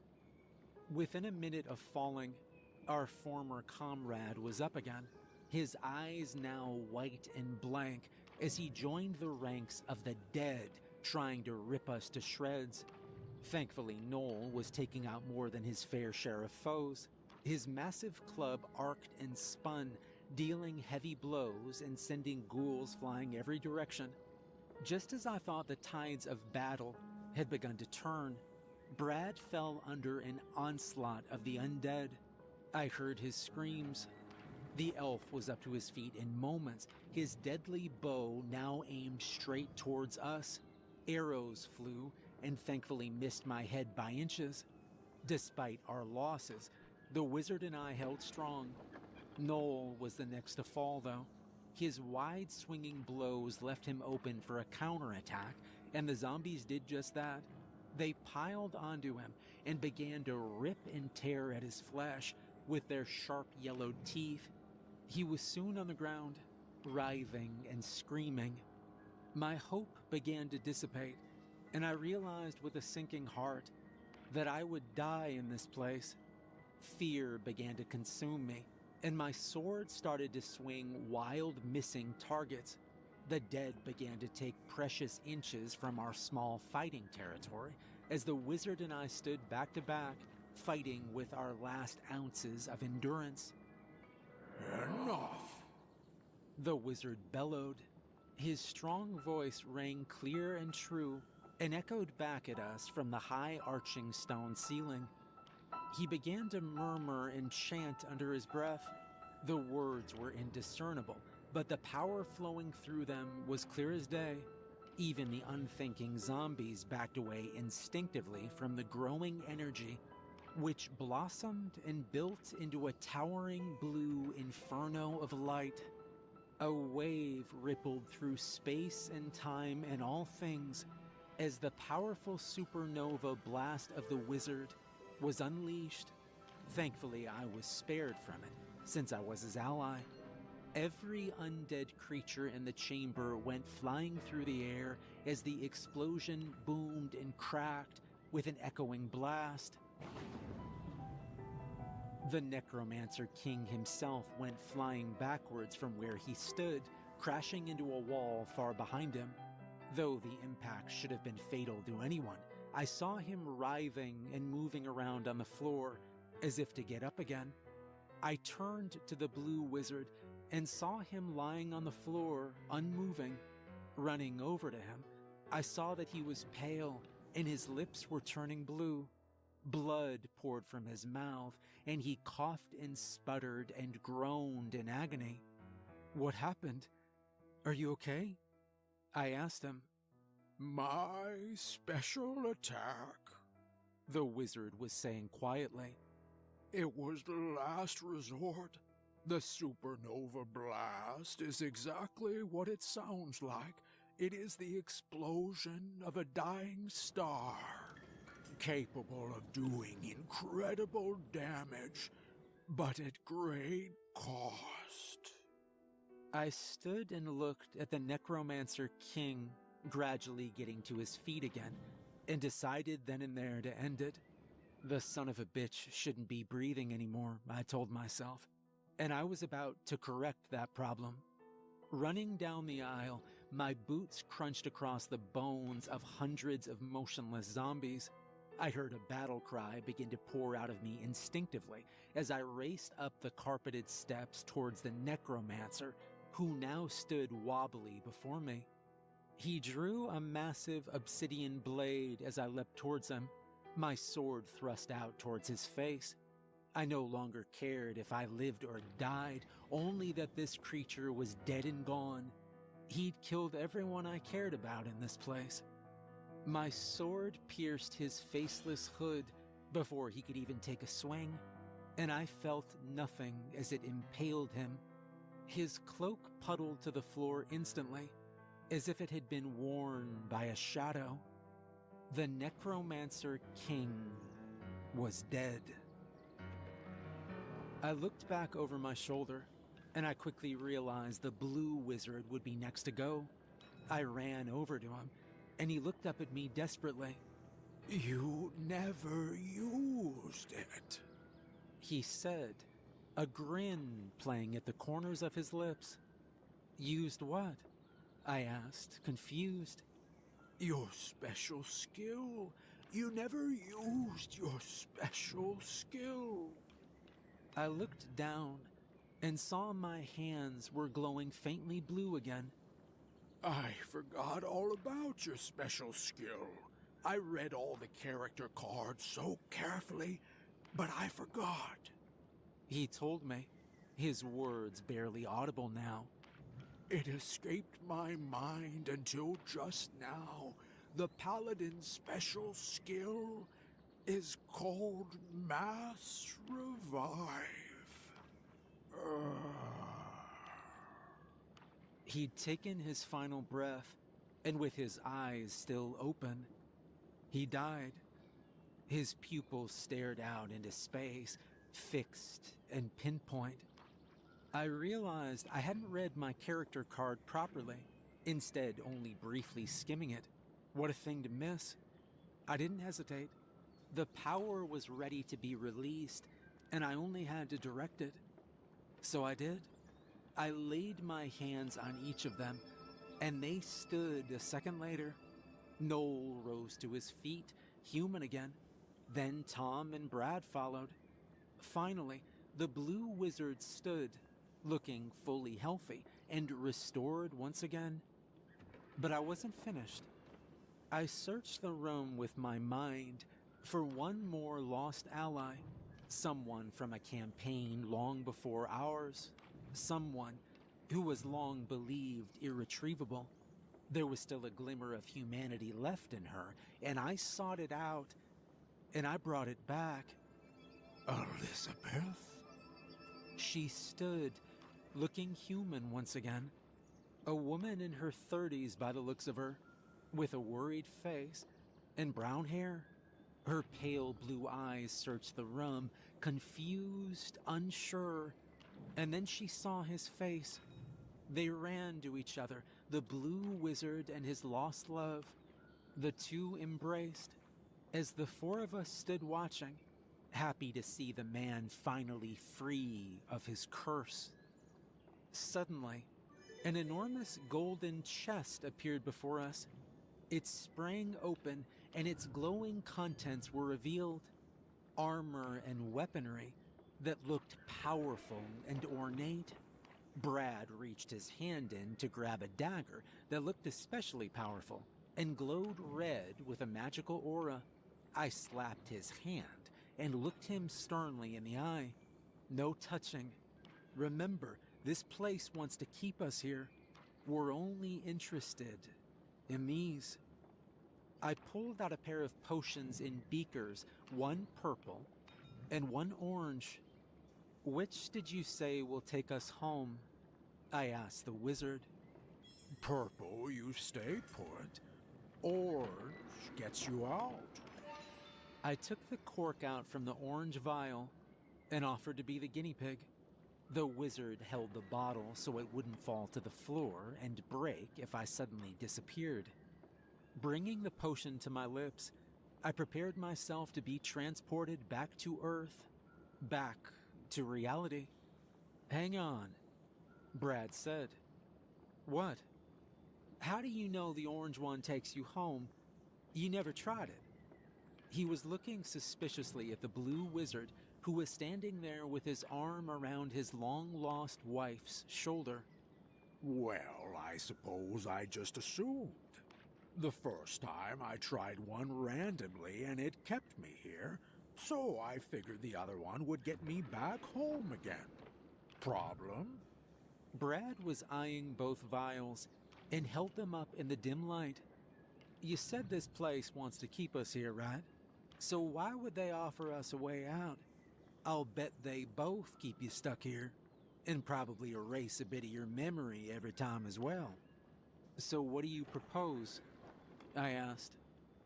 I say we wait. We all stared at him, confused. And what's that gonna achieve? Remember what got us here in the first place? Drinking those damn Coca-Cola potions, right? So maybe this is the same as if you've had a bit too much to drink. You've just gotta sleep it off and let the booze get out of your system. The last thing you should do is chug some more poison, though. Elizabeth spoke up and stunned us all by concurring. The Necromancer King kept feeding me potions, once a day. I think those vile things are tricks designed to keep us here. I can't help but feel the same way. That orange potion is likely a trap. Everything in this place is toxic and evil. The red potions. I kept drinking them constantly to keep my health level up, said the wizard, his eyes widening. I never thought they were anything but healing potions. Maybe I was wrong. I suppose there's no harm in waiting here for a while, just to see what happens. The 6 of us agreed to remain in the Necromancer's chamber and wait for the potions that got us there to work their way out of our systems. It took a long time for anything to happen, but eventually the oddness began. The giant gray stones which made up the Necromancer's chamber began to vanish one by one, leaving only blackness behind. Piece by piece, bit by bit, the entire world began to evaporate around us, until finally, we were left in a black void. And I realized immediately that we were not alone. You think yourselves clever? I was too afraid to answer, too afraid to move. The thing, whatever it was huge, massive, beyond my comprehension. It surrounded us and enveloped us in the darkness, and I began to shiver from the cold. There was no light in this bitter place. I am the Dungeon Master. None have escaped me before now, and I will not give up so easily on you 6. I will continue to play mind games with you. I will be in your dreams and in your nightmares, and you will feel pain in those places, the same as you did here. None can win against me, and you are no exception. And with that, the light began to return to the world, and I saw we were in the convenience store once again. Only now with a man and a woman who I did not recognize standing there with us. Elizabeth, I presume. She shook my hand, and I looked to the man standing beside her. I never did learn your real name, I said. Nor I yours. We shook hands and smiled, looking each other in the eyes. You're the Blue Wizard. And you're the Paladin. He responded. Pleasure to make your acquaintance. Hey, what the hell's this coin doing superglued to the floor? What's this? You having a party back there behind the damn cash register? Noel's boss was standing up from where he'd been kneeling down on the floor, trying to pick up the coin that had been glued there as a prank, the memory of which felt long ago and ancient to me now. Luckily, people in our town are pretty honest, because nobody robbed the place in the late night hours that we were gone, although time seemed to work differently in the dungeon and stretched out much longer. We'd still been gone long enough that there was a tidy little pile of bills and change on the counter where some kind soul had put up a sign saying honor system, which Noel hastily threw in the trash. The 5 of us ran out of there pretty quickly, and we went our separate ways, vowing to keep in touch with the Blue Wizard and Elizabeth. We left Noel behind to get yelled at by his boss. Lying in bed that night, with only a few hours remaining until morning, I had trouble falling asleep. I kept thinking about what the Dungeon Master had said in the darkness. How we could never escape him or that place. Not really. I felt like he was right, and of course he was. It's been many years since that first night. Every time I drift off to sleep, I wake up back in that dungeon, just like that bastard promised. Every night, I have the same dream. I'm back down there, in those winding, twisting tunnels. Only now, I don't have my friends with me, and there's no blue wizard to guide me. The horrors I have witnessed, and the agony I have felt in the dungeons of my dreams, I wish on no one. To see you again. What I didn't expect, though, was for Brad to decide to go back in, to play once again. I think because he never did find his mother, the game stole her and lured him in with her, but never returned her to him. He disappeared last week, and even though I loathe the thought of going back there, I feel like we owe it to him, that we have to at least try to save him. If you don't hear from me again, don't come looking for me. That's exactly what he wants. More victims. The Dungeon Master always wins.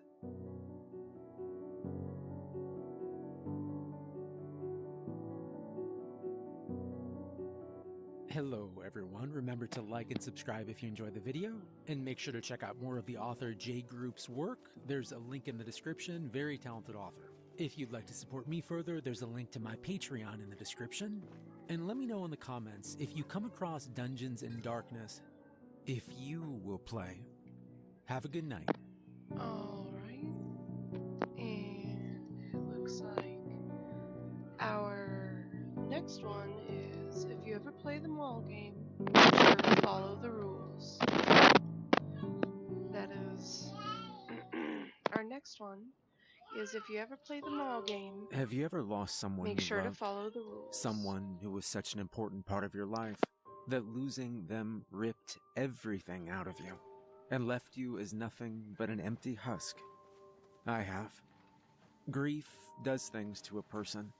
It can destroy them, and the scars will never heal. Not really. Suddenly the world seems like a darker place. You wish you'd had more time, and you cling to the memories of what time you did have. You wish that you could go back and have just one more minute with them. Just one. That's all you want. That was all I wanted. Abigail Swan believed that the world was a magical place. She'd been obsessed with mystery, and seemed so certain that if she looked hard enough, she could pull back the veil and see the things that humanity was never meant to see. When I first asked her out, I did so before Halloween, and our first date was during a local ghost walk. Seeing how excited she was as we followed the group from place to place and listened to the horrific tales of pain and suffering that haunted our lonely city streets only made me fall deeper in love with her. She had the most wonderful, mischievous grin that made her dark eyes sparkle, and that night led to many others. Abandoned cabins, deserted theme parks, quiet forests. We visited them all together as we grew from a cute high school couple into young lovers, planning our future together. As time went by, we talked of marriage, mortgages, and even children. She wanted to get married in an abandoned church. Abigail was a force of nature, an unstoppable person who saw magic and beauty everywhere she went, and she made me see it too. Maybe if I'd taken a different route that day, I'd still have her with me. Some local kids decided to mix booze in Daddy's fast car. They ran a red light, and they hit me on the passenger side before I could even react. The boys were fine. I spent 2 weeks in the hospital, and Abigail, she didn't even make it that far. The months after her death were the hardest. My body might have healed, but it was the only thing that did. I felt her absence in every waking moment.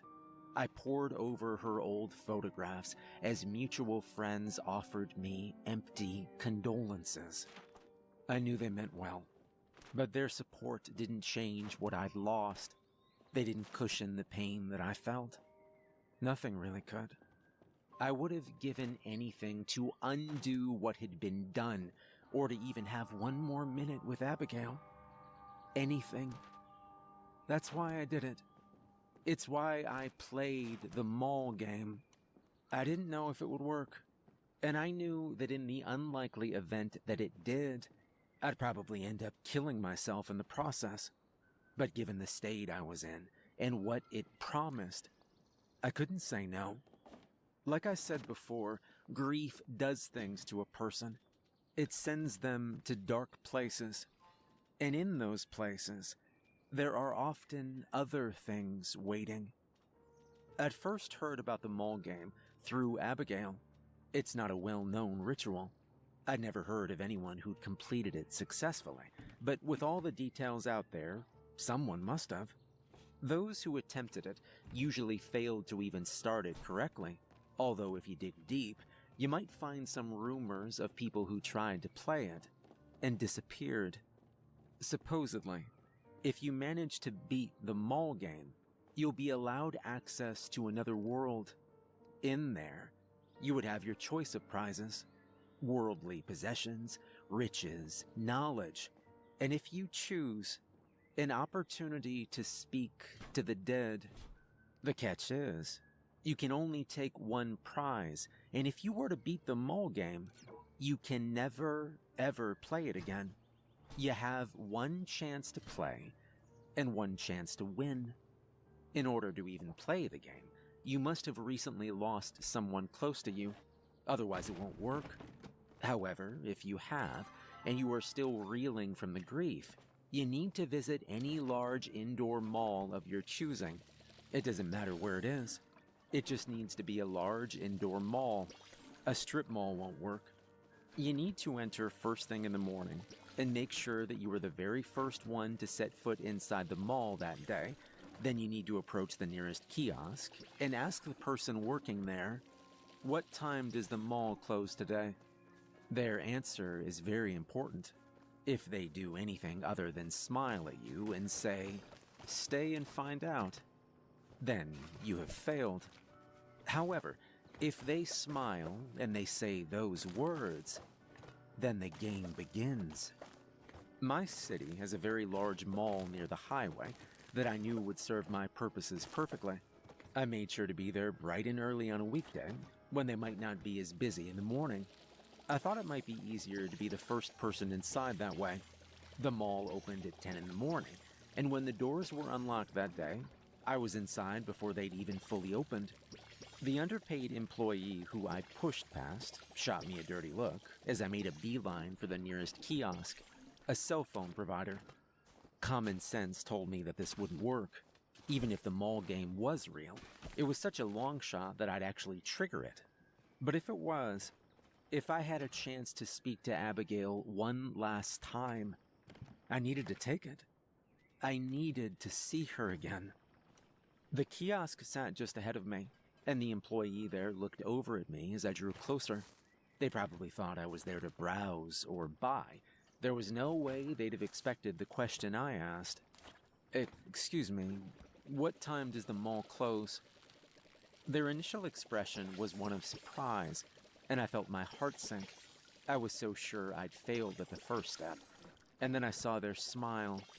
Their eyes met mine, their gaze both knowing and mocking. "Stay and find out," they replied. Their tone was almost condescending. Those 4 words sent a chill through me. For a moment, I wasn't sure I'd actually heard them correctly. The kiosk employee chuckled and turned away from me, leaving me standing dumbfounded by their counter. Finally, I pulled away, as I realized that it had worked. I'd successfully begun the mall game. That knowledge filled me with both elation and a quiet dread. Elation because for the first time, I felt just the slightest spark of hope, dread, because I knew what would come next. The mall game is fundamentally a game of tag. By beginning it, you invite something else into the mall with you. Just what exactly it is up for debate. Most people just call it the hunter. Some people said that the hunter would look like any other mall patron, and they'd be difficult to pick out from a crowd. There would be subtle things to distinguish them, but it was never specified exactly what those things might be. What is agreed upon is that once the mall game has begun, you cannot exit the mall at any time because the hunter will continue to follow you if you do. The only way to get rid of it is to win the game, which is easier said than done. In order to win, you need to remain within the mall until it closes. You cannot be caught, and you cannot leave. You must avoid the hunter until the hour before the mall closes, and then you begin the next step of the game. The mall I was in closed at 9. That left me with about 10 hours until the game was finished. I knew that the hunter would be entering soon, and I had every intention of avoiding it when it came. I figured that I'd try a pragmatic approach. Obviously, the hunter was going to come straight for me, so why not find a place where I'd be able to see it coming? Somewhere open and central. The food court, for instance. I could feel nervous palpitations in my chest as I headed there, keeping a distance from any other shoppers I saw. No one that I passed stuck out to me in any noticeable way. They were just average people going about their business. The food court was more or less empty when I got there. Some of the restaurants weren't even open yet. The few that were didn't interest me. I doubted I'd be able to hold down any food I ate. My stomach churned too much, and I hadn't had much of an appetite in the past few weeks anyways. I found a table where I could look out on the rest of the mall, and I waited, drumming my fingers impatiently on the table as I watched strangers pass by. I figured that anyone traveling in a group was probably safe. Everything I'd read suggested that there would only be one hunter, so I waited for it. I don't think I waited long either. My fingers drummed anxiously on the table as I saw a pale, bald man in a suit walking slowly past the food court. I expected him to look at me, but he remained stoic and looked straight ahead before he disappeared from my sight. I spotted a young mother and her 2 children entering the food court. The kids looked at me, but they didn't seem all that threatening. I spotted a lonely old lady with a walker around the corner, but I didn't linger on her too long. My fingers kept drumming as I eyed a group of teenagers passing by and watched as they entered the food court. They were all pierced and dressed in black, although I noticed that one of them trailed behind the others. They looked at me, and as they did, I realized that the air around me felt a little colder than before. My eyes remained locked on the androgynous teenager who frowned before looking at their phone and jogging to catch up to their friends. I watched them for a moment longer before conceding that they weren't the hunter, although that new chill in the air made me uneasy. The room seemed darker than before, and I looked over to the other side of the food court, hoping to catch sight of any newcomers, before I noticed the old woman again. She weaved slowly through the tables as she approached me. Her serious eyes never left me, and that intense glare made me feel uneasy. She couldn't have been more than 10 feet away from me, and as she slowly came closer, I felt the room getting colder as the lights around me dimmed. Her very presence seemed to cast a shadow and suck all the warmth from the air around her. My every instinct told me to get up, but my body would not obey. As the old woman closed the distance between us, I could feel the world around me going dark, and in that dark, I saw her features begin to change. Where once an old woman had stood, now stood something else entirely. It lurched towards me, its skin clammy and gray, its eyes sunken and skeletal, and yet what was beneath that rotten skin was only barely human. I saw blistered lips curl into a grin as fresh pus dribbled from the sores. My nostrils were filled with an overwhelming stench of coppery blood as the hunter drew nearer. I'd foolishly come in believing that the mall game would be easy to play. I'd thought I could easily evade the hunter once it revealed itself to me. No doubt I hadn't been the first to think that.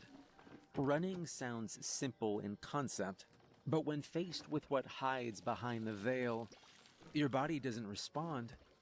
You sit there, like a deer in the headlights, watching it come for you, throat full of gnashing rotten teeth and the stink of rotting flesh wafting from its threshing maw. I knew in that moment why others had gone missing. Either they hadn't seen the hunter coming, or they'd been paralyzed with fear when they saw it, just like I was. I sat in that seat in the food court, pulled into whatever cold darkness the hunter had brought with it as it advanced on me. I knew that when it took me, no one would even notice. I would be dismissed as another disappearance, and I would be forgotten. In what I was sure would be my final moments, I pictured Abigail and hoped that maybe I might see her on the other side. I imagined her mischievous smile and her sweet laugh, a laugh I would have done anything to hear again. Even that game, with the hunter only feet away from me, skeletal hands reaching for my throat to snatch me and drag me into its mouth. I found the strength to move. At last I screamed and launched myself backwards off the chair. As I put some distance between myself and the hunter, I saw the world around me get brighter. A few strangers noticed me and looked over in my direction, but I paid them no mind. As I stumbled away from the hunter, I saw that it seemed more human. The further I got, the more it looked like a harmless old lady. The effect was similar to those images you see sometimes when you move and the image changes into something else. Lenticular painting, I think it's called. Yet even with its harmless disguise back up, I still knew what that creature really was. I suppose, in a sense, my plan had worked. In fact, it had worked too well. I knew what was after me. I knew exactly what it was, and even once I'd turned to run, I could still smell the rotting flesh of the idiots who tried and failed to play the mall game before me. I must have looked like an idiot, taking off at top speed out of the food court and away from that harmless-looking old lady, but I didn't care. No one else would have seen what I'd seen, and if they did, God help them. I looked back only once as I left the food court, and I saw the old lady several feet behind me. She'd moved faster than I'd expected, but I'd still put some distance between us. I rushed up one of the nearby escalators to the second floor, where I was sure I'd be safe for the time being. From the second floor, I watched the old lady following me towards the escalator. She kept a steady pace, and her gaze was always fixated directly on me. I looked back at her before turning to leave. I didn't run, but I kept a brisk pace, intending not to let her catch up to me again. The first hour was only barely done. I had 9 more to go. Part of me considered heading for the door of the mall, catching the bus, and heading home. But the warnings I'd read had been clear. Leaving the mall at any time would not get rid of the hunter. The game would end, and the hunter would continue to pursue me until it inevitably got me. No, to leave would be to die. Plain and simple. Judging by what I'd seen behind that harmless old lady facade, it would be a very painful death, too. No, I wasn't gonna leave. Not at all. Hiding was out of the question, too. The hunter would know where I was immediately, so I'd only be wasting my time and possibly cornering myself as well.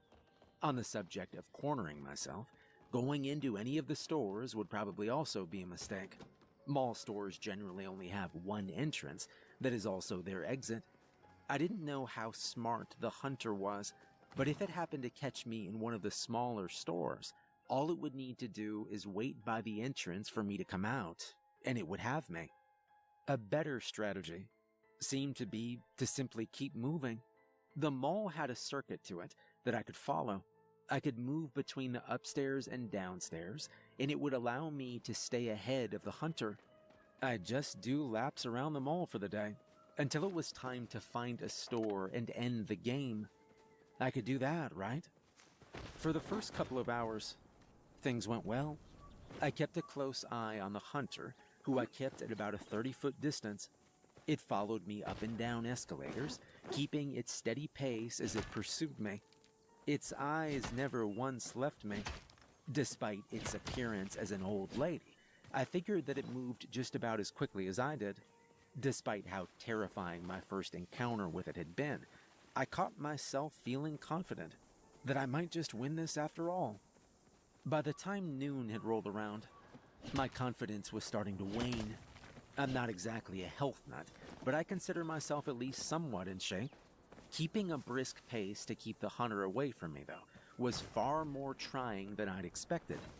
As I felt myself starting to tire, I made myself get further ahead in the vain hope that if I put some distance between myself and the hunter, I might just buy myself some time to rest.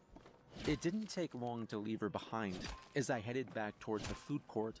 I was hoping that I might grab a drink or something to keep myself ready to go. There were no rules in the ritual explicitly forbidding you from stopping to eat or drink at any point in time. I'd even heard some people encouraging you to eat or buy food during the game.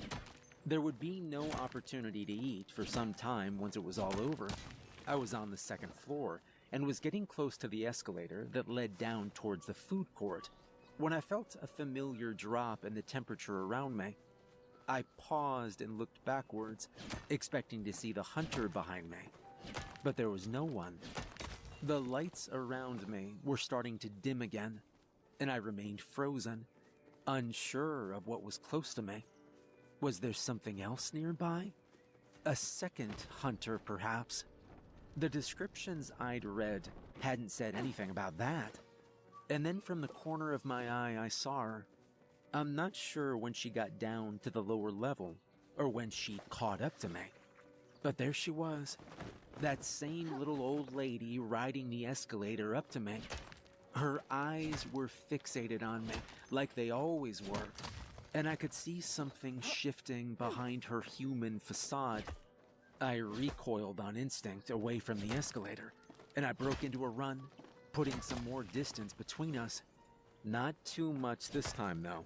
I didn't want to lose track of her again. I watched as she reached the top of the escalator and resumed her steady pursuit of me. I could hear my blood pounding in my ears, and I could have sworn I saw a wry smile on her lips. Suddenly, I wasn't very thirsty anymore. Over the next few hours, I kept moving. Whenever I got tired or wanted to stop, she was there. I learned very quickly that if I got too far ahead of her, she'd find a way to get close to me again. About 5 hours into the game, I saw her come out of a store in front of me when I was sure she'd been behind me. Not long after, I saw her coming straight for me when, again, I'd last seen her 20 feet behind me.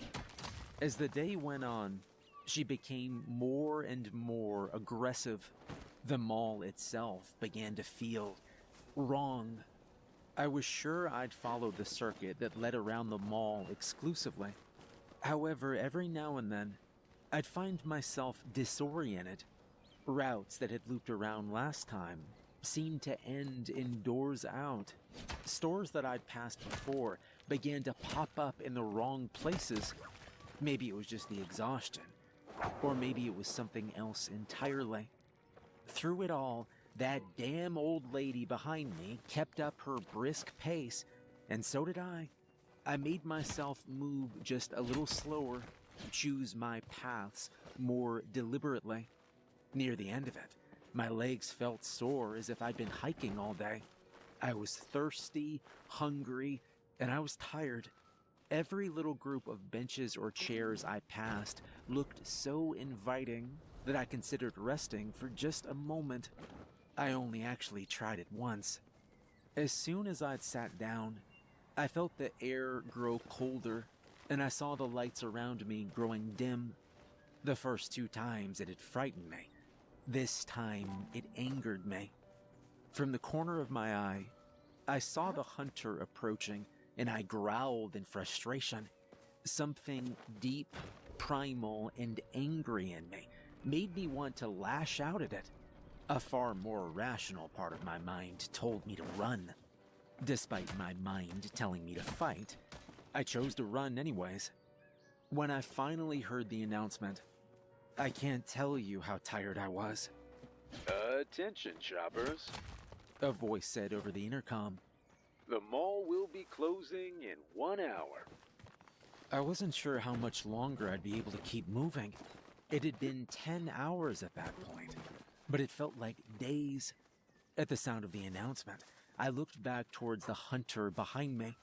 The old lady just continued her stoic march towards me, and I moved away from her with a renewed vigor. Just a little bit further, then I could rest. To win the mall game, you need to find a store, preferably a large one with a bed, although in theory, you could probably use any store. Once you get there, you'll need to tell an employee that you are invited, and no matter what they tell you or how much they plead, you must answer their every question with yes. After that, they will take you to a safe place where you can sleep, and you can finally claim your prize. Thoughts of Abigail filled my mind as I made my way to a local department store. It was large, and I knew they sold mattresses. It seemed like the ideal place to go for the final part of the game. As I stepped inside, I looked back towards the hunter behind me. It had kept up its steady pace, and though I'd been told I wouldn't have to worry about it for much longer, I was still worried. They were still about 40 feet back by the time I entered the store, and with the last of my energy, I made myself jog over to a nearby customer service counter. The kid working there couldn't have been older than 16. He was tall and plain-looking, with glasses and acne. He seemed a little annoyed that I'd come up to him. "How can I help you?" he asked. "I am invited," I replied, my eyes meeting his and hoping desperately for a reaction. He stared back at me and frowned before he nodded. "Okay," he said. His voice was softer now, understanding even. He left the desk and headed further into the store, gesturing for me to follow. I looked back. The old lady had followed me inside and still tailed me, although she seemed slower than before. She seemed to be watching me instead of hunting me now. I let the young man lead me to the bedding department, where several mattresses waited. He stopped in front of one of them and looked back over at me. His expression was dour and uncertain. "Are you sure about this?" he asked. "If you accept, you may not like what you find." "Yes," I replied. I kept my tone even. The kid didn't seem to like that. I don't think you understand," he said with more urgency. Look, you won. That's obvious. Why don't you take the win and go? I really don't think this is worth it. Are you really going to accept the invitation?" "Yes," I replied again, and I saw frustration rising in the boy's eyes. "Why? What could be so important that you'd actually accept? Do you actually know how much danger you're in? Are you stupid? Suicidal? What? If you do this, you may not come back anyways. Those prizes have a price, and one day it must be paid back. Are you really going to accept the invitation? Yes, I replied again, as I saw the boy's frustration turn into rage. I wasn't offended by it. This was all part of what needed to be done.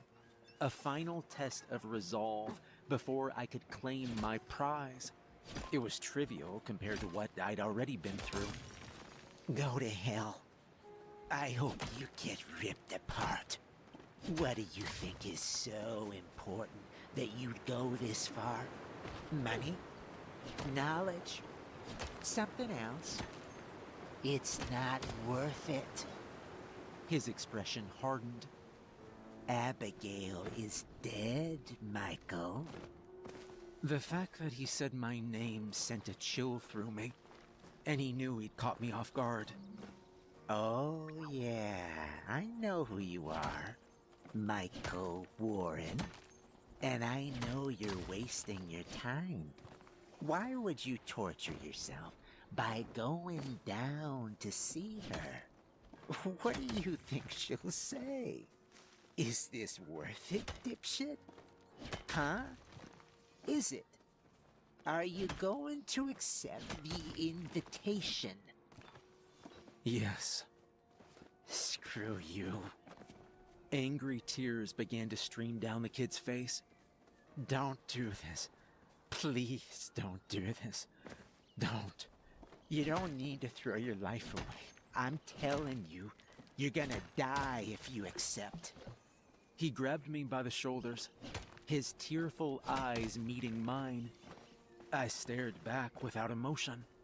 This, too, was just part of the test, and when all was said and done, the kid probably wouldn't even remember a word he'd said. Are you going to accept the invitation? He asked one last time. Yes, I said. He looked into my eyes, tears still flowing, before wiping them away. Fine. The kid spat. Fine. Do what you must. With that, he pulled away from me and took off. From the corner of my eye, I saw the old lady standing there. She was close enough where I should have felt a drop in temperature, but instead she just stood still and watched me calmly. Her expression was stoic and impossible to read. I stared back at her, and she let out a huff of approval. Huh. Decently played, I suppose, she said. Her voice was deeper than an old lady should have been. There was a coldness to it. I didn't reply. I didn't know how to. And I suspect I didn't need to. Without a further word, the thing that looked like an old lady turned and walked away from me. I was alone with the bed, and there was only one thing left to do. My body was exhausted from the day. The bed was soft and welcoming when I lay down on it, and as the mall closed, I shut my eyes and drifted off into a dreamless sleep.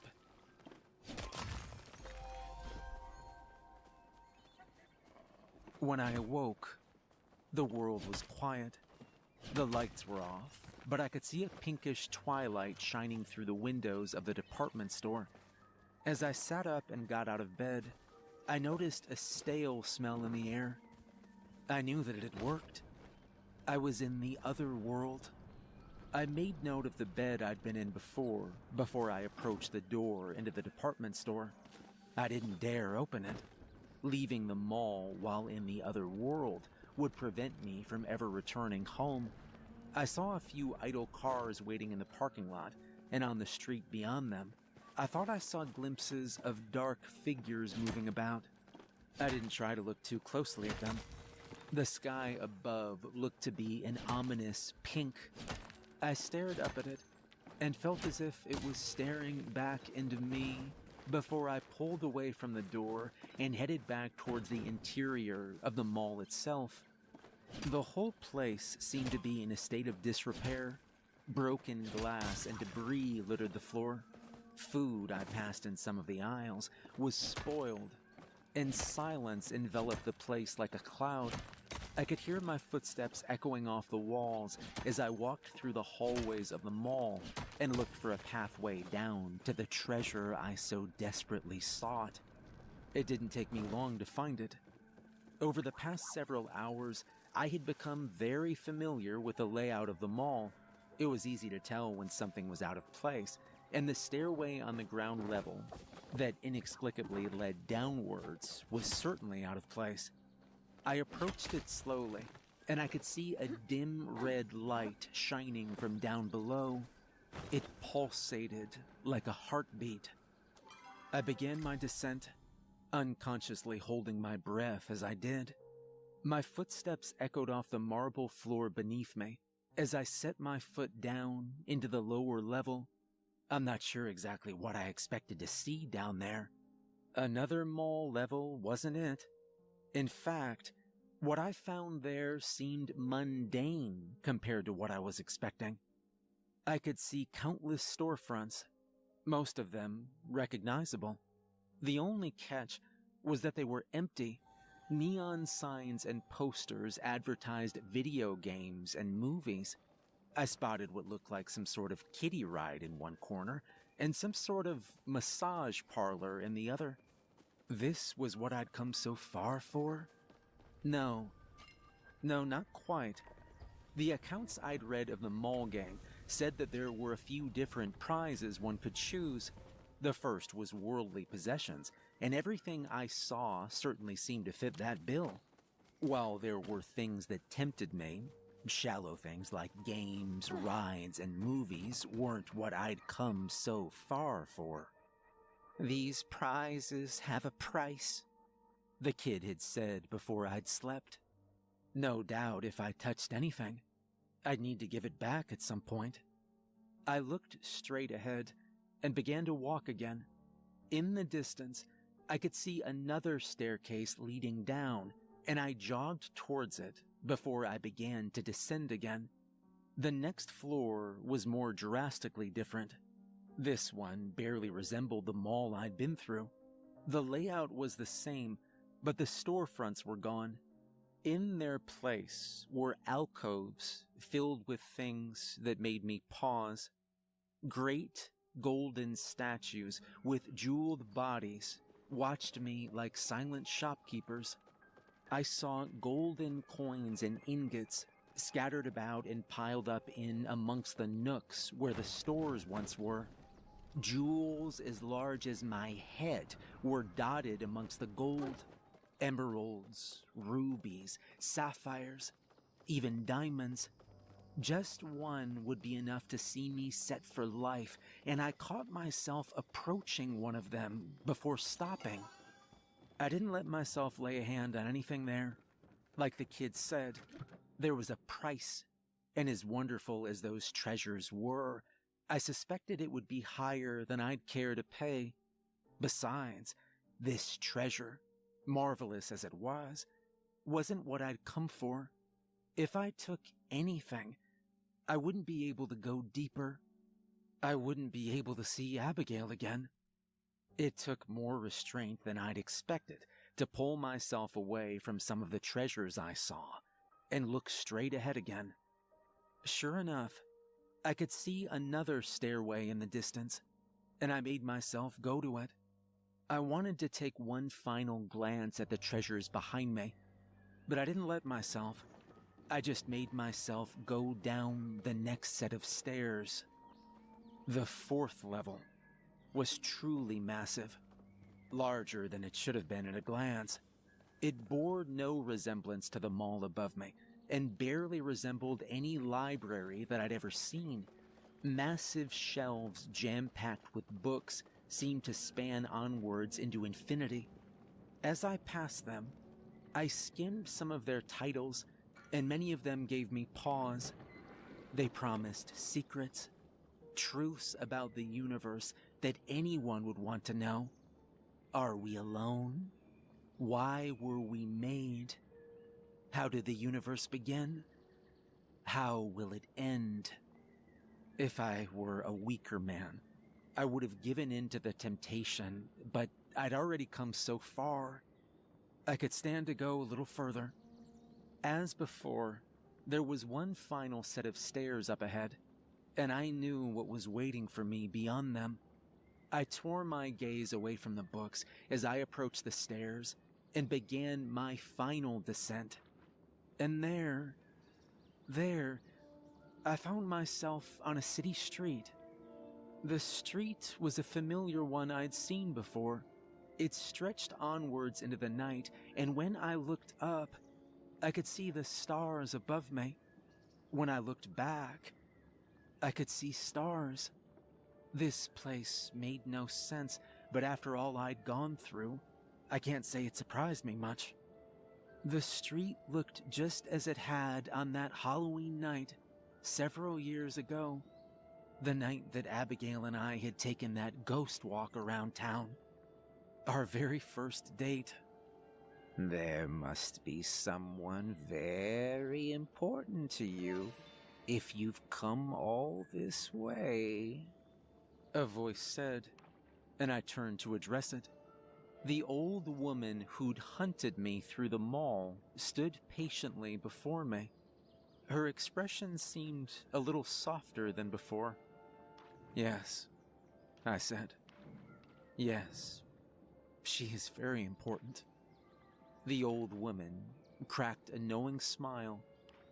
Very well then, I'll leave you to it. But know that of each reward here, you may only have one luxury, one treasure, one secret, and one more hour of time with she who you've lost. My heart sank for a moment, but I nodded. I understand, I said. The old woman nodded back at me before she took off down the street. I watched her go. I didn't realize I'd been holding my breath until I heard her voice. Mikey? She was behind me. I knew that voice. I knew her. Slowly, I turned to face her, and when I saw her standing on the sidewalk, dressed as she'd been the day she died, I broke. Tears filled my eyes as I ran to her, and I scooped her up in my arms, holding her so tightly that I was sure I'd never let her go. I felt Abigail's arms close around me in turn, and in that moment, I knew I was home. I looked up at her, and I cupped her cheeks as I kissed her. Mikey, what are you doing here? Did you... No, you're not... I'm alive, I promised her. I played the mall game, and I won. I get to see you again. I saw her eyes widen for a moment. Disbelief, fear, and finally excitement crossed her face and culminated in that smile I loved so dearly. That smile made everything worth it. You actually played the mall game? She asked. Oh my God, you dumbass. You really did, didn't you? I really did, I said. I had to see you one more time. I had to say goodbye. She caressed my cheek, her smile fading slightly. She didn't speak. She didn't need to. I could see the tears welling up before she kissed me one last time. We talked. For one last time, she and I sat at the place where we'd began, and we talked. Maybe it wasn't much, but it was enough for me. I told her I loved her. I told her I was sorry. I told her that I didn't know what I'd do without her, and as I spoke, as I cried, she held me close. You gonna be okay? She promised me. Death is scary, but it's peaceful too. I'm okay. You don't need to worry about me. So just worry about you. Alright, Mikey? She brushed my hair from my eyes. I know it's gonna be hard, but when you get back up there, keep going. You've still got a life to live. Don't waste it. I'll be down here when you're done. I promise. I almost laughed at that. She giggled a little bit too. I just don't think my life will ever be the same without you, I said. She shrugged. Who says that's a bad thing? Look, I know we didn't get to do everything we wanted to while I was up there, but that doesn't mean you should give up on it. It's okay if you need some time, but when you're ready, find someone. You deserve to be happy, Mikey, and I don't want you lingering on me. Like I said, I'll be here, and when we see each other again, I want to hear all about the things you did. Go out and live your life. Do it for me. Her cold hand closed over mine. I squeezed it affectionately. All right, I promised. When I'm ready, I will. She kissed my cheek as she wrapped her other arm around me, and we cuddled close as our time ran out. In the distance, a clock chimed, and I looked up. Our hour had passed, and we both knew it. Abigail let go of my hand and stood up. You should go. I'll see you soon, I guess. Hopefully not too soon. She forced a smile, and I did the same. Hopefully, I replied. Take care of yourself, okay? I always do. You too, Mikey. You too. She walked me to the stairwell. I gave her one last parting look, and she offered me a reassuring smile before she let go of my hand.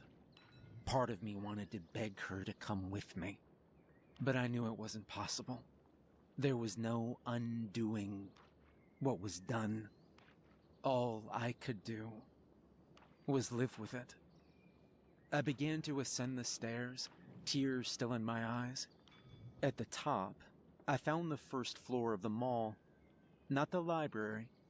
I looked back down towards the stairs, only to see that they were gone.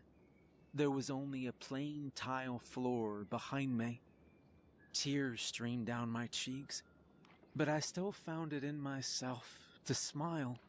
Whatever price I'd have to pay one day, it would be worth it. For that one moment I'd gotten, it wasn't enough. It would never be enough. But it was better than what I'd had. I returned to the department store where the bed waited for me and lay down once more. I wiped the tears away one last time before I drifted back off to sleep. When I awoke again, the mall was opening for the next day. As the doors unlocked, I stepped out of them and looked up into a familiar blue sky. The cool air was crisp in my lungs as I walked away from the mall. My grief still felt heavy in my soul, but the burden felt a little lighter. As I left the mall behind, I walked towards an uncertain future. I didn't know what lay ahead of me, but for the first time since Abigail died, I felt hopeful. And I knew that one day I would be all right again.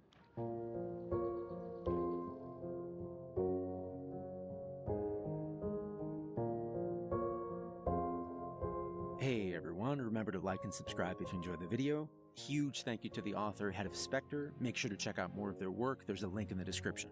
If you'd like to support me further, there's a link to my Patreon in the description. And remember, If you decide to play the mall game, make sure you're in really good shape and probably bring a snack. Have a good night.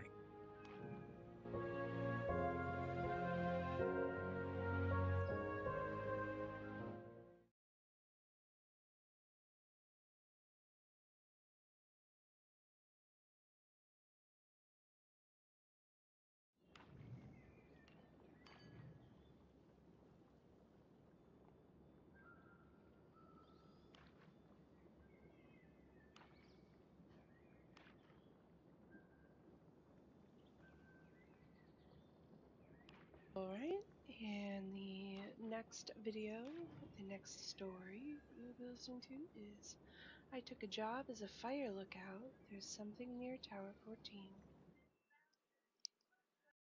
We're looking for 100 bathrooms for a tub or shower transformation in as little as 1 day.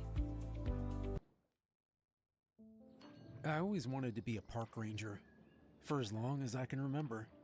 Being out in nature, hiking, camping, and fishing. That was pretty much all I wanted to do as a kid.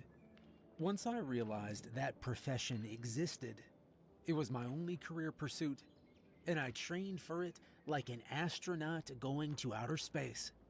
Reading up on all the necessary qualifications, I learned that it was a pretty daunting undertaking in a lot of ways. To be a park ranger, you need to be an expert outdoorsman. You need to be physically strong and have good endurance. You need to be confident with firearms if you're working in an area with bears and cougars. And you need to have first aid training and a range of other certifications. But those hurdles didn't stop me. They inspired me. Throughout my late teens and early 20s, I had a cork board on my bedroom wall with every park ranger requirement listed on it, flanked by photos of my favorite national parks. And I checked the qualifications off one by one, celebrating as I achieved them. Living at home with my parents, I saved up every penny I earned, with the goal of going to school for conservation enforcement, one of several programs geared toward people in my aspiring line of work.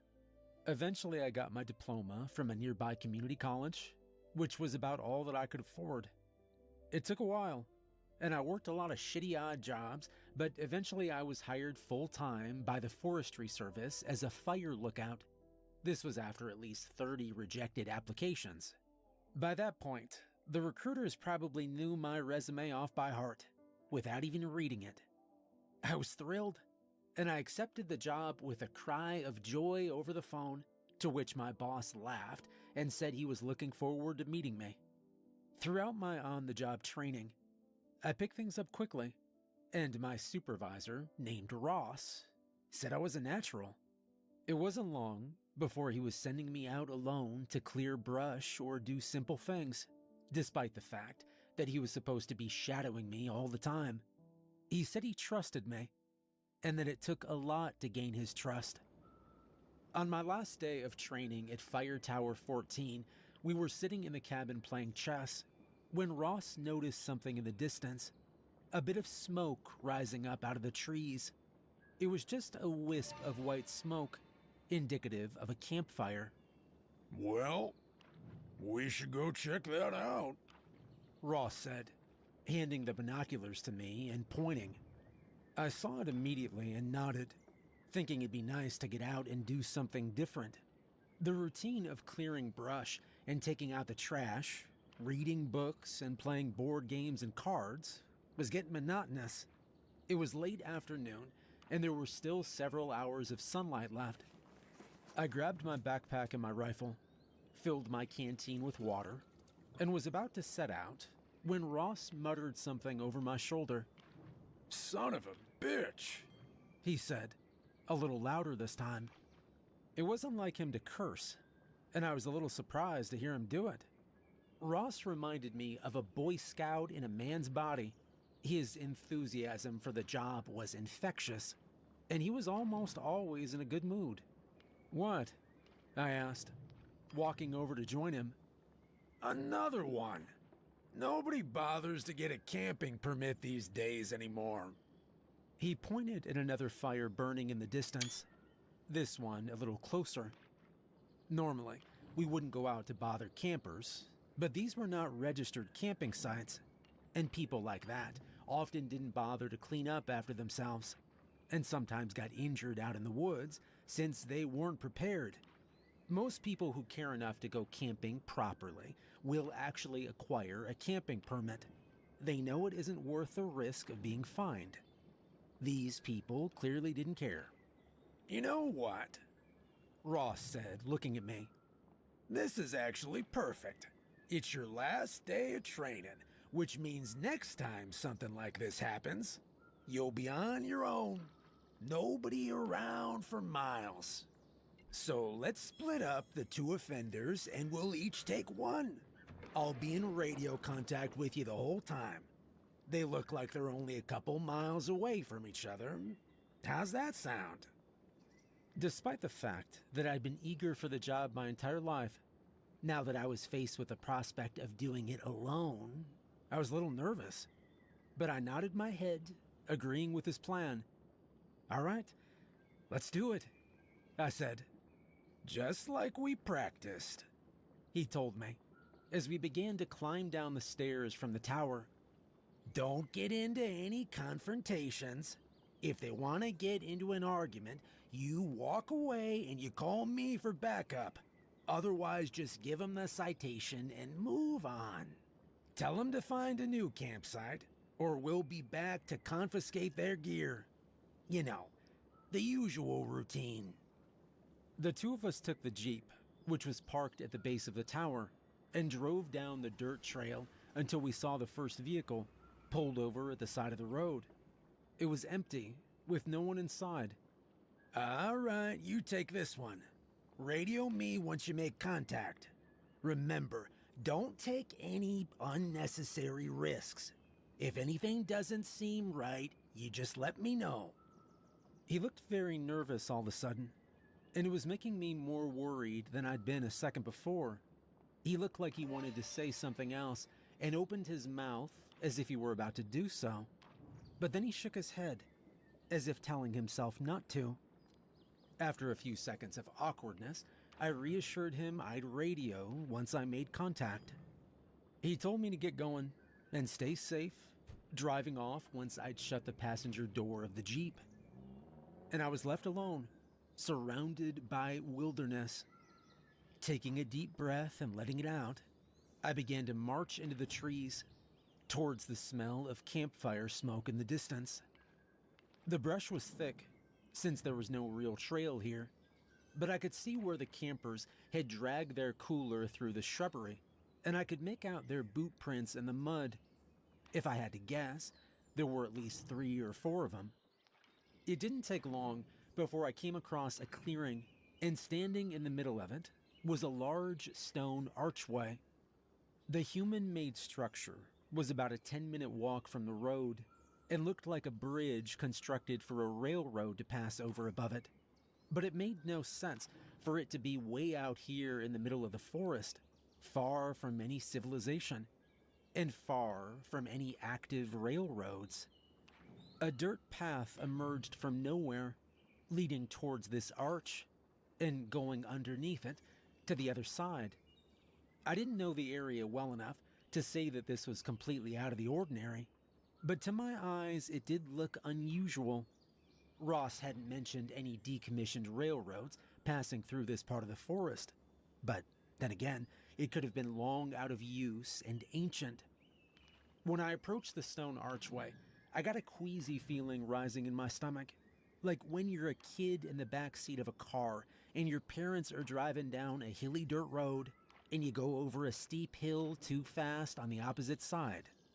Looking through the archway, I saw the sky was a bruised shade of purple on the other side. Black clouds floated along, in stark contrast to the clear blue sky which I'd seen from the watchtower.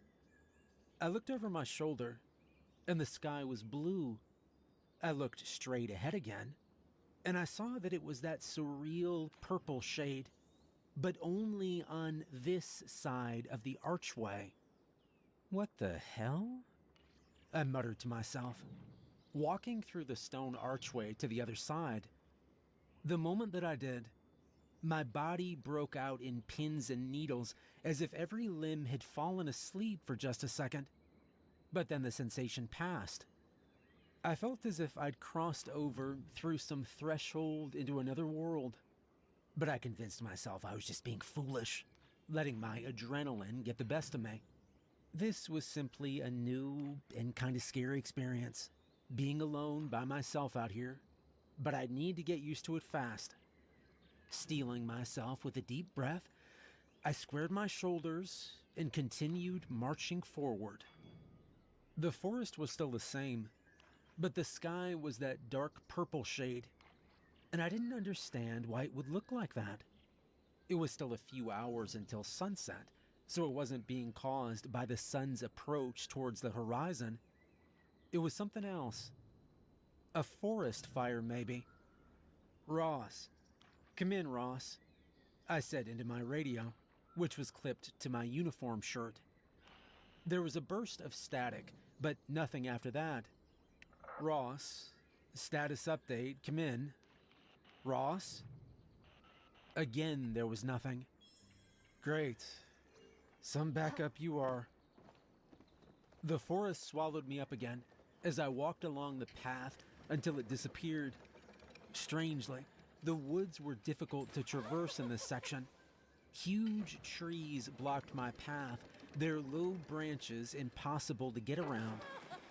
I'd completely lost the camper's trail, and I was starting to worry I'd lost my bearings altogether. So I pulled out my compass to regain my trajectory. When I looked down at the face of the compass, it didn't make any sense. It wasn't pointing in any one direction. Instead, it spun around in lazy half and quarter circles, reversing and changing direction constantly. Then it began to spin in a maddening arc, faster and faster, going in circles until the glass broke and the needle flew off into the sky, completely unhinged from the device. I heard it whiz past my ear like a stray bullet. Okay, that was weird. I tried to comprehend what was happening. What could cause a compass to do that? A strong magnet? That was impossible, though. All of this was impossible. I looked up at the sky and traced the bruised purple color, turning my head so I could see behind me. The violet shade now covered the entire sky, including behind me, where it had been bright blue just minutes prior. What the hell was going on? I turned around and started back, my heart beating fast, my legs trembling and numb, feeling like blocks of wood attached at the waist. Had a nuclear bomb detonated somewhere? Was this the end of the world? Was that why the sky looked so strange now? I keyed the radio again, hoping I'd get a response from Ross as I blundered through the forest feeling sick. It felt like I was going to throw up. "Ross, come in, Ross," I practically screamed into the radio. But there was no answer. I began to run, picking up my pace.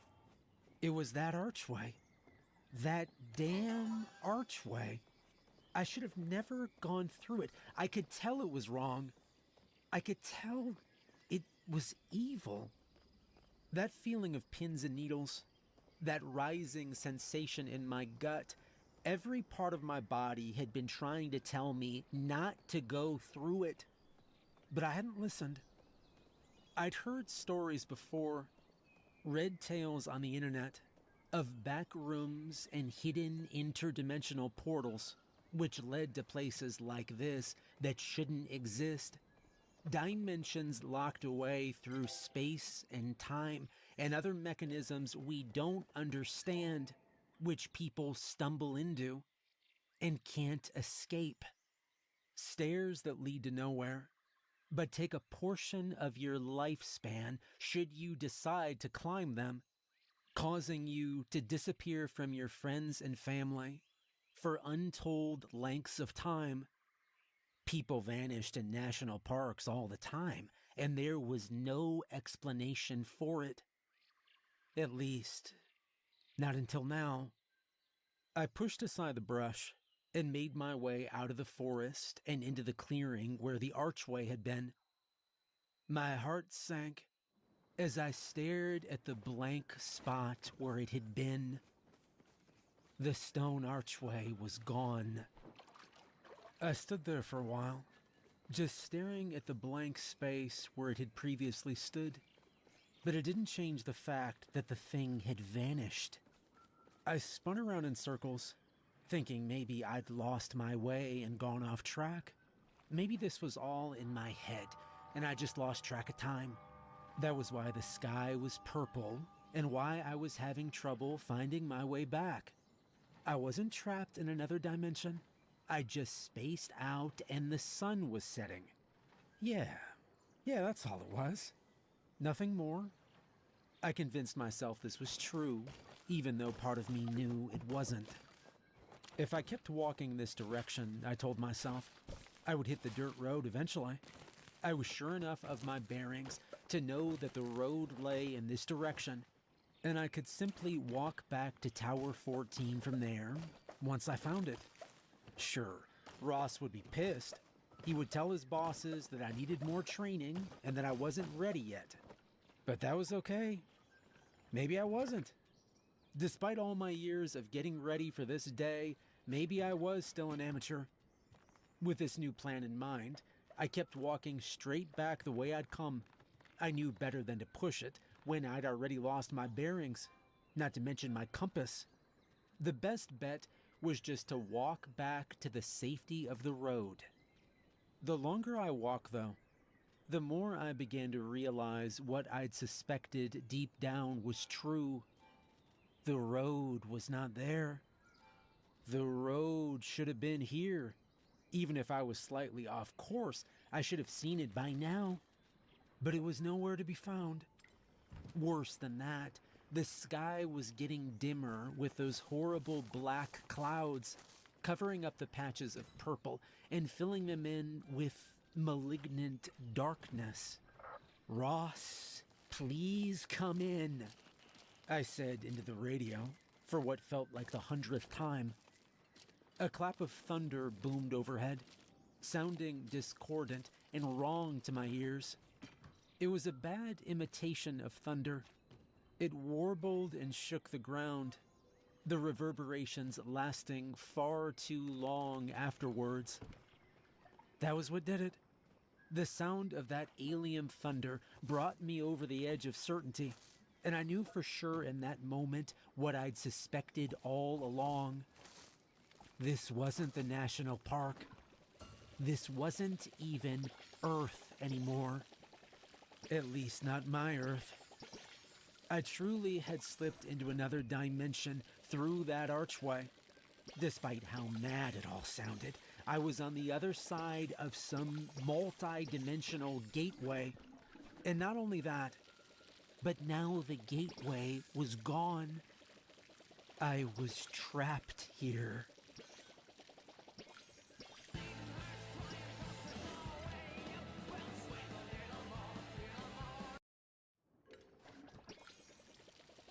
Turning around, I decided I needed to go back to the place where I'd found it.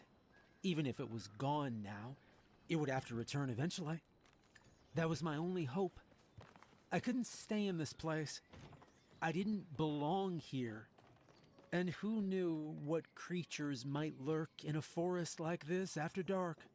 Even in our world, there are wolves, coyotes, mountain lions, and bears. I shuddered to think what version of predator might live unchecked in this universe, without people around to keep their numbers down. As if the forest had read my mind, I heard a rustling sound to my right. The light was dimmer now, and it was difficult to see, but I thought I noticed something a ways off in the distance, ducking behind trees and hiding from view, following me through the dark woods. Was it a person? It kind of looked like one. Hello? I called out, my voice breaking with fear. Hello? It called back. sounding like a tape recording of my own voice, slightly sped up and slowed down halfway through the word. The thing paused momentarily as it ducked out from behind the trees, looking at me, measuring me, standing in plain view for the first time, as if letting itself be seen. My skin turned ice cold when I caught a full glimpse of it. It saw me, that was for sure, and it was following me. The dark humanoid shape had grayish blue skin and at least 2 sets of arms. It walked on 2 legs and ducked behind each tree as it passed by, so as not to be seen. Its face was shrouded in long black hair, which covered it like heavy curtains. It was completely naked and unclothed. To my eyes, it looked like an animal, a creature more than a person, although it walked on 2 legs and resembled a human. The extra set of arms was the most jarring aspect of it, though, and it made it feel so much more like a nightmare. Like this couldn't possibly be happening. My heart was pounding fast as I tripped over branches and fallen trees, stumbling and rising to my feet, and looking to see the thing was even closer now. It was on a diagonal path through the trees, making its way closer and closer to me. For the first time, I saw its eyes behind the mask of tangled hair. They were reflective and gold, like a cat in the night. And then I saw its teeth and its rancid, rotten smile. It rubbed its 4 hands together in a ball of moving flesh and fingers, like an excited old man about to eat his favorite meal. The creature knew I was scared, and it was enjoying itself, enjoying the hunt. Another twig snapped underfoot, and at first I thought it was my own foot which had done it, since the sound was so close. But then I realized it was only a few feet away, which meant I spun around just in time to see a face appear in front of me. At first, I thought it was another one of those things, and I almost took a wild swing at it. But then I saw the face was human. It was a man wearing a park ranger uniform. His hair was shoulder length and greasy, and he had a long beard which was untrimmed and scraggly. "Get behind me," he yelled suddenly, and I did as he asked instinctively, hearing the sound of movement coming toward us through the brush from where the creature had been. The sound of the rifle was deafening. My ears were still ringing when he fired again a few moments later. "That's my last bullet," he said, grabbing my arm and pulling me to my feet. "I hope you brought some ammunition with you. Those things don't like to die." Noises could be heard behind us, and I realized that the creature was still in pursuit, despite 2 well-placed rifle rounds. I was compelled to follow the strange man as he raced ahead of me, looking back at me occasionally to see if I was still trailing him. I didn't have time to ask questions. I didn't have time to think about the fact that the archway was getting further and further away with each step. All I could do was run, and soon the sounds of more racing footsteps joined the first creature. There were several of them, and they were all hungry, moving in a pack like humanoid wolves. I only hoped this man knew where he was going, and that he had a plan to survive. This man, who told me his name was David, said he'd been trapped in this place for a month. He had a cave which he managed to camouflage with tree branches, allowing us to hide from the creatures after escaping from them. David knew a lot about this place, and he said the creatures avoided a certain part of the forest, so that was where he took me. He'd set up traps, which only he knew the placement of, and his hideout was there, stocked with provisions. "A lot of this plant life here is the same as in our world," he told me when we arrived back at his camp. I found a patch of shiitake mushrooms, and I've been surviving on those more or less. I had a few things in my bag, an energy bar, some trail mix, you know, the usual stuff. But I ran out of that pretty quickly, he said. He showed me his little pile of foraged food, and I marveled at how well prepared he was. There were different species of mushrooms, some wild root vegetables, and some roughage he'd set aside to make a salad with. This is incredible, I said, and I thought I was a good survivalist. You're still young, he told me. I've been doing this sort of thing for a long time. I was in the British Special Air Services when I was younger. They're highly trained soldiers, sort of like your special forces. Since I got across the pond, I've worked here and there, but most recently, I've been the fire lookout at Tower 14 for almost 10 years. That's where I'm stationed, I said. You worked at Tower 14? He chuckled. Worked. Past tense. Damn. Those bastards replaced me already, huh?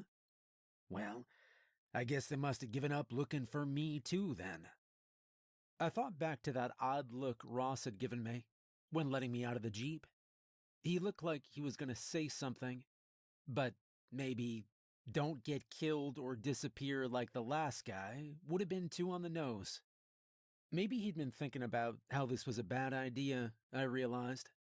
Maybe he was thinking we should go together. But instead, he'd let me go alone. I felt a twinge of anger, thinking about how none of this would have happened if Ross had been shadowing me like he was supposed to be. They're still looking for you, I said, not really knowing if that was true. I'm sure they are. They wouldn't just forget about you. Ross didn't get around to telling me yet. That's all, you know, I'm still in training. I didn't add that this was my last day of training, or that news of David's disappearance seemed to have been purposefully omitted from my orientation. David eyed me suspiciously, but didn't say another word about it. Well, I was going to look for more mushrooms when I spotted you, he said. It's too dangerous to go out again tonight. But tomorrow we'll check for the archway again, and I'll show you the Shiitake Grove. I go back to that spot every day, and I look for that arch. I can't believe I missed it. He was peeling a mushroom with his knife as he spoke, but with that last sentence, he hurled the blade across the room, where it clanged against the rock wall, making a loud noise. I know you're upset, I said, but we're going to get out of here. His face was emotionless as he looked back at me, tears welling up in his eyes. That's what I've been telling myself for the last 36 days, he said. I hope to God you're right. As I tried to fall asleep that night, I couldn't. The idea of a man like David being brought to tears by this place was almost too much to bear. The man was a killing machine. I mean, British Special Forces. He'd saved my life and pulled me out of a situation where I thought I'd be dead for sure. At least we had more ammunition now. And 2 guns. Still, though, that didn't reassure me very much. Those creatures, whatever they were, did not like to die, he'd said. I managed a few hours of off and on sleep before the sun came up, still appearing that same horrible shade of purple as it had the day before. It was starting to hurt my head. It felt wrong just being in this place, like we didn't belong here, like the air was too thick and too heavy, not meant for me to breathe. Without even realizing it, I'd begun to hyperventilate. I tried to stop myself, to calm myself down, but wasn't able to. David came over and looked in my eyes, and after a while, I started to hear the words he was saying. The cave was still beginning to turn darker all around me, and I could feel myself losing consciousness. But I managed to listen to him. Breathe deep, he said. Slow it down. You're okay. I've lived here this long. The air is breathable. You're okay. Big, deep breaths, lad. I can go back to doing Good. other stuff. All right, that's better. Keep breathing in and out. After a while, I started to calm down, and I looked at him gratefully. Thank you, I said. I needed that. Stay here and get your wits about you, he said. I've got breakfast ready. And I realized he had a portion of mushrooms and wild lettuce set aside for me. He brought it over on a flat rock and handed the food to me. What's the plan? I asked, eyeing the food suspiciously. Despite the fact that he said it was okay, I was still a little concerned. Eat, he told me. You need your energy. Want to see my new dress? We're gonna walk over to that shiitake patch. On the way, we'll check for the arch. On the way back, we'll check again. That's all we can really do. It's not safe lingering out there for too long. Those things, they can smell us. Chatting with you is better than I managed to eat a bit of the salad and mushrooms, despite the fact that they made me uneasy. Consuming anything, even the air in this world, it felt wrong, like I was breathing in toxic fumes not meant for human consumption. Still, a little bit of food couldn't hurt me. At least that's what I told myself. After eating, we set out for the archway. The hike was a long one, and David brought plenty of water and provisions, filling up our canteens from a spring along the way. Once again, I felt glad for his guidance. If not for him, I'd probably be dead 10 times by now. After a long while, we reached the clearing where the arch had been. Once again, it wasn't there. The spot where it had been was empty, but we wandered over to it anyway. How can it just disappear? I asked. Be here one day and gone the next. David shook his head. How can any of this be possible? I wouldn't have believed it if someone told me, would you? I thought about that. No, probably not, I said. I think they were crazy. They're high, or maybe both. And yet here we are, defying all rational common sense. There wasn't much more to say, so we continued walking. I tried desperately to ignore the feeling that I heard the sounds of rustling leaves behind us, as if someone were following quietly and at a distance. Eventually, we reached the patch. David told me to start picking the mushrooms quickly before the creatures found us. He said they were smart, and they would send out scouts.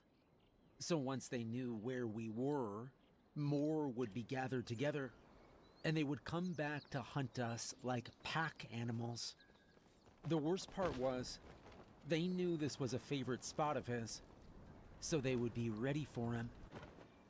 After a few short minutes of gathering mushrooms, David told me to wrap up. All right, let's go, he said. There's no more time. Despite my fear, I couldn't believe what he was saying. We just got started. It'd been such a long hike, and this small amount of mushrooms would barely sustain us for a day. Come on, David. Here's the good Just a few more minutes, I said. I said, let's go, he hissed at me, his face morphing into rage. I almost didn't recognize him. His color changed, going red, almost purple. And there was something else strange, too. His chest seemed to spasm when he was angry. The fabric puffed in and out in a very odd way, like he was breathing too fast. He caught me looking at him and calmed down slightly, then came over to me and grabbed my arm, dragging me away from the mushroom patch. I can see one, he said. It's a little ways away at 6 o'clock. That means there's more. We need to start walking fast. Don't run yet. Don't look. Don't let them know we saw him. All of this he said while dragging me away from the mushroom patch, and I fought the urge to glance over my shoulder. But I did hear the distinct sound of movement now, coming closer, gaining on us. Do you hear that? I asked, my heart pounding faster, my throat dry, my knees shaking. Quiet, he whispered angrily. I was silent for a few short seconds, and the noises came closer. Run, he said, and I began to bolt as fast as I could through the trees. A second later, I heard them all around us. They'd surrounded us. Your gun, David said from behind me, and I tried to get it ready while still running. And then I saw what he was worried about. One of the creatures was straight ahead, waiting for us, partially hidden behind a tree. It revealed itself just barely, poking its head out to look and see how far off we were. Then it disappeared again. You see it? He shouted.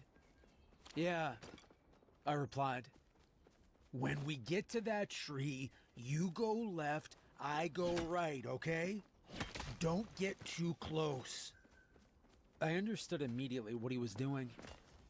He was sacrificing himself for me. By going to the right, he was running right through the eye line of the creature. He'd be running past it, within inches of its grasp.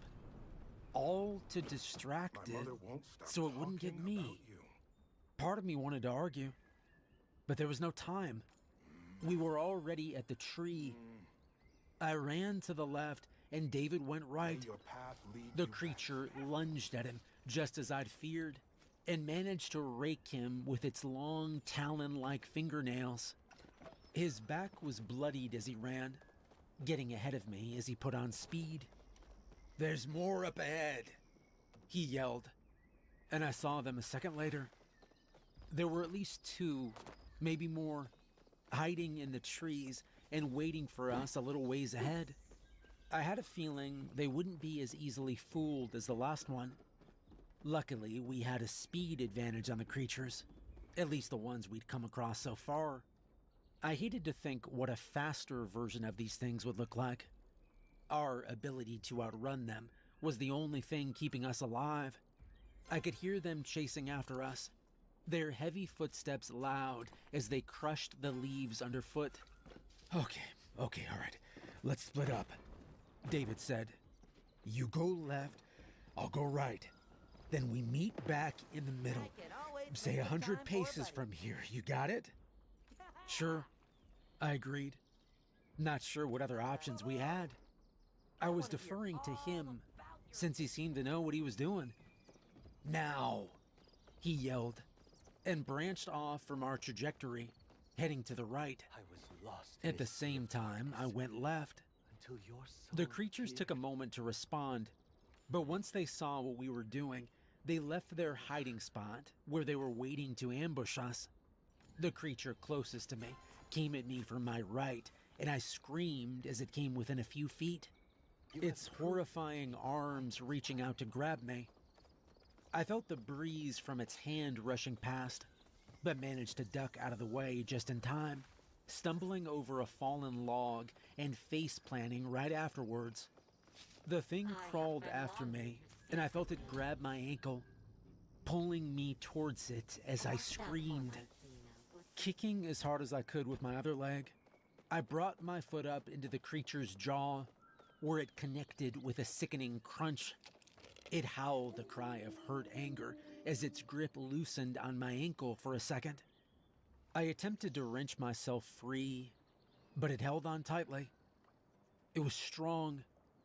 I was about to kick it again when it grabbed my other leg and began to crawl towards my face. Its oversized eyes widened with anticipation, drool pouring out over its lower lip. The thing was about to eat me. As it unhinged its jaw like a python about to consume a deer, I remembered the rifle across my back. The rifle was caught underneath my body weight. I was trying to rock side to side to pull it free while shoving the thing away from me with my knees, kicking and bucking and doing anything I could to weasel my way out from its grasp. Just as its teeth were about to snap shut around my windpipe, I managed to free the rifle. Using all of my strength, I pulled my knees back and kicked the creature in its chest, sending it reeling backwards for half an instant. Just enough time for me to get a shot off. The blast echoed through the forest, exploding outwards from the barrel of my rifle. One moment, the creature was there in front of me. The next, its head was gone. I scrambled to my feet and I ran, not looking back. After a long run through the forest, I met up with David again. He looked even worse than before. Whereas I'd gotten away cleanly, he'd been mauled by one of the creatures, just barely escaping with his life.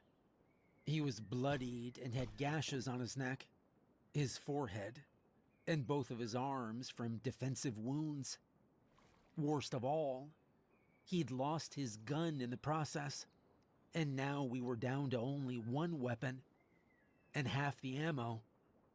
Eventually, we arrived back at the cave, after a long run through the forest, barely escaping. David was in rough shape now, and I helped him lay down on his bedroll. I went outside to find leaves or whatever possible to patch up his wounds, in the absence of bandages. I had a small first aid kit with me as well, which I brought everywhere, but it wasn't nearly enough for the injuries he'd sustained. I cleaned his wounds and packed the worst of them with gauze, then wrapped them with long leaves from the forest. David began pushing me away when I went to unbutton his shirt to tend to the wounds on his back. I told him to calm down, but he wouldn't stop resisting me. Eventually, I relented, and I told him to deal with the cuts himself. They wouldn't heal properly if he didn't do something about them. But he just closed his eyes and drifted off to sleep, the blood running from his wounds leaking out onto the rock floor of the cavern. For the second night in a row, I couldn't sleep. I kept thinking about David and his injuries. He'd be dead by morning if I didn't do something. There was too much blood loss. I couldn't understand why someone with his level of experience wasn't taking this seriously. Was he delirious? Suddenly his snoring stopped.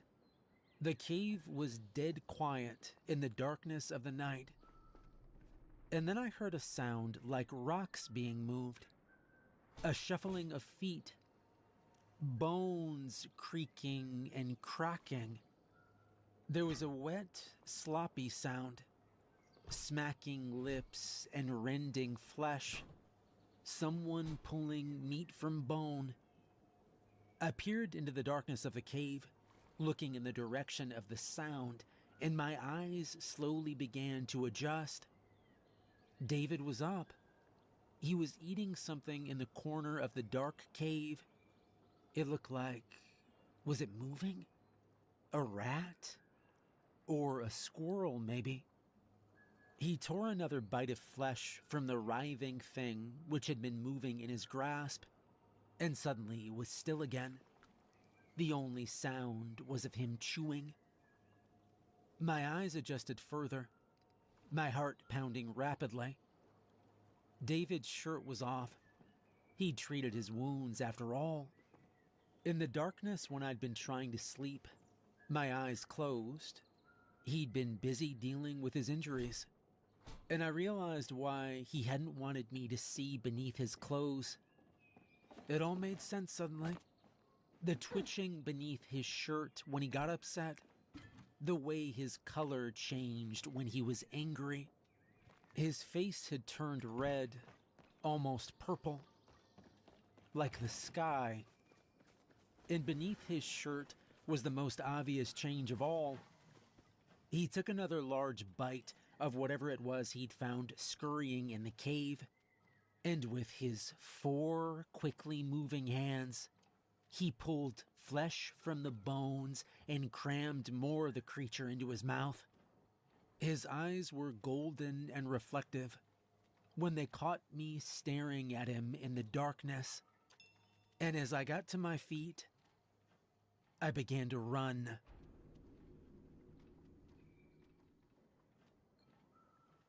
I stumbled out of the cave, terrified.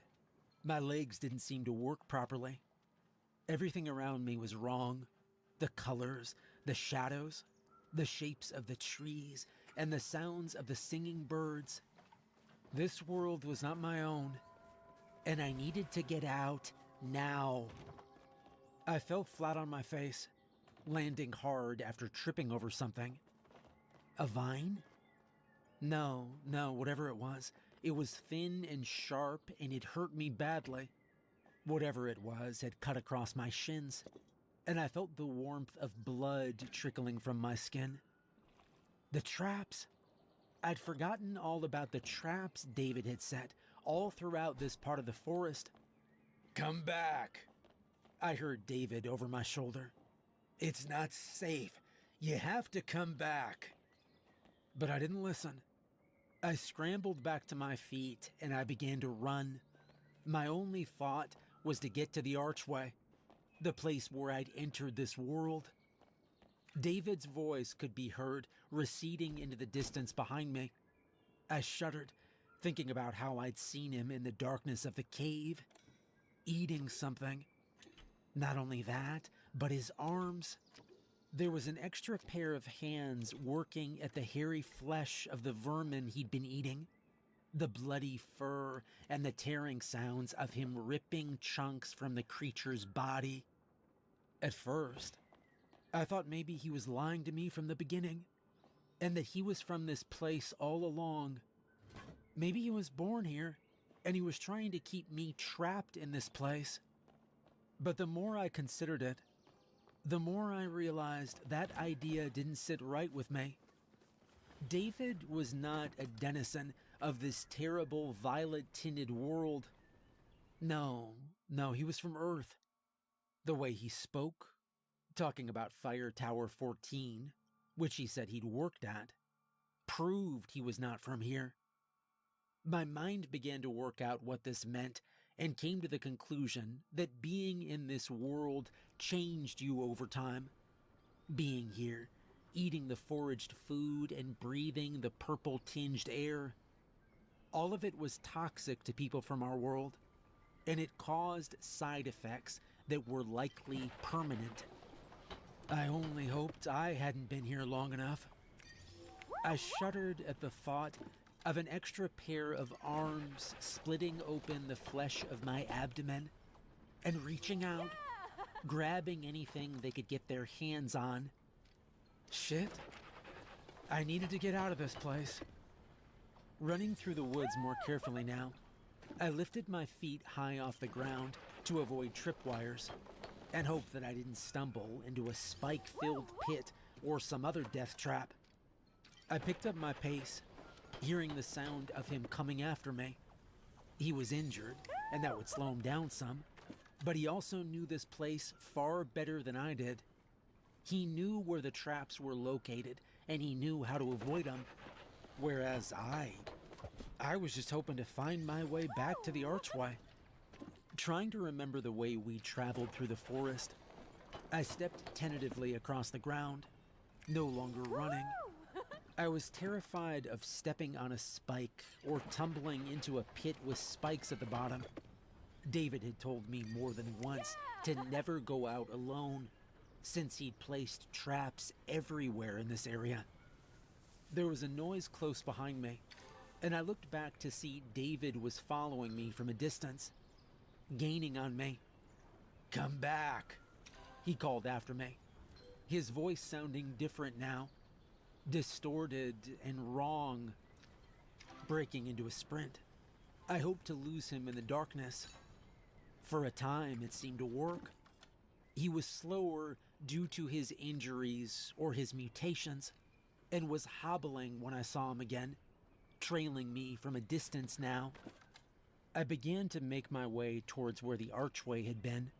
There were certain landmarks David had shown me to find my way back, but none of them looked quite the same at night. I was starting to worry I'd become completely lost when I finally saw the huge oak tree with one of its low branches that pointed the way. Following David's prior advice, I continued traveling in that direction. After a long period of walking, I realized the sun had begun to rise, looking purple and bloated and wrong, but at least it gave another indication of which direction I should be walking towards, and it helped to light the way. I felt regret for a moment at leaving David behind. After all, he'd saved my life, shown me how to survive in this world. But then I shook my head and reconsidered. I wasn't going back to that cave. Maybe he was eating rats now. But what if tomorrow he developed a taste for my flesh? What if I woke up to find him hunched over me, eating my leg for food? No, going back was not an option. If David was still following me, there was no indication of it. I couldn't hear him chasing me anymore, and he wasn't calling for me. Maybe because he was worried about alerting the creatures. The clearing where the archway had been was not far now. It was just another 10 minutes or so of walking, and I was just hoping it would be there this time. If it wasn't, I had no idea what to do. I'd been trying not to think of that part of things, since the idea of the portal not being there was too much to bear. "Come back," someone called from the woods suddenly. It was David. At least it sounded like him. "It isn't safe." Another voice called from my right. It sounded like a tape recorder running low on batteries. Leaves crunched on the ground behind me and ahead of me. From all angles, there were voices calling out in distorted tones. "Come back. It isn't safe. Come back." The more they said it, the more the words didn't sound like words anymore, but just strange alien noises. It was at that moment I realized I didn't have my rifle, and it dawned on me for the first time that I'd left it back at the cave with David. And as that thought went through my mind, the trees and shrubs all around me began to rustle and sway, moving aside to reveal the gray four-armed figures who'd been lying in wait. "If they know you like a particular spot, they'll start to wait for you there," David had told me. "They're adept hunters, and they know exactly how to ambush someone. Trust me, I've seen it myself." Yeah, I thought bitterly. He'd seen it firsthand with a rat in the cave, as he was turning into one of them and becoming a pretty good hunter himself. The pack of creatures closed in on me, and I sucked in a terrified breath. It was hopeless. Or so I thought. The blast of the rifle was deafening, and I winced at the sound of it, as it took the head of the creature closest to me, which was about to grab hold of me. "Run," David said from the trees, and this time I could tell very clearly that it was him. But at the same time, he looked different. He'd left his shirt back at the cave, and the extra pair of arms on his abdomen were plainly visible now, and I could see they were holding the rifle. With 4 hands rapidly moving, David reloaded the gun in a fraction of the time, then had the sights up to his eye again and was ready to fire. I did as he asked, trying to pry my eyes away from the horrifying image of what was happening. The creatures were abandoning me to go after him, and I saw them stomping through the brush towards him as he fired the gun again, taking off the top of one of their heads in a bloody spray. A chunk of gray brain matter landed on my cheek, and I brushed it off in disgust. Getting to my feet, I began to run, but one of the creatures stopped me. The one David had just shot was still alive somehow and grabbing onto my leg, digging its talon-like claws into the flesh of my ankle, gritting its teeth and staring at me with a brainless, evil hunger. I screamed and howled in pain, turning around and using my other foot to stomp on the thing's face. As it spit out broken teeth, it smiled at me, squeezing and digging its nails in deeper until I could feel blood pouring out. "Come back," it croaked. I stepped on the thing's arm, wrenching my leg free from its grip. It was like the thing felt no pain at all. Trying not to think about that, I turned away and began to run, limping on my one injured leg, ignoring the pain as I broke into a sprint. And just as I got out of sight from David, I heard him cry out in anguish. His screams cut short as one of the creatures began to chew on his windpipe, and all that could be heard after that was a hushed, gurgling sound far back in the distance as he drowned on his own blood. Somehow I knew, without even seeing it happen, David was dead. But I had no time to mourn for him. I rushed through the trees, trying to ignore the pain in my leg, hoping with every fiber of my being that the archway would be there. I spoke the words in my mind out loud over and over again, like a mantra, as the clearing came closer and drew into focus. Please be there. And when I came out from the trees and into the clearing, I almost couldn't believe my eyes. Was this a dream? No. It was there. It was actually there. The archway was back. And just in the nick of time. Without a moment's hesitation, I ran through it, terrified it would disappear before I could. I realized immediately what I'd been missing, as the blue sky above could be seen through the trees, and I noticed I was truly warm for the first time in days, as if I'd been walking in shadow and only now was stepping out into the sun.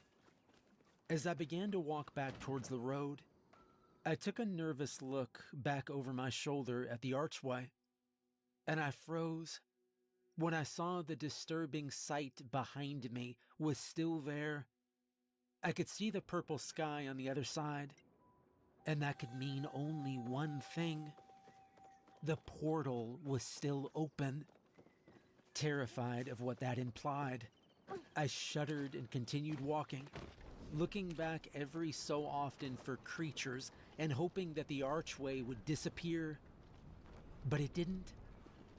As I left it behind in the trees and lost sight of it, my last glimpse showed that evil purple sky shining through from the other side, waiting for another hiker to stumble through, or for something else to emerge from the other side.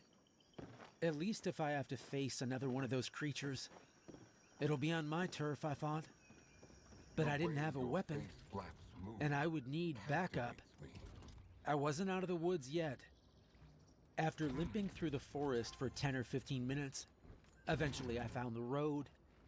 A part of me had been worried it wouldn't be there, that this would be just another world that looked like ours, one of a million different potential places that the archway could take you to, and that I'd find myself wandering through some unknown forest again, set upon by some new breed of ravenous creatures with a thirst for blood. But thankfully, this did look like the road I'd been on, and I could even see the distinctive tread marks in the mud from what appeared to be a jeep, maybe from the day when Ross had dropped me off in this very spot. I felt a twinge of anger at the thought of my supervisor, and I decided I'd let him have it the moment I saw him. He was supposed to be my backup. I was supposed to be learning from him. Instead, he'd let me go out on my own. And now look at what had happened. Limping along the shoulder of the gravel road, eventually I saw the fire tower. It came into focus gradually, emerging from the trees that hid it from my sight. The Jeep was there, and I realized what that meant. Ross was up there, not out looking for me like he should have been. If he'd been where he was supposed to be, none of this would have happened. I climbed the wooden steps leading up to the fire tower, getting more and more enraged as I got further up and closer to the man who I now believed was responsible for all this. Finally, I reached the top, and I threw open the door to find Ross sitting at the table, reading a book, drinking a cup of coffee. He looked surprised to see me and shocked at the sight of me. Holy shit! He almost screamed, knocking his coffee cup over.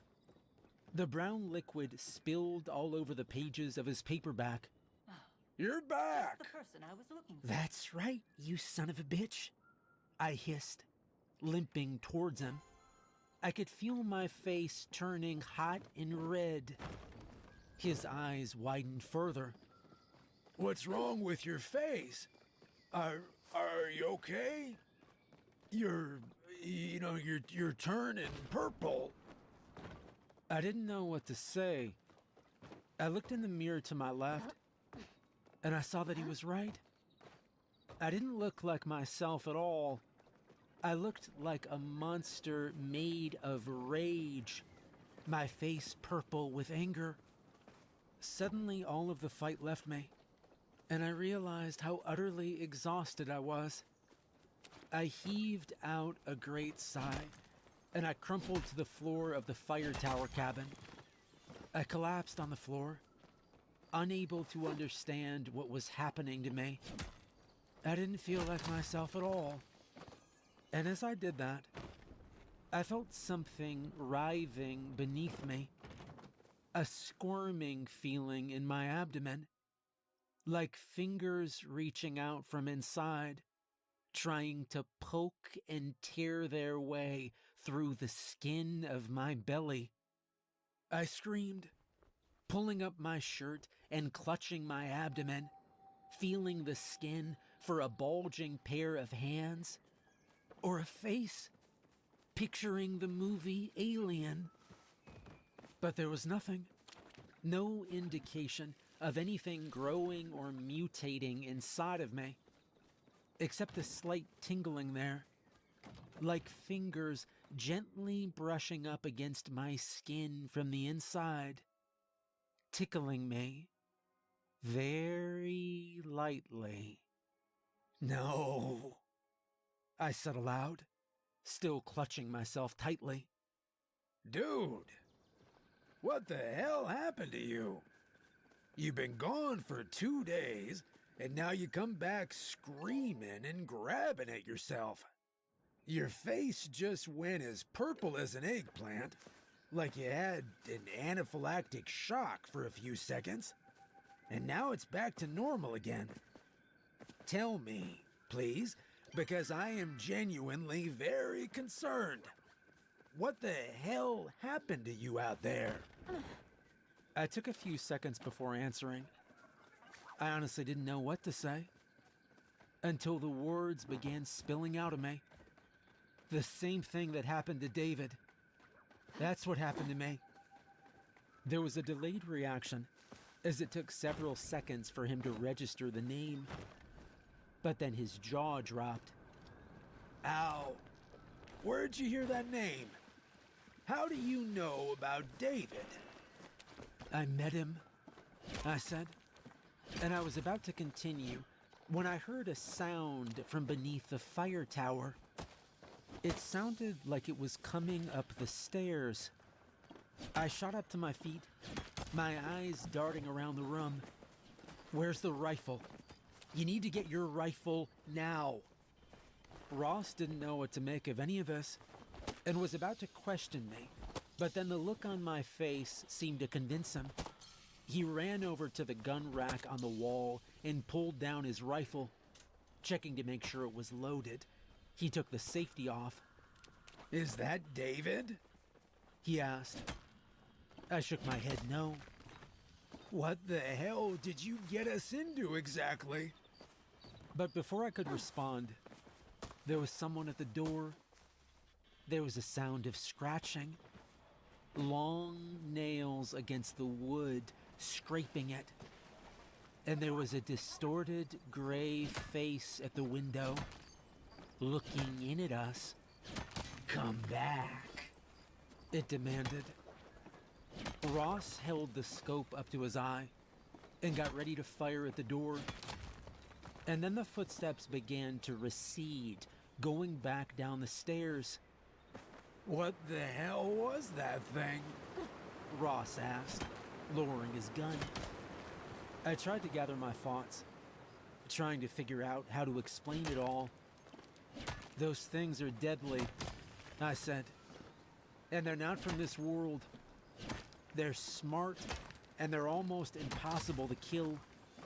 Right now, they're retreating, gathering reinforcements, assembling a hunting party. How can you possibly know all this? I led him outside and pointed down at them below. They were going back for more of their own kind, to bring them into our world. As I looked down from the lofty fire tower, I could see them moving quickly into the forest. Some were going back towards the archway, but not all of them. They were planning on staying here, making this their new home. After all, there was an abundant food supply, and no real reason to leave. I tried to sum up what had happened as well as I could in such a short time. It was difficult for him to believe, but the proof had been right in front of him. The monster had been right outside the fire tower, and we'd seen more of them below us. There was no way to fake that. We needed to do something. Fast. Okay. Assuming you and I haven't lost our minds and just hallucinated whatever the hell those things were, I'm gonna take your word for all this. So what are we gonna do? I considered this for a few long moments. How much gas do we have between the generator and the Jeep? I asked. His eyes went wide after he realized why I was asking. For a while he didn't answer, but then he nodded his head and waved for me to follow him. Enough, he said, as I followed him down the stairs. There's enough. You might have heard about the wildfire on the news. It was a big one. There was speculation it was caused by hikers or careless campers, but the real reason why the blaze started was never truly discovered. No one would have guessed it was set by 2 rogue park rangers, and fire lookouts no less. The forest fire spread and took out a lot of homes, but everyone who lived in the area made it out alive. Thankfully, no one died. I don't know how I would have lived with myself if they had. I was fired from the park ranger service after what happened, as was Ross. With all the news coverage and social media outrage, someone had to be blamed for what happened. And we were the most viable scapegoats, especially since we'd been seen fleeing the area long before the blaze was ever reported. Our excuse was that the fire started near the road, and we'd been down by the Jeep when we noticed it. Believing our lives were in danger, we'd fled from the area before being able to radio in to report the wildfire. Unfortunately, there's no real way of knowing if we killed those things, or if we destroyed the archway. Maybe it can't be destroyed. Maybe those things can't be killed. It's been years since all this happened. I'm terrified of the forest these days. I stay out of the woods and away from nature entirely. I live in a big city, far away from all that business. I work in a high-rise, and I live in an apartment building. And when people ask me if I want to go camping, I say, hell no. People tell me I'm strange. They talk about me behind my back. One thing that people find peculiar about me is that I never go swimming. I never take my shirt off, and I don't date or try to find a girlfriend, despite people always trying to set me up. I don't want anyone to see the changes that have been happening, the arms that have fully sprouted from my abdomen and have a mind of their own. I try to tie them down, to strap them down with duct tape so they can't move, but they always manage to free themselves. They're very crafty in that way, and they brought with them an unusual appetite. I found myself craving the most disturbing things. Things that crawl and skitter in the subways and in the sewers. Things I have to chase and kill and rip flesh from bones with my bare teeth. It scares me to think about what I'm becoming, and part of me will always be terrified. A voice in my mind screaming that this is wrong, and I need to get help. But another part of me is getting used to it. A primordial alien part of me is starting to very much enjoy the hunt.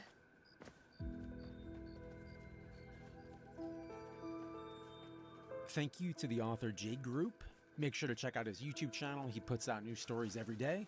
If you'd like to support me, check out my Patreon. There are links to both in the description.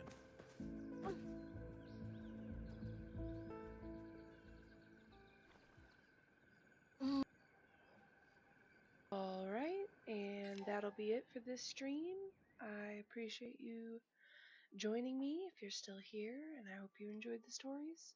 If you have any, make sure to